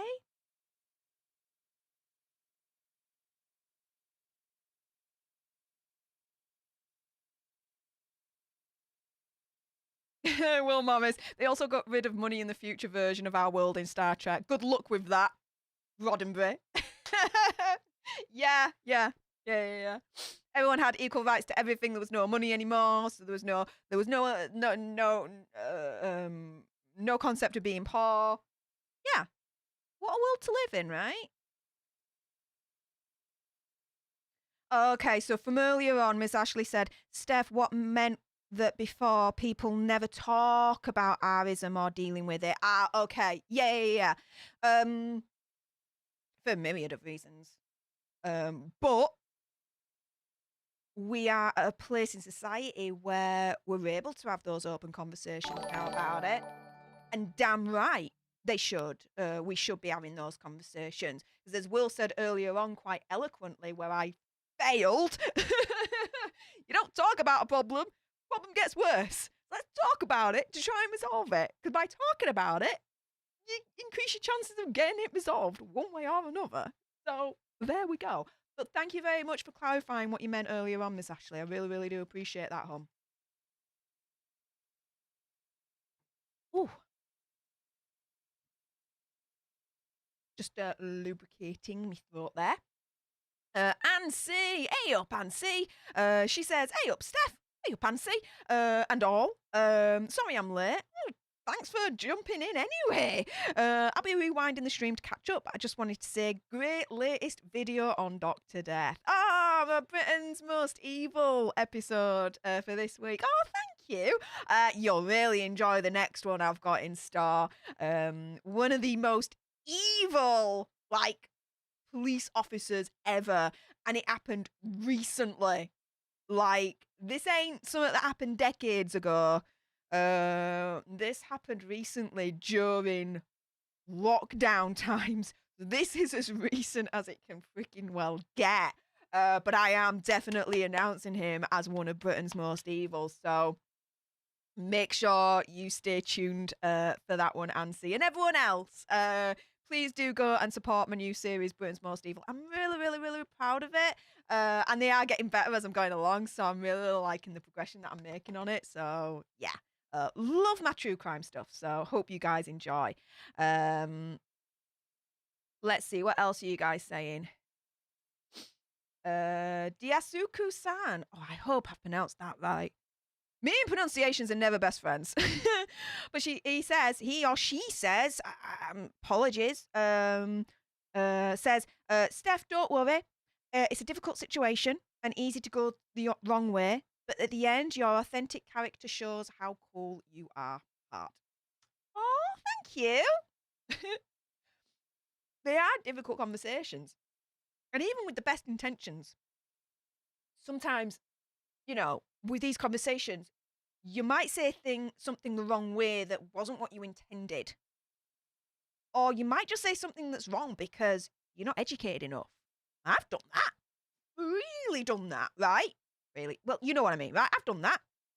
But freely, when someone's turned around and said, hang on a minute, you're wrong, Steph, and this is why, I'll be looking at them and I'm like, you know what? they've countered my idea, and their counter is actually stronger and better than my idea. So do you know what? My idea can go do one, and their counter idea I shall adopt as part of Stef's brain of ideas, right? So yeah. But you know, the difficult conversations to have because of that fear of getting it wrong or saying something that is perceived to be wrong, but it wasn't really your intention. Makes sense. But do you know what? We've got to be brave enough to have those conversations and be brave enough and trusting enough that the people that you're having those conversations with are just as forbearing and tolerant of your mistakes as you would be forbearing and tolerant of their mistakes. You know? Forbearance and tolerance is something I think society definitely needs to learn in this whole cancel culture mob situation. Yes. But thank you anyway for that wonderful compliment. Really appreciate that.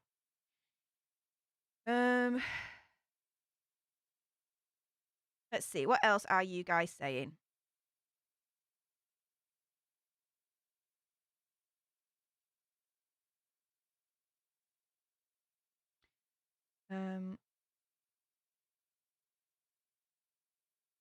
Oh, Lindsay McClincy. Thank you so much for the $10 super chat. Really, really appreciate it. Very, very lovely of you to even consider doing that. She says, you are a rock star. I'm going to take that as you saying I'm a rock star. And that, yeah, man. Liking. Thank you. You don't want to hear me sing. Especially my favorite rock band. My favorite band is Alter Bridge, right? Hence, actually, my name, Stef The Alter Nerd. Fun fact for a lot of you that don't know, I originally started a channel with two of my friends called The Planet of Nerds a little while back. And we were thinking up of like names, like pseudonyms, and I didn't know what I could be called. Like, I've never done anything like this before, right, at the time. And they knew I love Alter Bridge. Like, Alter Bridge is my jam. Love it, love it, love it, love it, love it. And they turned around and we were talking about it in terms of, okay, what should my name be for the channel, the shared channel that we had, the Planet of Nerds. And I can't remember who it was now, but one of them turned around and just said, Alter Nerd. And then I was like, Stef The Alter Nerd. And then that was it. It was like stars aligned. And I was like, there we are. So yeah, Stef The Alter Nerd was born back then, before this channel. So yeah, there's that. So yeah, my name, Stef The Alter Nerd, is literally like influenced by my favourite band in the whole wide world, Alter Bridge. So yeah. And they're rock stars. So booyah! I'm kind of a rock star by association. That's how I'm gonna rationalize that. I don't even know why I just said that now, but you know what? I'm sticking with it. I'm a rock star by association. Booyah! Done. It's there in the world. Have fun with that. But Lindsay, thank you so much for the $10 super chat. Really, really appreciate your face there. What else are you guys saying? Oh my goodness. Oh, let's see. Oh, Mandy, thank you so much. She says your true crime this week was the best, Steph. Really enjoyed it. Thank you. Oh, well, I'm so looking forward to the one next week for you to see. So looking forward to that one for you guys to get your eyeballs on. It's going to be so freaking awesome. If I do say so myself, of course. Peggy Cole, hopefully in the future it's not ourism that we speak of, it's learning about the different cultures that we get educated in. Agreed. Yeah, that would be nice. Anne C says, did you enjoy Moonfall? Do you recommend it? I enjoyed it and I do recommend it. Oh my goodness, like the best disaster movie of recent times. Really, really, really enjoyed it. And the ending, I couldn't have even guessed. The ending, I couldn't have even guessed. And that, to me, is a mark of a good film. I can't guess the ending.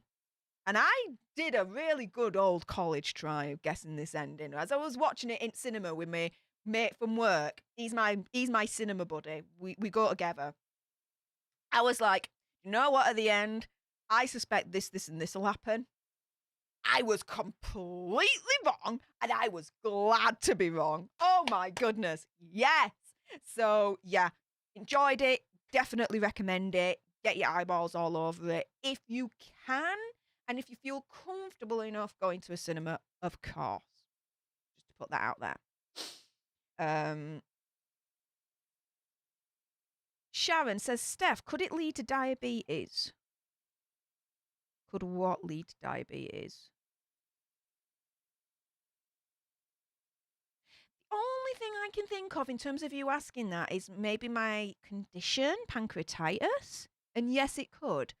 Putting it in its basic form, acute pancreatitis, each time I have an attack, it's got the opportunity to damage itself. And when it does, and when the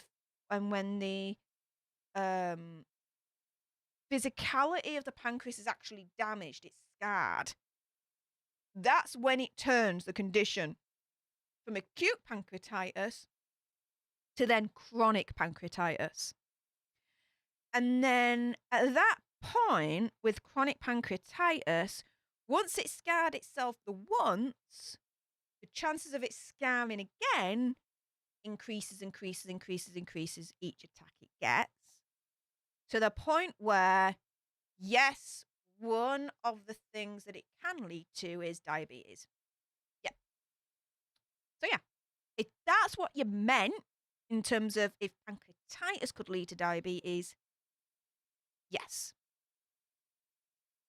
Yeah. Hope says, hey up, Steph, love your enthusiasm. Hey up, Hope. Thank you very much. Mucho apreciato. And C says, because you mentioned your fave band, then my question is, what is your go-to karaoke song? Oh, okay. I've got two. And in Vegas, if we're able to pull this off and do a karaoke session, I'm so all in for it. But it's not Alter Bridge. I wouldn't even dare. But then when I tell you what my go-tos are, you'd think, what? I wouldn't dare do that rather than... Anyway. Okay. So my two are actually Queen songs. Queen used to be my favourite band in the whole wide world before I discovered Alter Bridge, right? And so,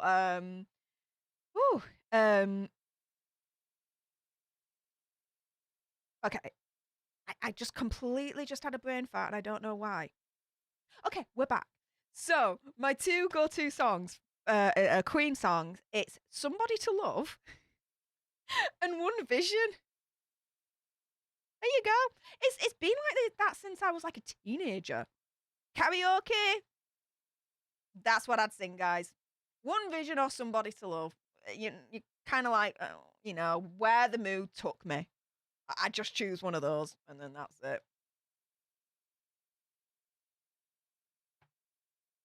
So yeah, that's that. Stephanie says, LOL, you're just a rock star, Steph. Plain and simple. You're a star and you rock. Well, thank you, Stephanie. That's very kind of you to say. Diasuko-san, again, apologies if I'm mispronouncing your name, says, by the way, Steph, you're adorable. Always trying to give you honest opinion. You are a power woman. Much respect for that and have to be said. Oh, thank you. Oh, and you know what? I'm always open. If I say something and you guys think, hang on a minute, I don't disagree. I don't agree with that. I disagree. Let me know. I'm open to have conversations. I'm open to learn. I'm better myself. Because am I perfect? Hell no. Are you guys perfect? No. We can all learn. We all make mistakes. Let's not punish us for making those mistakes. Let's actually use it as a teaching experience, a learning experience to better ourselves. Isn't that a positive way of moving forward? I think so. There we go on that. Sorry. Bit of an itch on the bottom of my back. There we go. Get myself all situated now. I'm better. Let's crack on. Miss Ashley. She says, if we don't talk about Arism, how will we ever learn to be better? If we don't have any, at work, we call them courageous conversations. Conversations that can be difficult to have. Conversations that require bravery on both sides, to have conversations, right? We need to have those courageous conversations. And by doing so, we learn. We learn from each other. We learn different sides, different perspectives, and that enables us to become better people as long as we actually listen effectively. Like, actually listen, right? So, yeah, I agree, Miss Ashley.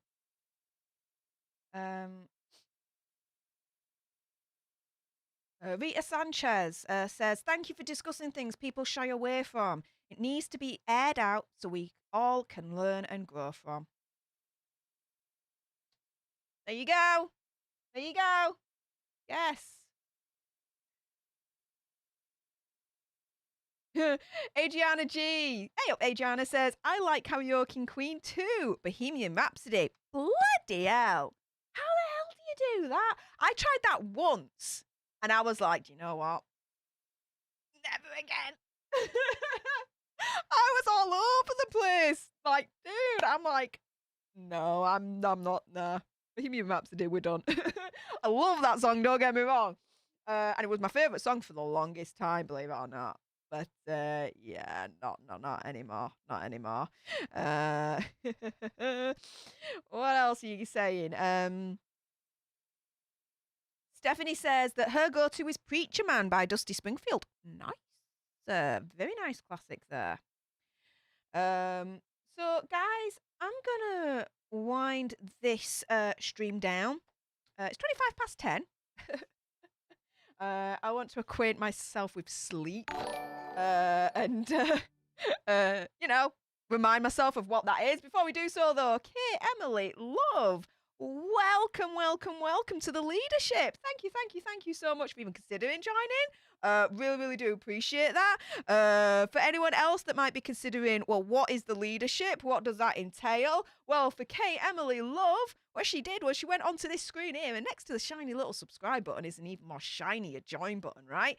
And she clicked on that, and there's only one level because I like to treat all memberships the same. Other people do it differently, and that's absolutely fine. But for me, I want to treat everyone the same. It's an Alter Nerd Tribe leader, $4.99 a month. That's it. Done. One level. You get your loyalty badges. You get custom emojis that I actually get custom made, unique for our community by the emoji designer that I've got. We get member only live streams. So yes, the next leader live summit is actually next Saturday, guys. So Kate, Emily, Love, and all the other members that have joined today, as well as the current ones. Be on the lookout on the community tab page. Next week, I'll announce what time on Saturday next week, UK time, by the way. So Google it for your time zones as to when we will have our exclusive leader-only streams. You get to zoom in, have a chat with me face-to-face, chat with me in the live chat, type in if you're more comfortable doing it that way. We'll play a few games, do a few chat box, just have fun, basically. And just, have a laugh and... and maybe do a watch party. Who knows? I know that idea's been floated about, so potentially have a look into that. We'll see. But KML Love, thank you so much for that. You also get your exclusive member-only videos, a little bit behind the scenes of what's going on, and learn a little bit more about me. And also as well, regular member shout-outs. So you may have noticed names whizzing past my head. That's all the Alter Nerd leaders. So anyone that's joined today, watch out in the future for your own names whizzing past me head. So if anyone else wants to consider becoming a leader, there's that nice little shiny join button there if you want to do so, or even consider it. Entirely up to you guys. But I suppose, really, in the grand scheme of things, before I go, ask me anything. Let's go for it. Ask me anything. Go in the chat. Let's do a quick 5-10 minutes Ask Me Anything sesh before I sign off for the evening. Anything you want to know. I'm an open book. Let's see what you guys ask. I'm really interested. We'll see. As I'm waiting for you guys to ask me anything. Let's see what else you guys are saying. So let's see. Let's go down here. Anne C says, mine is the classic girls just want to have fun. Any of Madonna's songs, 80s teenager and all. Fair play. Derek Goldie says 2 hours later by me, LOL. Okay. Oh, and K Emily Love says, I was already here, lovely as Kira Emily. Had to change my payment as well. Oh, okay. Fair enough. Hey, I don't know. Sorry. But that makes sense now because you K Emily Love. Kira Emily. Okay, fair enough. I'm rubbish with names, though, to be fair. Please don't treat that as an insult. It's just my brain's rubbish. Sometimes with names, so sorry about that. But thank you very much for clarifying that. Oh, what else are you guys saying? Let's see. Jill says, when will you be on again with Andy? Next week. Popcorn Planet. Watch out. I'll be on next week. If he invites me, that is. I never assume. But yeah. If he does, it'll be next week. Let's see what else you guys are saying. Will you be back with Popcorn Planet on Monday? Stephanie asks. I will do if he invites me. Will Morris says, Bohemian Rhapsody is a tough song to sing. Yep. It is. I know. I tried it once, never again. I'm done. Again, make sure if you've got anything to ask me, any ask me anything questions, get them in.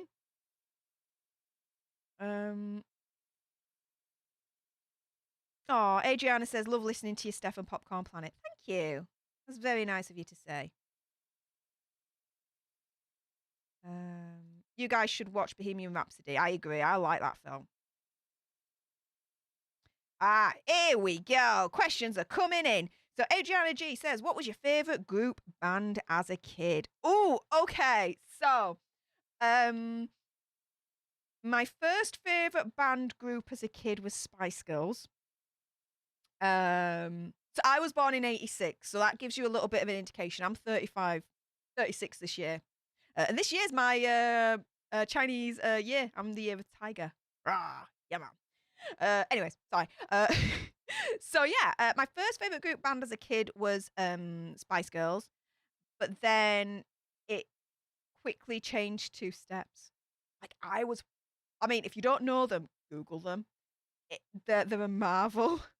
And actually, they reformed in recent years, and I like their music still. Go figure. But yeah, Steps was like the big one. Like I would buy every single magazine that I knew that they were going to be in, even if they were in for like that space of a page that they were in. I would buy that magazine and I would cut it out. And I've still got to this day this big, massive ass folder that's like this thick. I'm not even exaggerating. Of all the newspaper and magazine cuttings of, you know, all their pictures, all their interviews that I could find. Everything at the time is in this big ass massive folder. And you know what? One of these days, I will go to one of their concerts with this big ass massive folder and just ask them all to sign it. But yeah, it was Steps then. So yeah, that was when I was younger. I got into Spice Girls first, but then my big like group that I absolutely loved, adored, followed, knew all the dance steps, knew all the songs, including the ones that weren't released, deep cuts, everything. Steps. Yeah. Google them. Like I say, I like their recent stuff too. I really do. So yeah.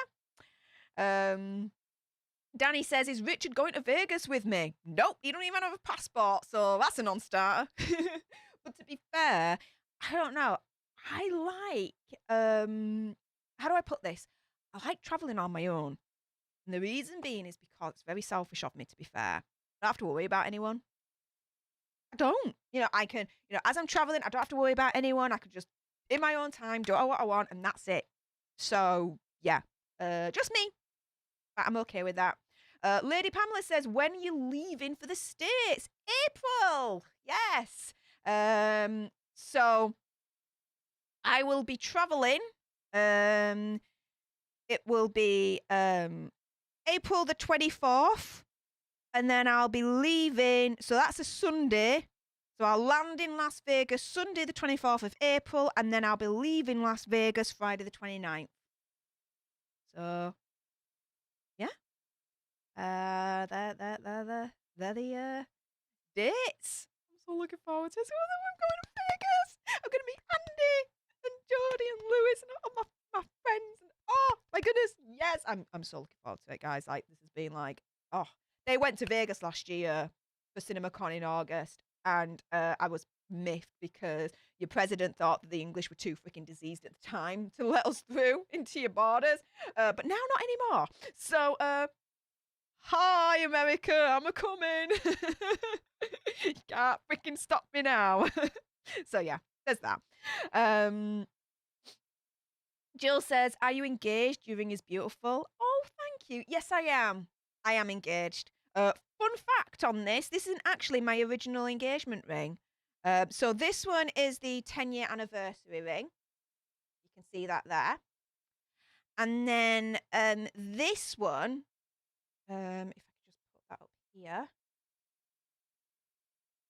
I don't know if it's going to... Oh, there we go. And then this one is my engagement ring. So this wasn't actually my original engagement ring. But how do I put this? In a job that I used to be in, what happened was I took my ring off to put some hand cream on. But in my forgetfulness, because I was on medication at the time, I must have left my ring on the desk. I went into another room for like a team meeting, I remember. I'm coming back and then think, okay, where's my ring? Never found it since. I claimed on my insurance because the ring was insured. Hell yeah, the ring was going to be insured. But I had to be honest with them because the CCTV at work wasn't good quality enough to determine what had actually happened to my ring, which is rubbish in a way, considering where I was working at. I was quite shocked that the CCTV at the head office that I was at wasn't good enough to be able to determine that. I don't know why, but there we go. And I'm not going to say where it was or anything like that, just to protect privacy and all that. But when I claimed on my insurance, I had to say, look, I cannot say in all certainty that it was stolen, but I suspect it was. At this point, though, all I can say is that it's lost, but I suspect it was stolen. And it was still insured anyway, so yeah. And so they came out with a buttload of like really good looking fake rings, and this option came up and I loved it, and they made it for me, and rest is history. So there we go. Kind of an upgrade actually, this one, because it's worth more, but there you go. So there's that. Stephanie says, what do you wish you spent more time doing, Steph, if anything? I would love to spend more time doing YouTube, doing this, I really, really do enjoy it. It's a wonderful hobby to have if you're dedicated enough and strong enough to do it. And when I say strong enough, it's more strong in mind, because you have to really, really reconcile with the fact that not everyone's going to agree with you. Not everyone's going to like you, okay? And as long as you truly reconcile with that fact, it's going to be fine. But for some, if you're not mentally strong enough to be able to take criticism, it can tear you down pretty quickly, the YouTube life. So, but for me, I'm cool. I'm strong enough. So, yeah, I wish I spent more time doing this, Maybe in the future, as this channel grows, I might be able to. I mean, I've been able to, being lucky enough to register this as an actual business with the tax man in this country. I know, tell me about it, right? It's called Alter Nerd Studios. It's official. It's actually official Alter Nerd Studios now. But yeah, and I've got my own accountant, and everything is awesome. So yeah, hopefully this channel, continues to grow, continues to go in the right direction where I can do this full time. I would that would be like a dream. So yeah, what do I wish I'd spend more time doing? This. I love the creativity. I love speaking with you guys. I love the learning. I love the conversations. I just really enjoy it. I love everything behind it, YouTube. There's so much behind YouTube that you'd have to learn. And it's awesome, even, that journey learning it, SEOs, tags, descriptions, thumbnails, titles. This that you're seeing on the screen right now, I'm using a program called OBS Studio, which is a streaming platform. Learning how to use it, learning how to get everything on this screen the way it is, all that. And there's still even more to learn. Oh my goodness. There's this dude on YouTube, really do recommend him if anyone's a streamer or YouTuber. You're going to learn tons from him, because I have. Michael Jr., I hope I pronounced that right, probably not. But he knows his shiz. And oh my goodness, have I learned so much from him in terms of OBS streaming and all that lot as well. So yeah, what do I wish I spend more time doing after all that? This. Ms. Ashley says, Steph, did you watch Queen special on Disney Plus?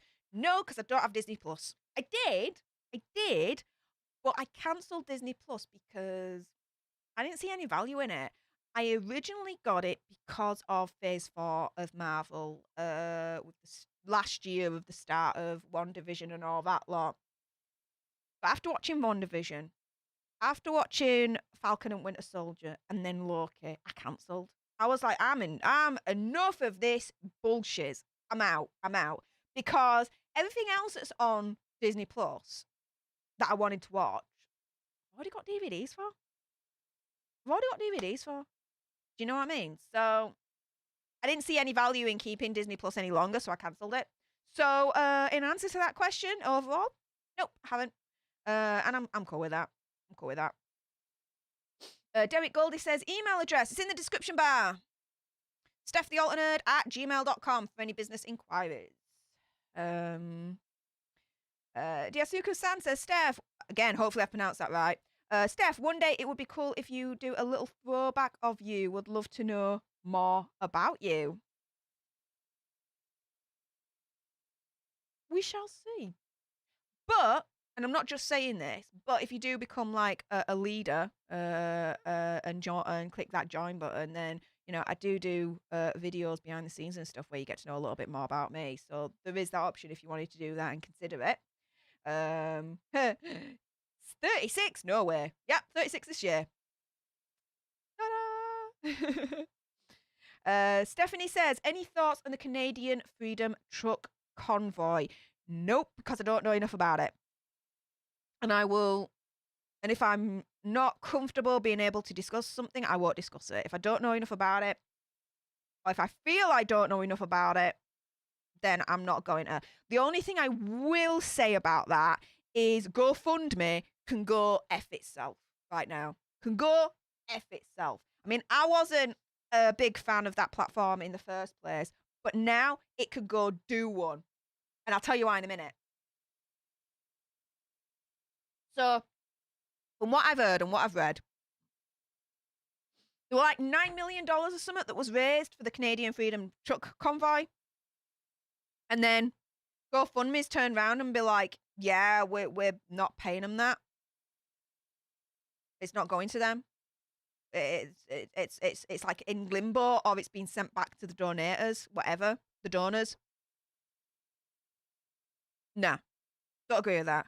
End of the day, if the donors have a freedom of choice, that if they want to donate to that Canadian Freedom Truck Convoy, and GoFundMe have allowed that GoFundMe to be on their website and not stop it from being created in the first place, then the donors donating to the Canadian Freedom Truck Convoy should be able to donate without GoFundMe stopping that in the first place.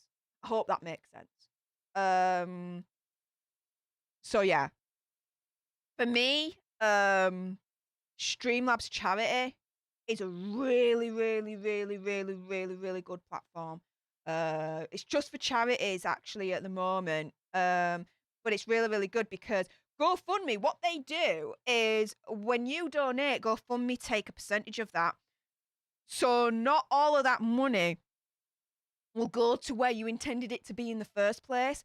Whereas Streamlabs Charity, it 100% goes towards that charity. And furthermore, it goes direct to the charity. So it's not like GoFundMe where it goes to one person and then that person then passes it on to the intended recipient. No, no, no, no, no. Streamlabs Charity cuts out the middleman and it goes straight to the charity. 100% of the donations, it doesn't take a cut. So if I'm to completely like recommend any platform for fundraising, Streamlabs Charity. Again, you've got to be an actual charity at the moment, and hopefully they'll expand on that. But until then, Streamlabs Charity, it's is where it's at as far as I'm concerned. And GoFundMe can go F itself. Especially with what I've read about the Canadian Freedom Truck Convoy and what they've done with those donations. Stopping them from going to convoy. No. Whether you agree whether the money should go to them or not, the donors made a choice that they wanted their hard-earned money to go there. You cannot stop that. You cannot stop that. That is infringing on their freedom and their choice.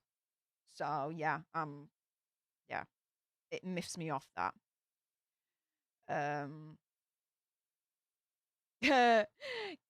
K Emily Love, Kira Emily says, "Oh, me too, Steph. Yeah, with the tiger. Hey, nice."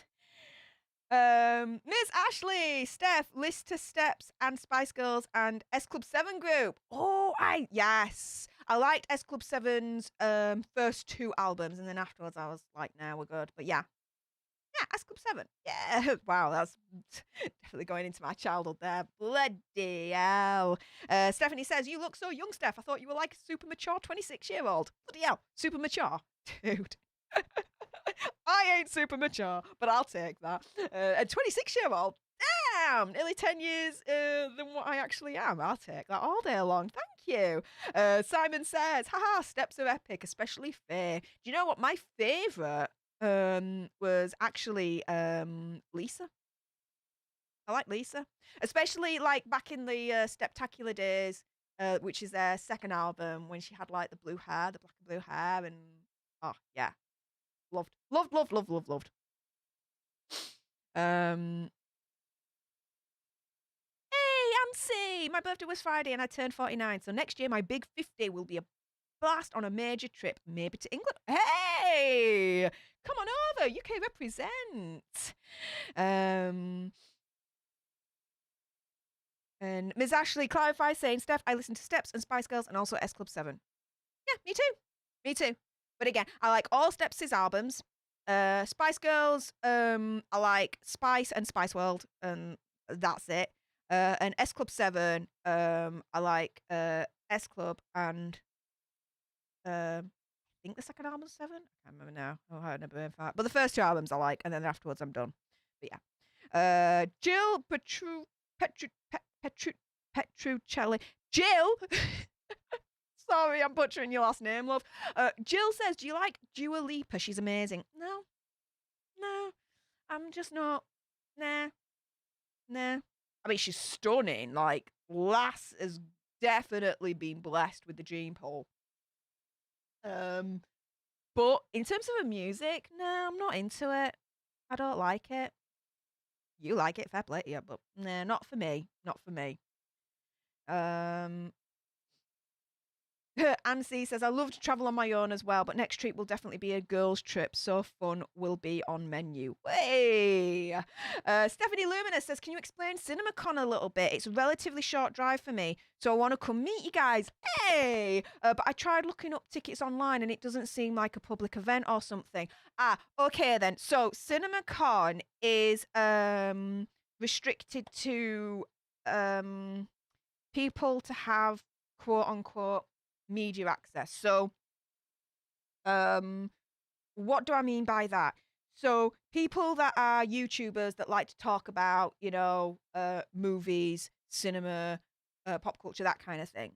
So Self, Andy, Lewis, Jodie. Then you've got like magazine, traditional media outlets, so Variety and all that lot. And it's a big, massive like in media in event where CinemaCon invites people from different sectors of the media to come to this convention, and they explain what's coming up in the world of cinema, not only in terms of films and seeing like advanced screening of films that have not been released yet, but also as well what's happening in terms of cinema all along. So different technologies for cinema outlets like popcorn machines and seats and all sorts of things, right? Everything to do with cinema. It's not just films, it's like cinema itself, you know. So yeah, it's just for the media to kind of converge in this convention to find out what's happening in the world of media, not only just film but cinema outlets as a whole and technology and all that lot. That's the best way that I can explain it. But yeah, I hope that makes sense. And Big Hoff, the Big Hoff says, can't wait for Vegas. Me neither, mate. Oh, it's going to be so much fun. Dude, it's going to be so much fun. Disuka-san says, beautiful wings. Thank you. What else are you guys saying? Let's have a look.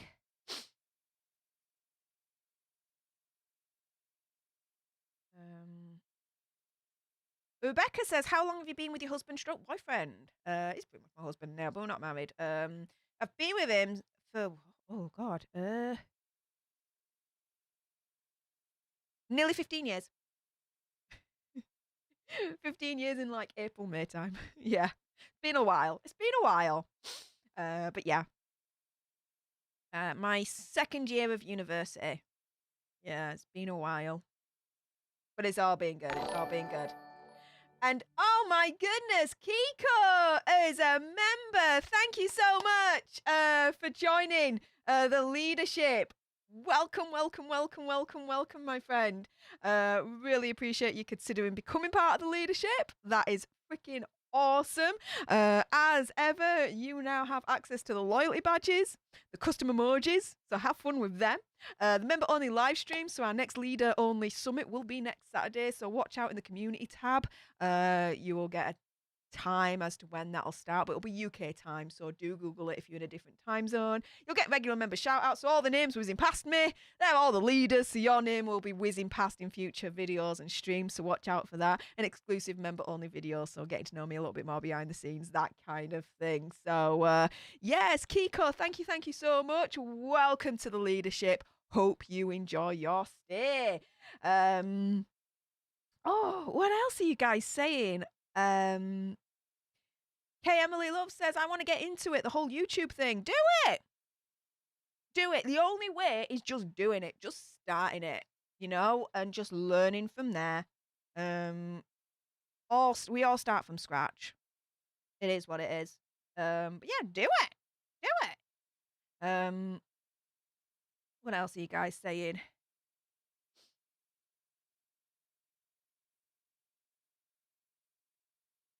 Heather says, anger and ignorance is just running rampant on this entire planet, unfortunately. Yeah. There's a lot of anger and ignorance and not a lot of this conversation. Yeah. Yeah. Adriana agrees with me with Disney Plus. Says, me too. Disney Plus. Nothing. Then the new movies cost the same to purchase in any cable carrier. Exactly.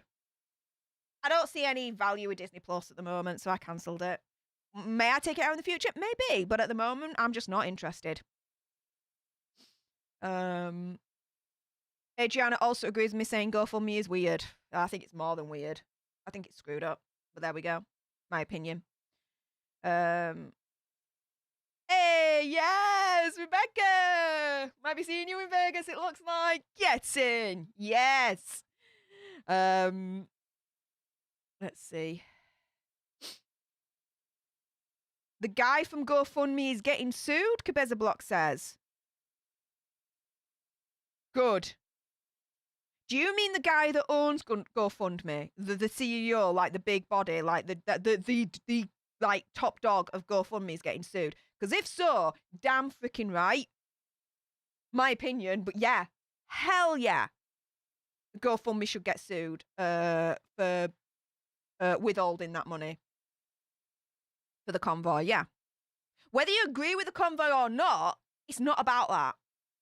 It's not about that, whether you agree with it or not. It's about the fact that donors went to this GoFundMe page with their express wish, I can get my teeth in, to send their money across to the convoy recipients. And GoFundMe is shizzing all over that their freedom, their right to do so, by saying, no, we're not going to send it over. That's the problem. Not whether you agree with the convoy or not.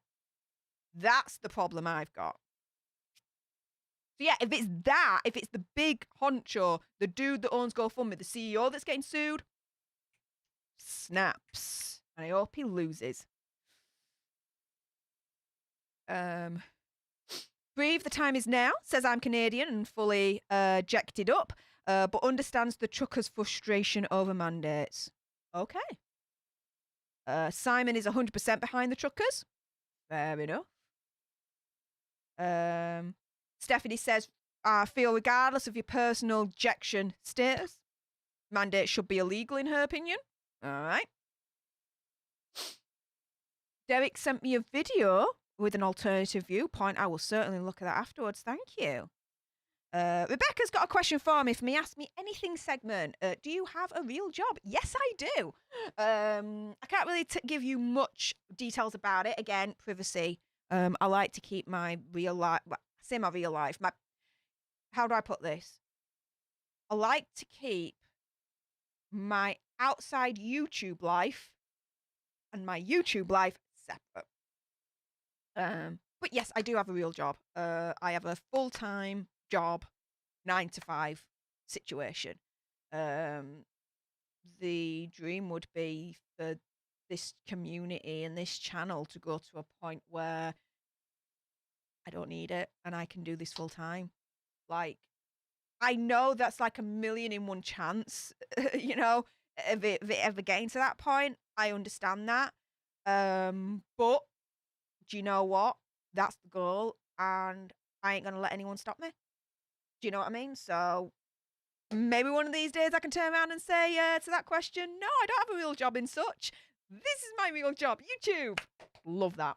That would be awesome. Because again, I love the fact that I'm able to express my creativity into my videos when I edit and when I, you know, produce them from scratch and everything. And then when I do these streams, I have so much fun just chatting with you guys like now and just chilling with you and everything. It's so freaking awesome. I get to learn from you. You might get to learn from me, maybe. I don't know. But I love it. It's wonderful.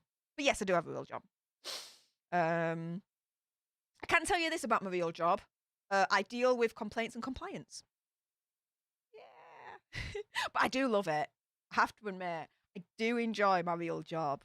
The people I work with, the company I work with, I know it's quite rare. And I'm not speaking out my backside here, but I'm so lucky to be at the company that I'm with. And the team that I'm a part of is just like, yes, I am so freaking like lucky. I enjoy it every day. It's just like, it's just awesome. So yeah, there's that. Let's see what else you guys are saying.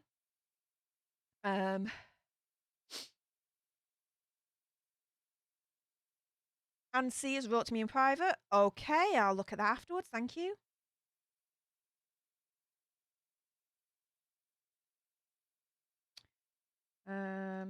Stephanie says, so sorry, back to CinemaCon. Oh, don't be sorry at all. So are there events or anything for the public to do? Do we need to sign up somewhere to meet you guys? Okay, so I don't think there's any events or anything for like the open public to do, from my understanding of CinemaCon. You don't need to sign up somewhere to meet us. From what happened last year, I wasn't there, but my understanding was we just let you know via social media or on our channels. guys, on such and such a day, we're going to meet up. It's going to be at this place at this time.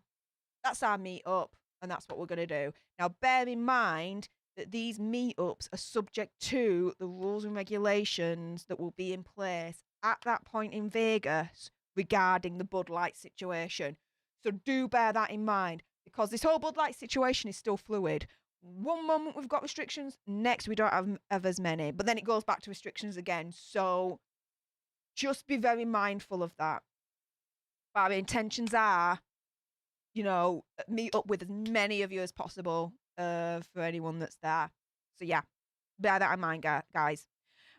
Jane says, hey, Steph, when's your birthday so we can send you birthday wishes? 9th of October. Yeah, got a ways to go yet, but 9th of October for me.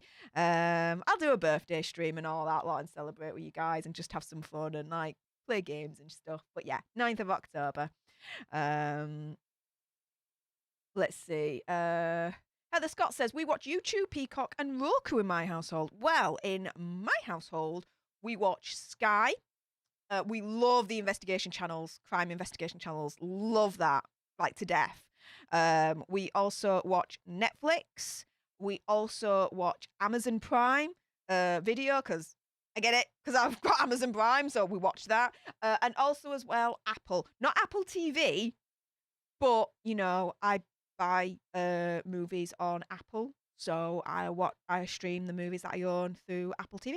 But yeah, they're the main ones. Kylie's saying that she's hoping to get to Vegas too. Oh, that would be awesome. Jane says, yes, I'm a Lady Gaga stan. Kindness costs nothing. Oh, I stan Lady Gaga. Hell yeah, I do. She's such an advocate for survivors like myself. Yeah. Absolutely adore the pants off of that woman. She's so powerful and such a freaking like beast, like strong, powerful beast. When I recognize a crown, I'll bow down. And Lady Gaga definitely has a crown, so I definitely bow down. That's the way it goes. Oh, let's see. What else are you guys saying?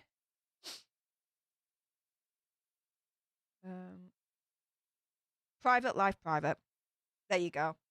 I just try and keep them separate. It's easier that way. It means then when I switch Big Crystal off, it means then that my YouTube life is done for the day. I go upstairs and it's my private life and that's it. So by having that kind of distinction, that barrier, then it makes it easier for me that I don't feel like I'm always online, because I've got that distinction between my YouTube life and my private life. So when Big Crystal is on, YouTube life. When it's off, private life. And in my head, at the moment, that's what's working for me. So, yeah. Let's see, what else you guys saying? Simon, I can't click on it because it won't let me, but it says, Steph, do a Lorraine and claim you're a character for tax purposes. Do you know what, though? Because of CinemaCon and because I'll be streaming and making videos whilst I'm in Vegas, she'll be able to offset that against tax as well for my accounts. Well, that's what I'll be asking my accountant anyway and getting his advice. But yeah, that's what I'm thinking is potentially doable. I'll get my advice, don't get me wrong, but yeah. Ka-ching! Oh my goodness. What else are you guys saying? Oh, thank you, Stephanie. She says, I have zero doubt you'll be able to make YouTube your full-time job, Steph. Get that resignation letter ready for your other job. The mic is hot. The mic is hot. I like that. Oh, thank you. I said it earlier on, though. I think Will Morris kind of prompted it. He turned around and says, you can take the ish out now. You're a professional YouTuber of the world, not a professional-ish YouTuber. And I turned around and said, you know what? I'll take the ish out and call myself a professional YouTuber of the world once I hit 100,000 subscribers for our community and I get that coveted first level play button from YouTube. Andy's got one now, I want one. So, yeah, do make sure, whilst I'm on that topic, to be fair, if you haven't done so already, make sure you've subscribed to join our Alter Nerd tribe. You like, share, comment, all that good stuff. Also, as well, share this channel with your friends, your family, whoever you think might actually enjoy this content. Get them to share. That would be really, really awesome. We're at 8,768 subscribers at the moment. By April, I would love it if we reached the 10,000 goal. That's the main goal. So big double celebration in April. That would be freaking awesome, wouldn't it? It would be the 1 year anniversary of Stef The Alter Nerd channel, believe it or not. And I'll be in Vegas meeting all you guys. Hey, wouldn't that be freaking awesome, right? We can celebrate together hitting the achievement of 10,000 Alter Nerd tribe strong. That'd be freaking epic, wouldn't it? So yeah, there's that. What else are you guys saying?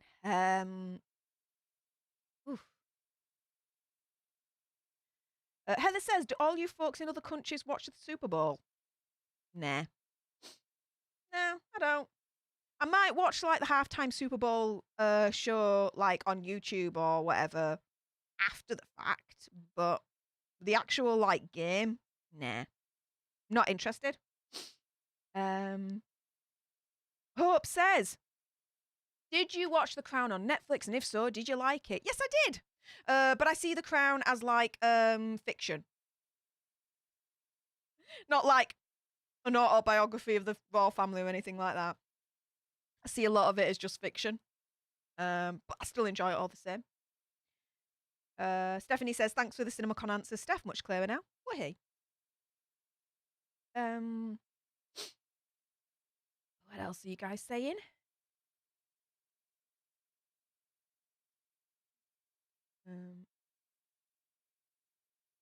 Jane says, make sure you get Wi-Fi from your hotel. I believe it costs in Vegas. Oh, no, it's already included. We're good on that one.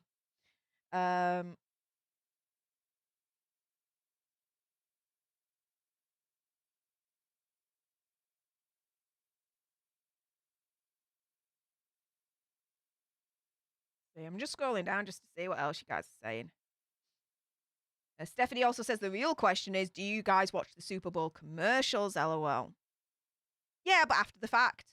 If there's a commercial that's been released and I read it's been released and it's about something that I'm interested in, I'll be like, okay, let's have a look. But I'm just more in it for the halftime show rather than anything else. If I like the artist, if not, then I won't even watch that. Kiko says, anyone a fan of Winter Olympics? Nah. Sport, unless it's okay. You guys have American football, which I call it handball. Because football for us is what you would consider soccer. Okay. And American football for you is what we consider rugby. Okay. So, football, soccer, okay. That, yes, all day long. But any other sport? Nah. Not that fussed. Not that bothered. I'm not really bothered about the Olympics. Whether it's winter or normal summer Olympics, I don't care. I don't care for it. It's just not my thing.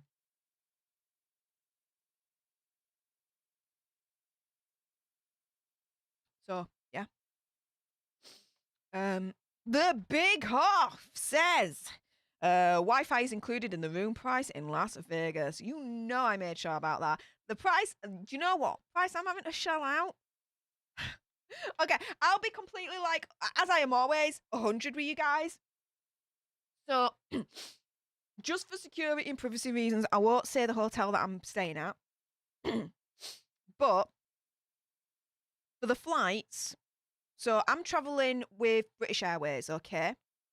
And it's a connect flight. I'm traveling Manchester to Heathrow and then Heathrow to Las Vegas. Okay. For the flights, the hotel, okay. And let me just key this set this up. Hang on.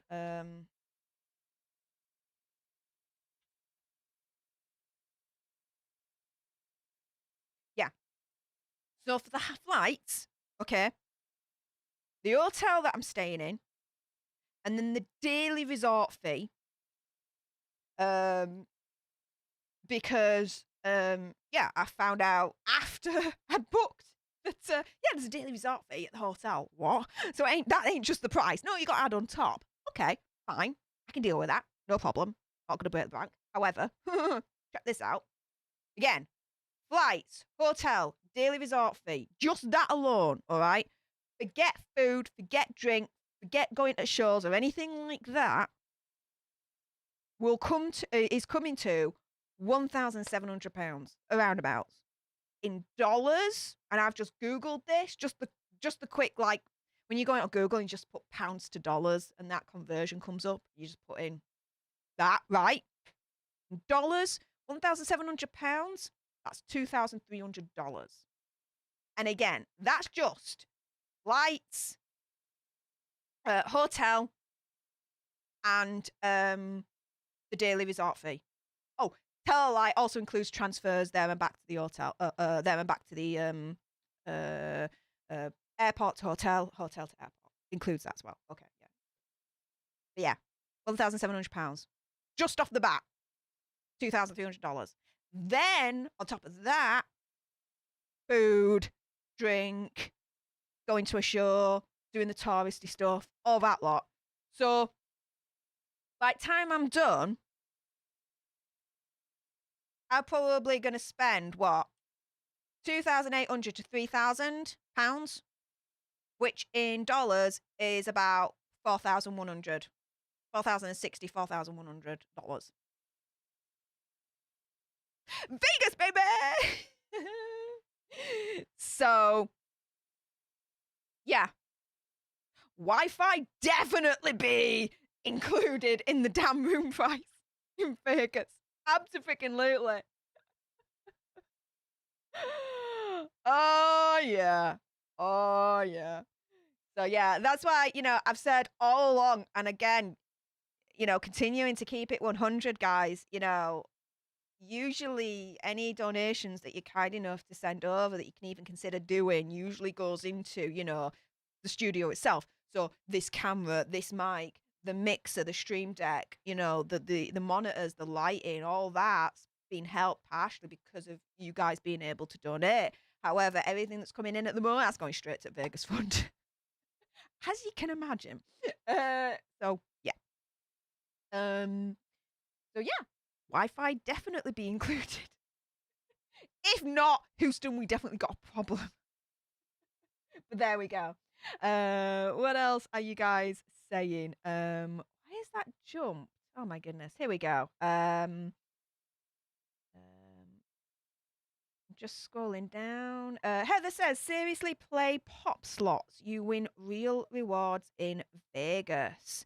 Okay, well, and Phil and I actually, Big Hoff and I, we've been talking about this, and I rarely gamble, guys. Like, I know, and I'm going to Vegas, but I rarely gamble. Like, maybe every couple of months or so, I might get a lottery ticket, but that's pretty much it. I have played blackjack 1 or 2 times, but that's like donkeys years ago, right? And even then, they were like one-offs. But yeah, I'll be speaking to Big Hoff, and yeah, dude, you're gonna go to Vegas. You've got to go to a table at least once, and then you can tick it off your bucket list. I gambled in Vegas, yeah. So yeah, I am gonna put $100 down at a blackjack table, and yeah, if I lose it, I lose it. If I win, I win. But you only bet what you can lose, what you can afford to lose. Only bet what you can afford to lose. So yeah, $100. That's what I've been doing. So yeah, I'm looking forward to it, to be fair. And even if I lose it, I'm still going to enjoy losing it because I can, at the end of the day, say I gambled at Vegas. Like, that's freaking, like, for me, that's quite a thing to do. So yeah. But yeah, not the slot machines. I'm not. No, I don't like the slot machines, to be fair. What else are you saying?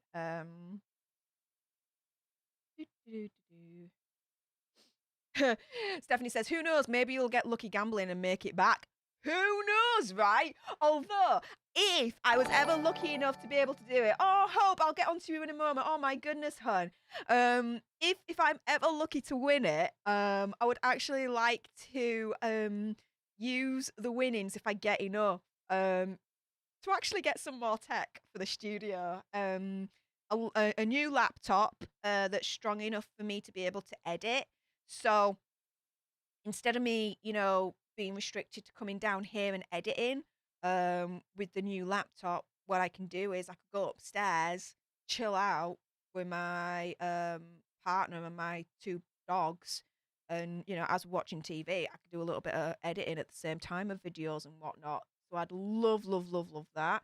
And to also get a new iPad, because my current one is an iPad Air 2, very outdated at this point, and I'd love to be able to like digitize my, if anyone around is an OG, my Stef's Book of World Domination. So all my ideas at the moment that I have for this channel, I write it down in this book that I've got, which I call Stef's Book of World Domination for the channel. But what I'd love to do is get an updated iPad whereby you can get the Apple Pencil and then you can just jot everything down on the iPad and it saves it electronically. That would be so much better to do. And so much more besides in terms of the iPad, in terms of researching SEOs and tags and a lot of YouTube behind the scenes stuff that the iPad would definitely help with. So yeah, if I get lucky and I raise enough funds through the blackjack table, they would actually be the 2 things I'd be aiming for. Even if I just came out with one of those things, that would be freaking amazing. Like, that would be like unbelievably out of this world. But yeah, that's what I'd like. That's what I would not hope for, because you never really know when it comes to tables. But if I'm lucky enough, and yeah, does that make sense? Hope that makes sense. Okay, so what else are you guys saying?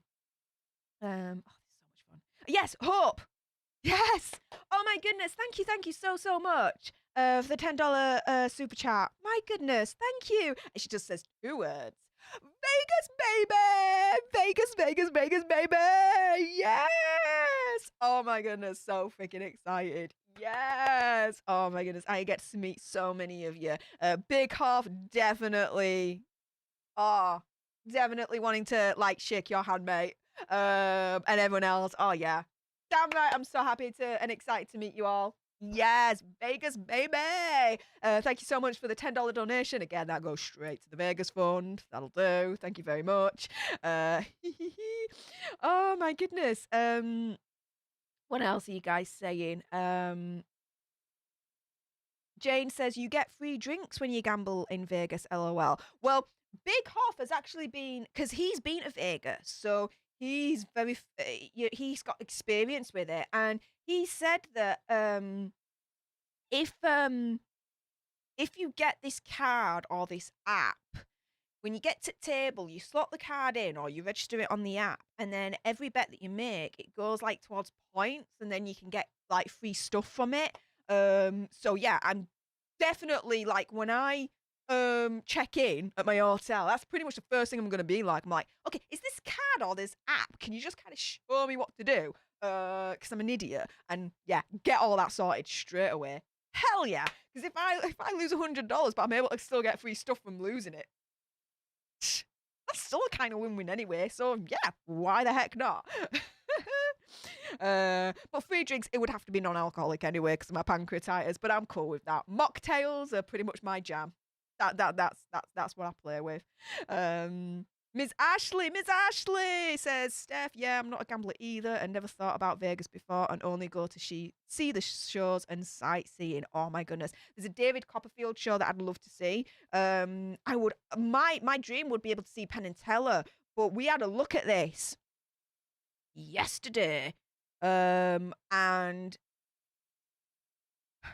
they're not playing when I'm there, basically. This is the long and short of it. So that's a shame. So the next best thing is David Copperfield. So yeah, I'm strongly considering booking a ticket for that, but we'll see. Big Hoff, Vegas tables are my friend. Hopefully you can introduce them to me and they could become my friend as well. That would be awesome. But there we go. And what else are you guys saying? Sharon says, what sort of dogs do you have, Steph? I've got a golden Labrador and an Alsatian, Belgian Alsatian. Oh my goodness. Hold the phone. Excuse me just for a moment. Did I just see that right?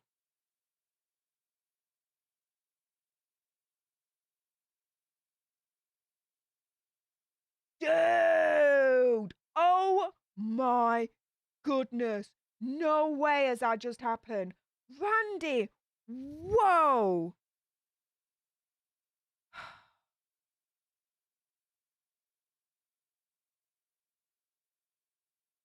Whoa. Thank you. Huh. Wow. Okay. Randy Richardson just coming in and being like, here's a $50 super chat. No comment. Just here's $50. What the deuce, dude? Oh my goodness.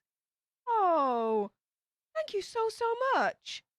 Okay, that's going to the Las Vegas Fund too. Everything's going to the Las Vegas Fund. That's definitely going. Oh my, wow. Randy, thank you so much. Oh my goodness. Was there a message that you had? Like, and you didn't put it in? I don't know. Like, let me know. Like, regardless if you're super chatting or not, I'm still reading your messages anyway. But please, Randy, if there was a message that you had for that, can let me know. If you had something to ask or, you know, an idea, or if you disagreed with me on something or whatever, like, dude, let me know. But wow, all I can say is I feel so kind of redundant, but that is so generous, and wonderful for even considering that kind of amount. I appreciate that. I appreciate you and your generosity and your kindness, and thank you very much for that. Wow. Okay.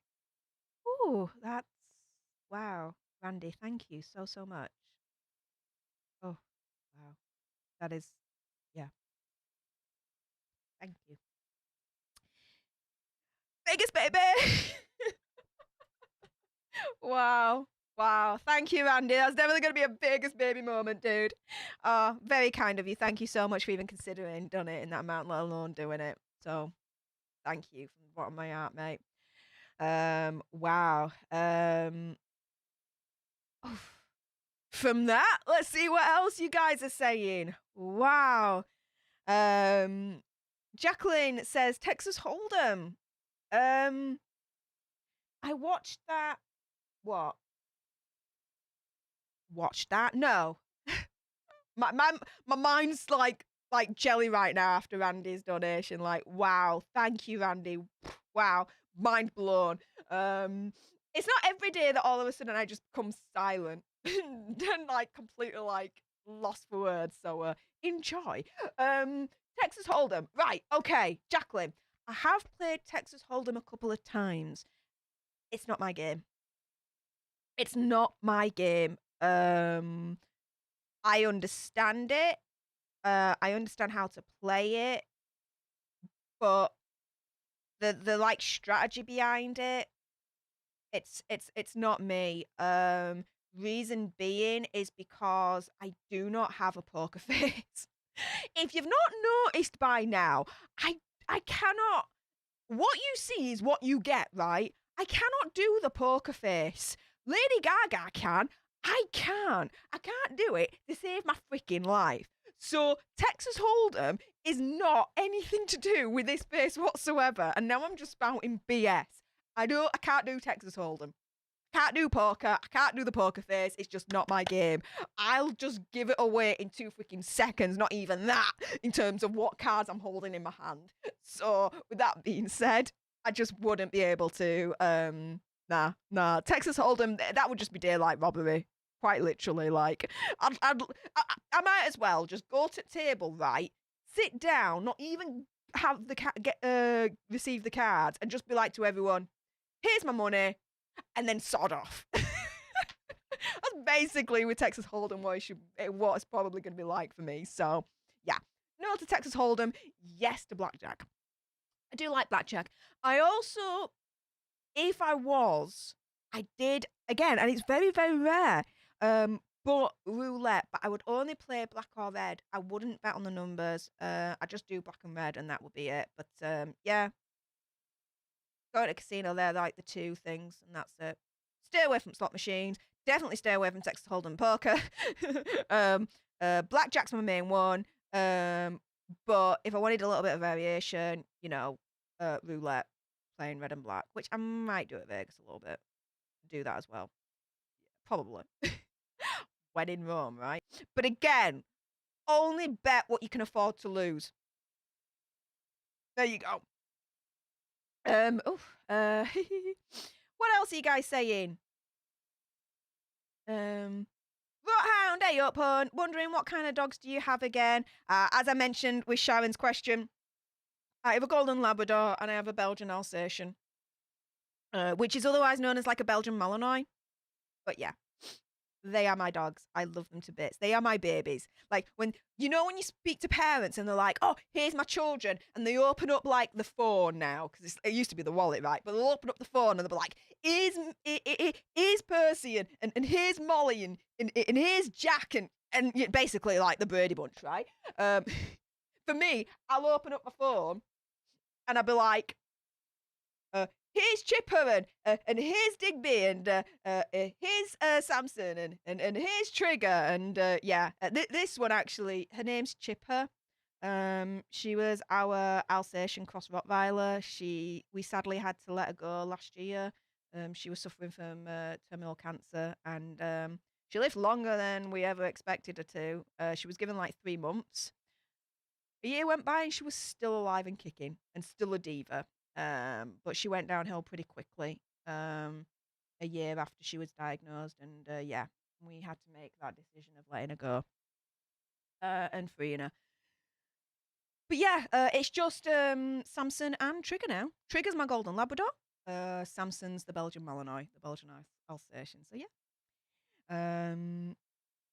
What else are you guys saying? Kiko says, "I was in the Niagara Falls this weekend, aka Canadian Vegas. I didn't even know there was the equivalent. And lost $100 playing roulette. Again, only bet what you can afford to lose."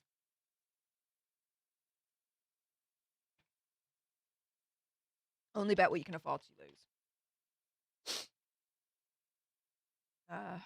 What else are you guys saying?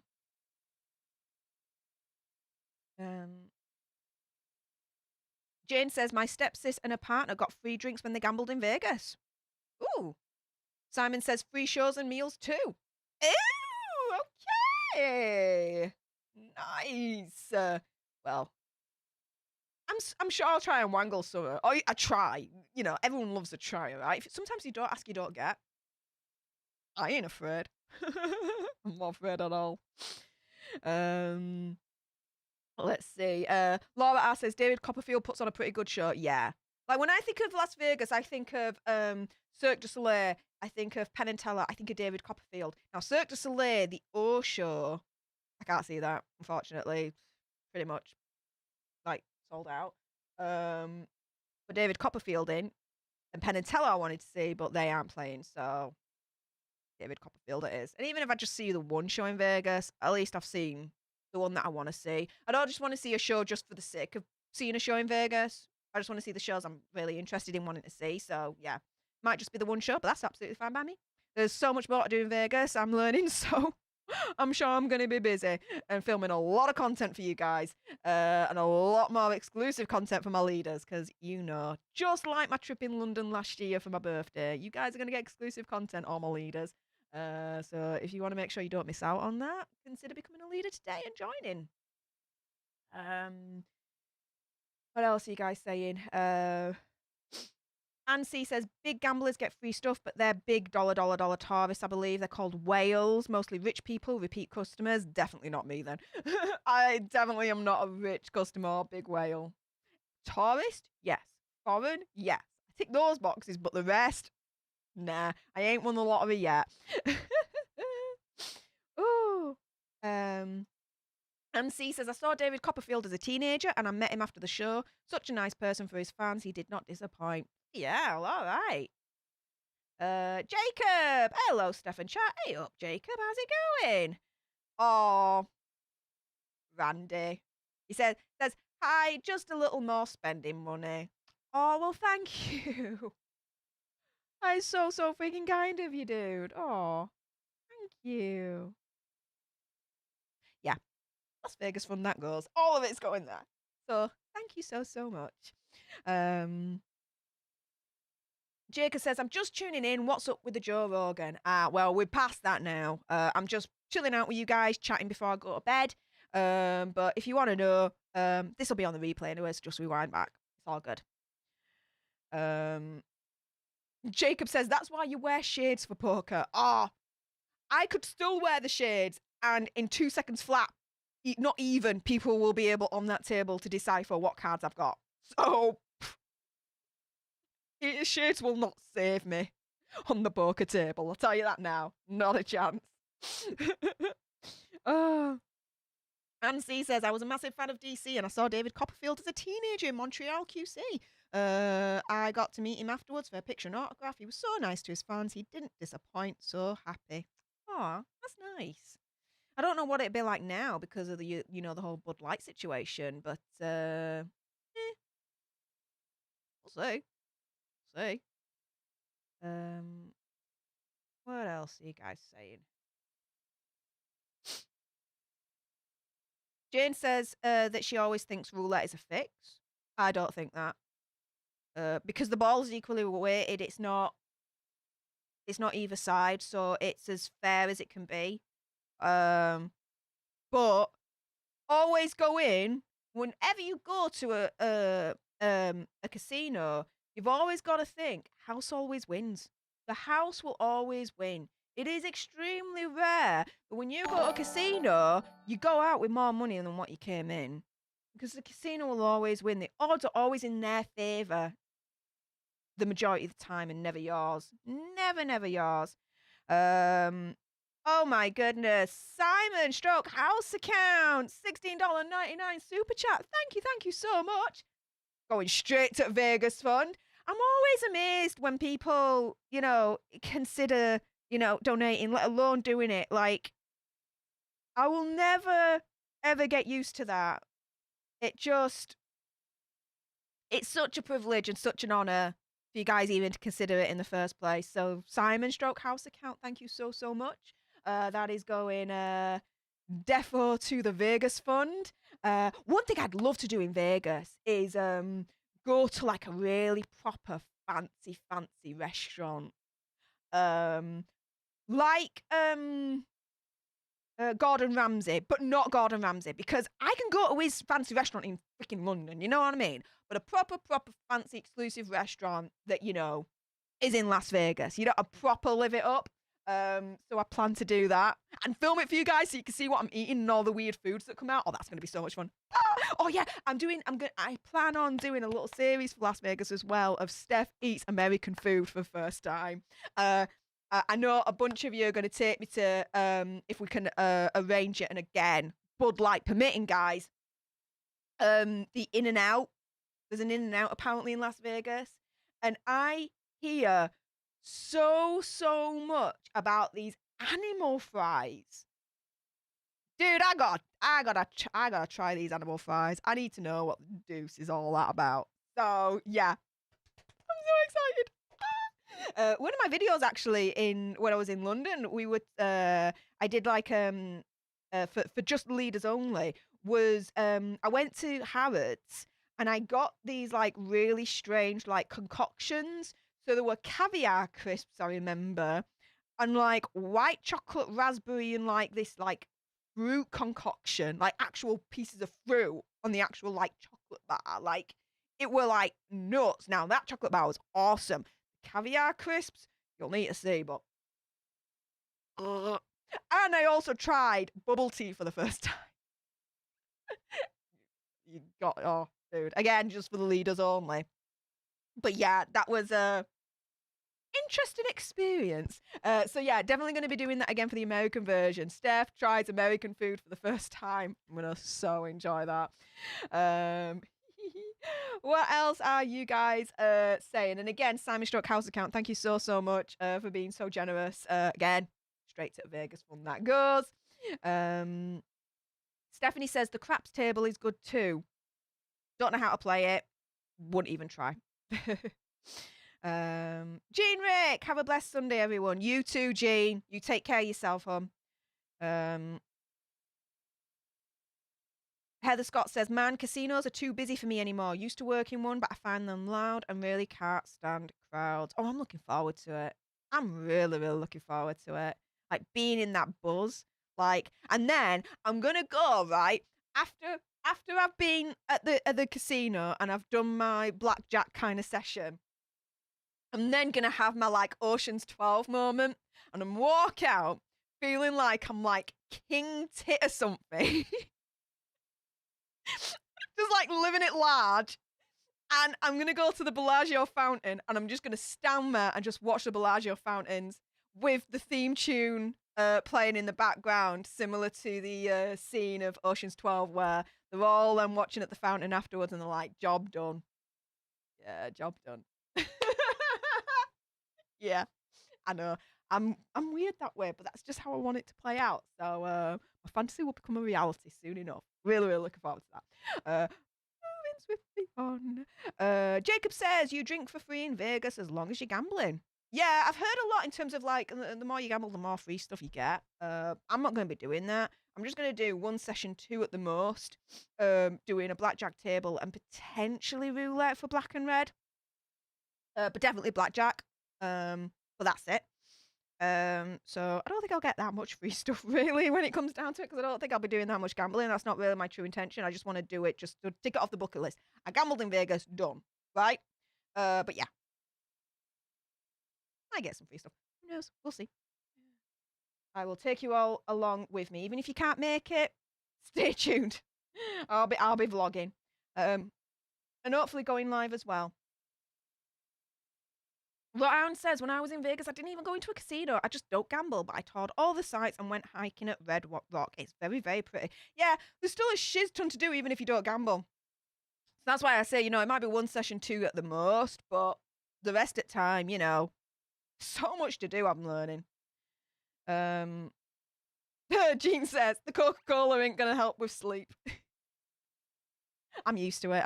It's my version of like caffeine. I don't drink tea. I don't drink coffee. I don't smoke. I don't drink alcohol. This is kind of like my vice. Screwball it. Jacob says Blue Man Group. So many people are saying that, Blue Man Group, but I'm just not interested. I know who they are. I've seen YouTube videos, but it's just not my thing, really. I don't know why. It just really isn't. But there you go. What else are you guys saying? Jane says, are you that much of a giveaway? LOL. Imagine if you had 4 aces. Dude, I'd be that much of a giveaway if I had 4 aces in my hand. I'd be like, woohoo! Quite literally. So everyone would know that I had like the best hand in the whole wide freaking world. Like, seriously. Yeah, I'd be that much of a dead giveaway with poker. So yeah, we poker and I, we just don't play with each other. Just no, we don't play.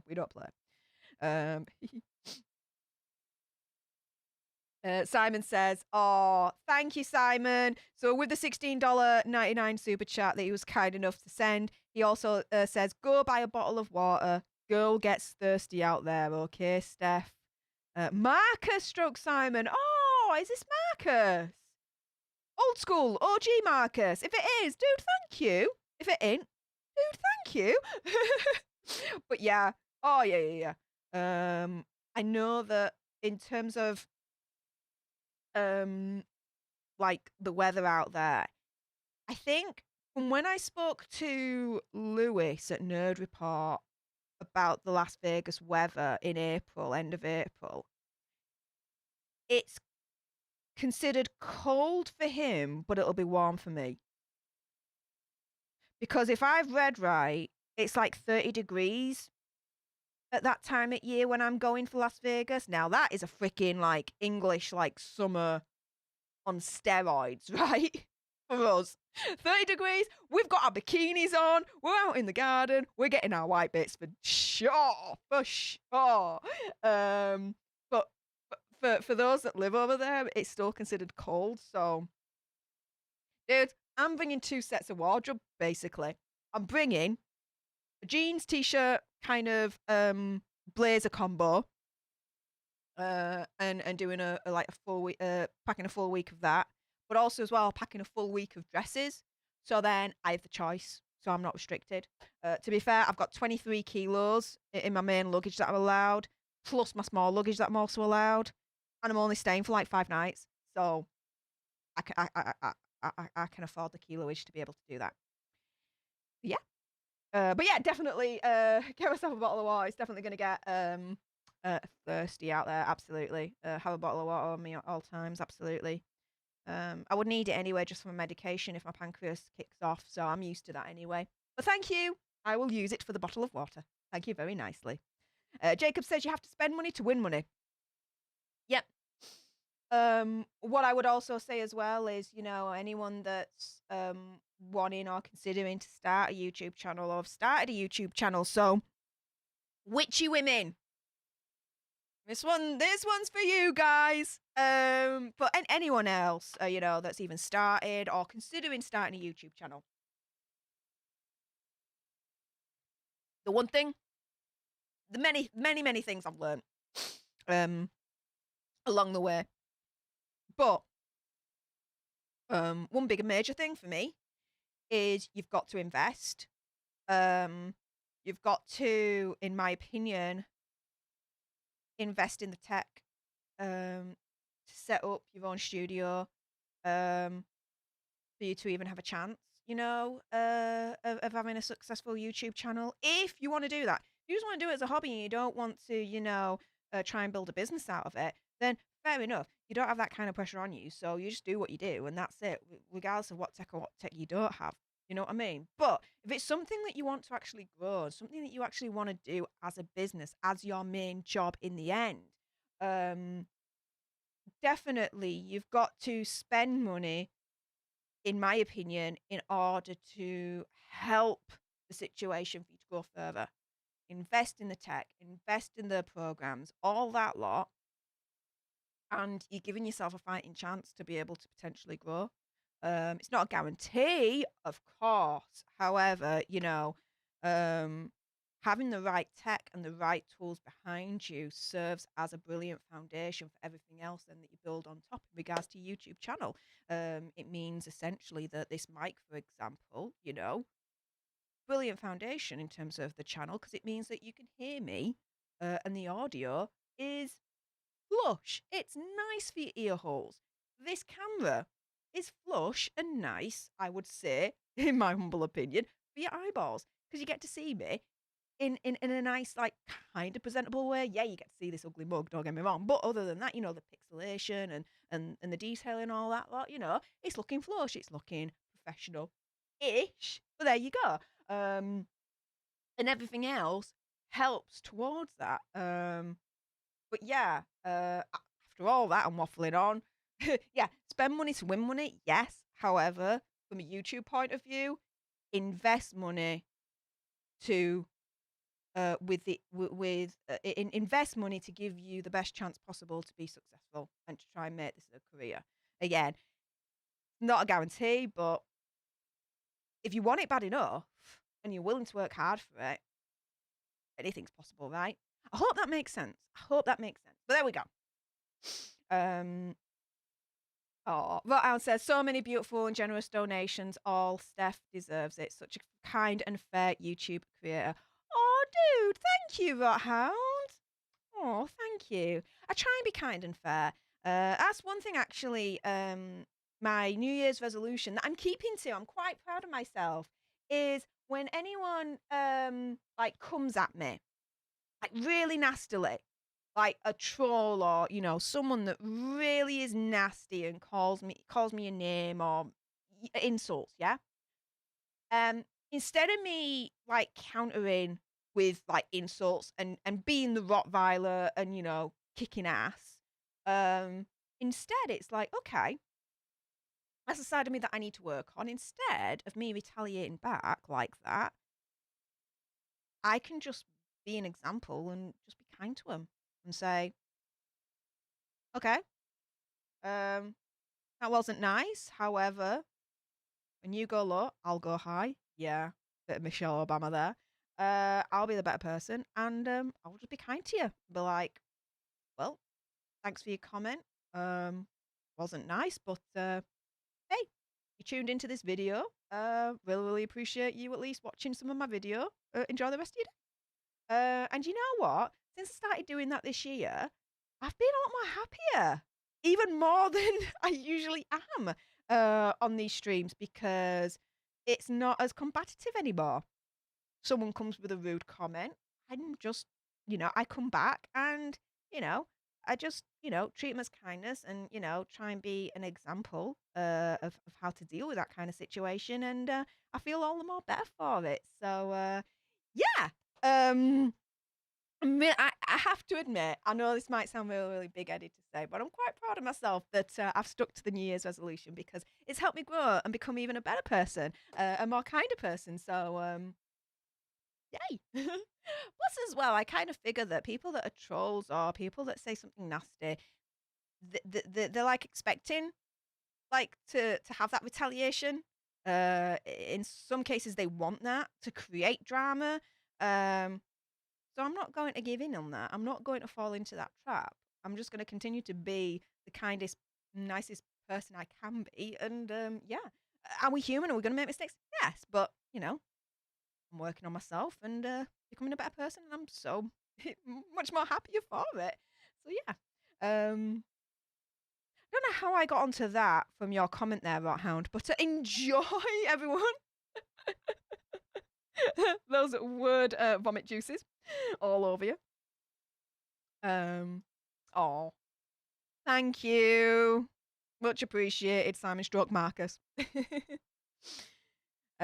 says, I'd love to take you out to a dinner date.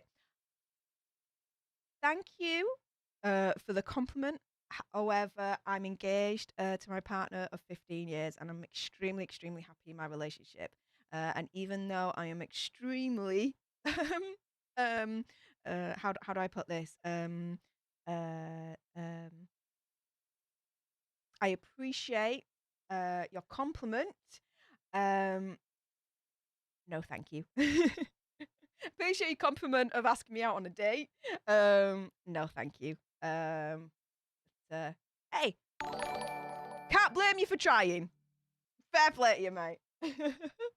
And oh my goodness, DJ Tazzy B, Tazzy in the house, dropping $20.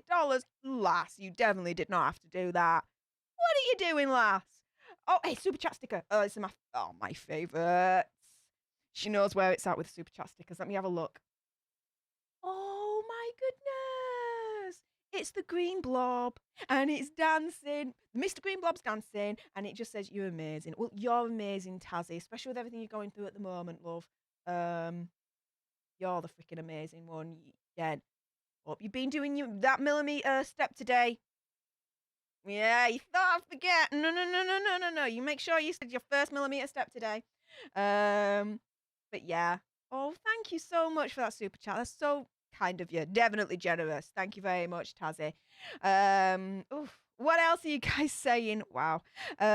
Jane says, "Ooh, you need to Google restaurants in Vegas." Yeah. I've been Googling like shows, but that'll be the next thing for me to do. Basically, before I get to Vegas, I'm gonna have an itinerary of things that I want to do. I'm very anal that way, and it's gonna be done. So don't worry about that. Stephanie says, "Go to the Heart Attack Grill." Ooh, now that sounds really, really fun. I just hope I don't get the heart attack. Apart from that sounds really, really fun. Oh, she says, "Just kidding, don't eat anything there." Okay. Okay. I might just do that now for the funnies, but we'll see. If you can find the guy doing the drums with buckets, he's awesome. I believe you're talking about the blue shirt guy. I'm thinking of freaking Free Guy. That awesome movie, by the way. Absolutely adore it. I introduced Free Guy to the movie to Richard yesterday. We were watching it. We watched movies all day yesterday. It was really, really lovely. And he actually he said he liked it more than he thought he would do. That's a high compliment for Richard. So yeah. But yeah, the Blue Man Group. I think that's what you're talking about. Yeah, still not interested. But fair play. That's what you're talking about. Exactly, Ansi. Vegas' biggest saying is the house never loses. Don't bet what you can't afford. There you go. Or I switch it the other way around. Only bet what you can afford to lose. The Big Hoff says Emerald Lagasse restaurant. Dude, you know I'm googling that one.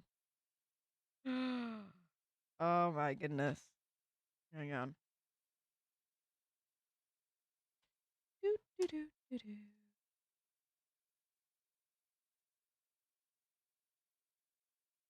see. I just click out all of these windows that I've got open on my Google. Like, dude, I don't need this many things anymore. Oh, Emerald Lagasse. Okay. American celebrity chef. Okay. I presume you're talking about the Las Vegas one. MGM. Oh, I think you told me about this the other night, dude. Oh, yes. Take on the Grand American Steakhouse located in the Venetian. Ooh. We'll see. What else are you guys saying?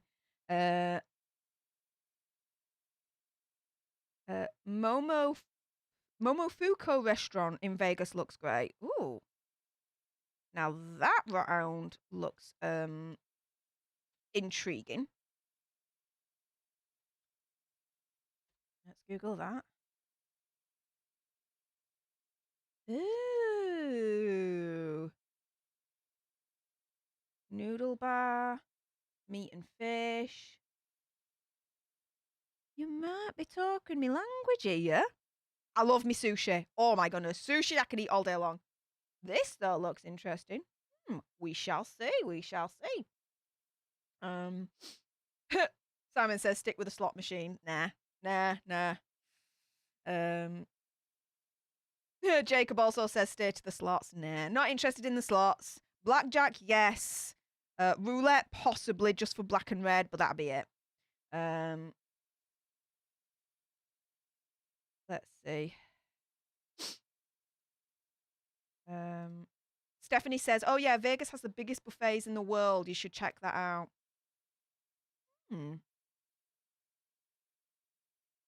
Well, to be fair, for America, I've been told, in terms of portion sizes, just order small, because a small for you guys is like a large portion for us apparently in Europe. So, yeah, that I've got to kind of yeah, be careful of.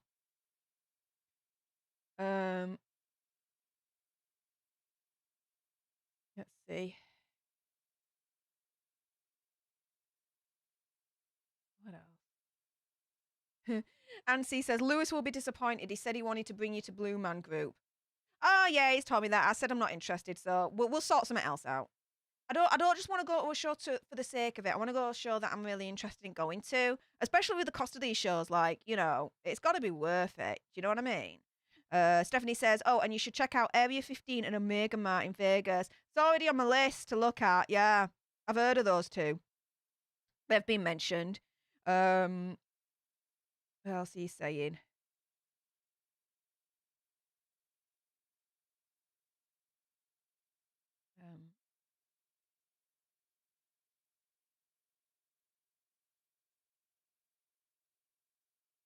See, that's an interesting point of view. I'd suggest you take this little clothing as possible to reduce your weight going there so you can buy more and bring back with you on your return. Yeah, possibly. I'll figure it out. I always do.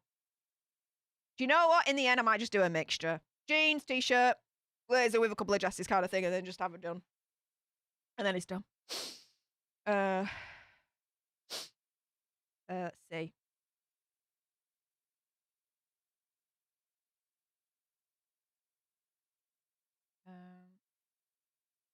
Nancy says, Steph, you'll definitely be warm in Vegas because of our common weather, Canada and Britain. So April, just bring a little raincoat and sweater, but the rest, your bikini shorts and t-shirts, you'll be fine. Yeah, that's kind of what I'm thinking. The only thing is, in terms of the hotels, they've got like air conditioning.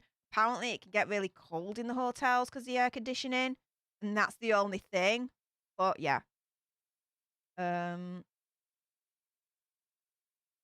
Yeah.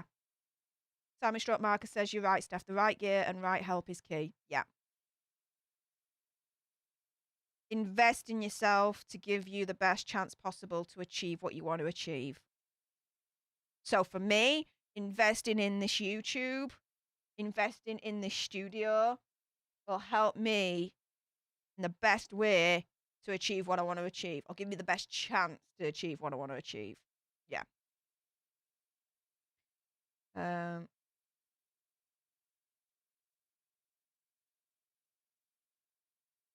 Aww. Yeah, I can be hard and rude at times. My bad, just only like that when I have too much on my plate. But I don't forget when someone is kind towards me. You remember that. Yeah. Laura, kindness costs nothing. Absolutely. Stephanie says, one of my favourite quotes from Mr. Rogers, which I'm totally going to butcher, I butcher them all the time, was this reporter asked him a snarky question about how he can be a good father with his work obligations. He responded something like, I appreciate you recognising how difficult being a parent is, fully disregarding the rude question. Yeah. Sweet. Friends can hang out, keep it clean, okay. I'm cool with that. I'm cool with that, mate. Let's see.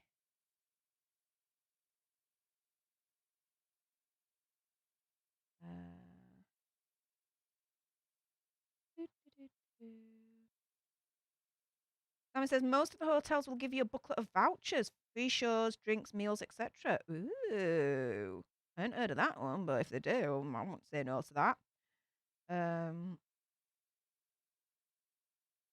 Let's see.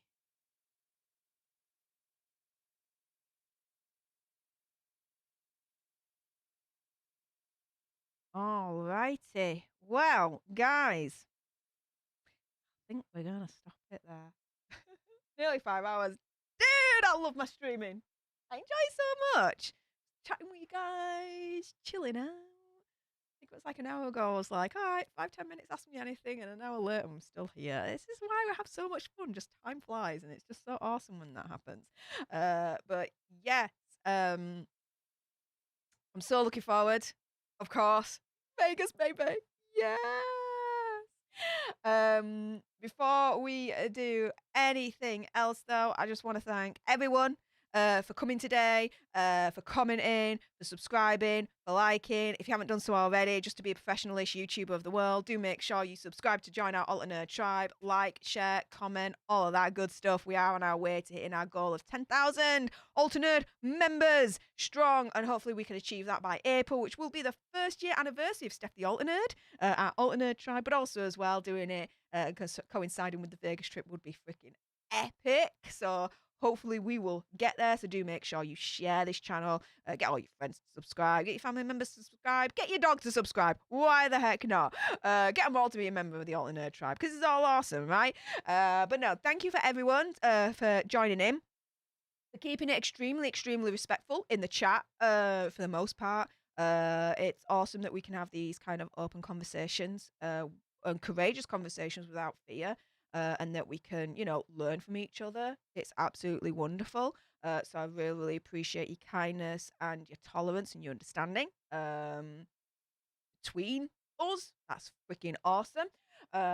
With that being said, though, in honor of, here we go, Jill, Emma, Brit, Painting Services by Steve, Ms. Ashley in the house, Peggy Cole, Canadace, Lindsay McClincy, Keiko, Hope, Randy, Simon Stroke Marcus, and Tazzy. We are going to dance this one out just for you guys, in honor of you guys, for your extreme generosity regarding your donations. So wonderful. Thank you so much. Before we dance this out, just make sure, guys, keep a lookout for the next episode of Britain's Most Evil. It should hopefully drop on Wednesday, YouTube permitting, but I will let you know if it is delayed because of YouTube. And of course, make sure that you tune in this time next week, 7 o'clock UK time, for another weekly edition of Alter News. With that being said, though, guys, it's been an honor. It's been a pleasure. Thank you so much for tuning in. For everyone that I've just mentioned, this one is for you. All you leaders, you've got your exclusive dance emojis. Everyone else, you've got your own. We are gonna go in 3, 2, 1. Booyah.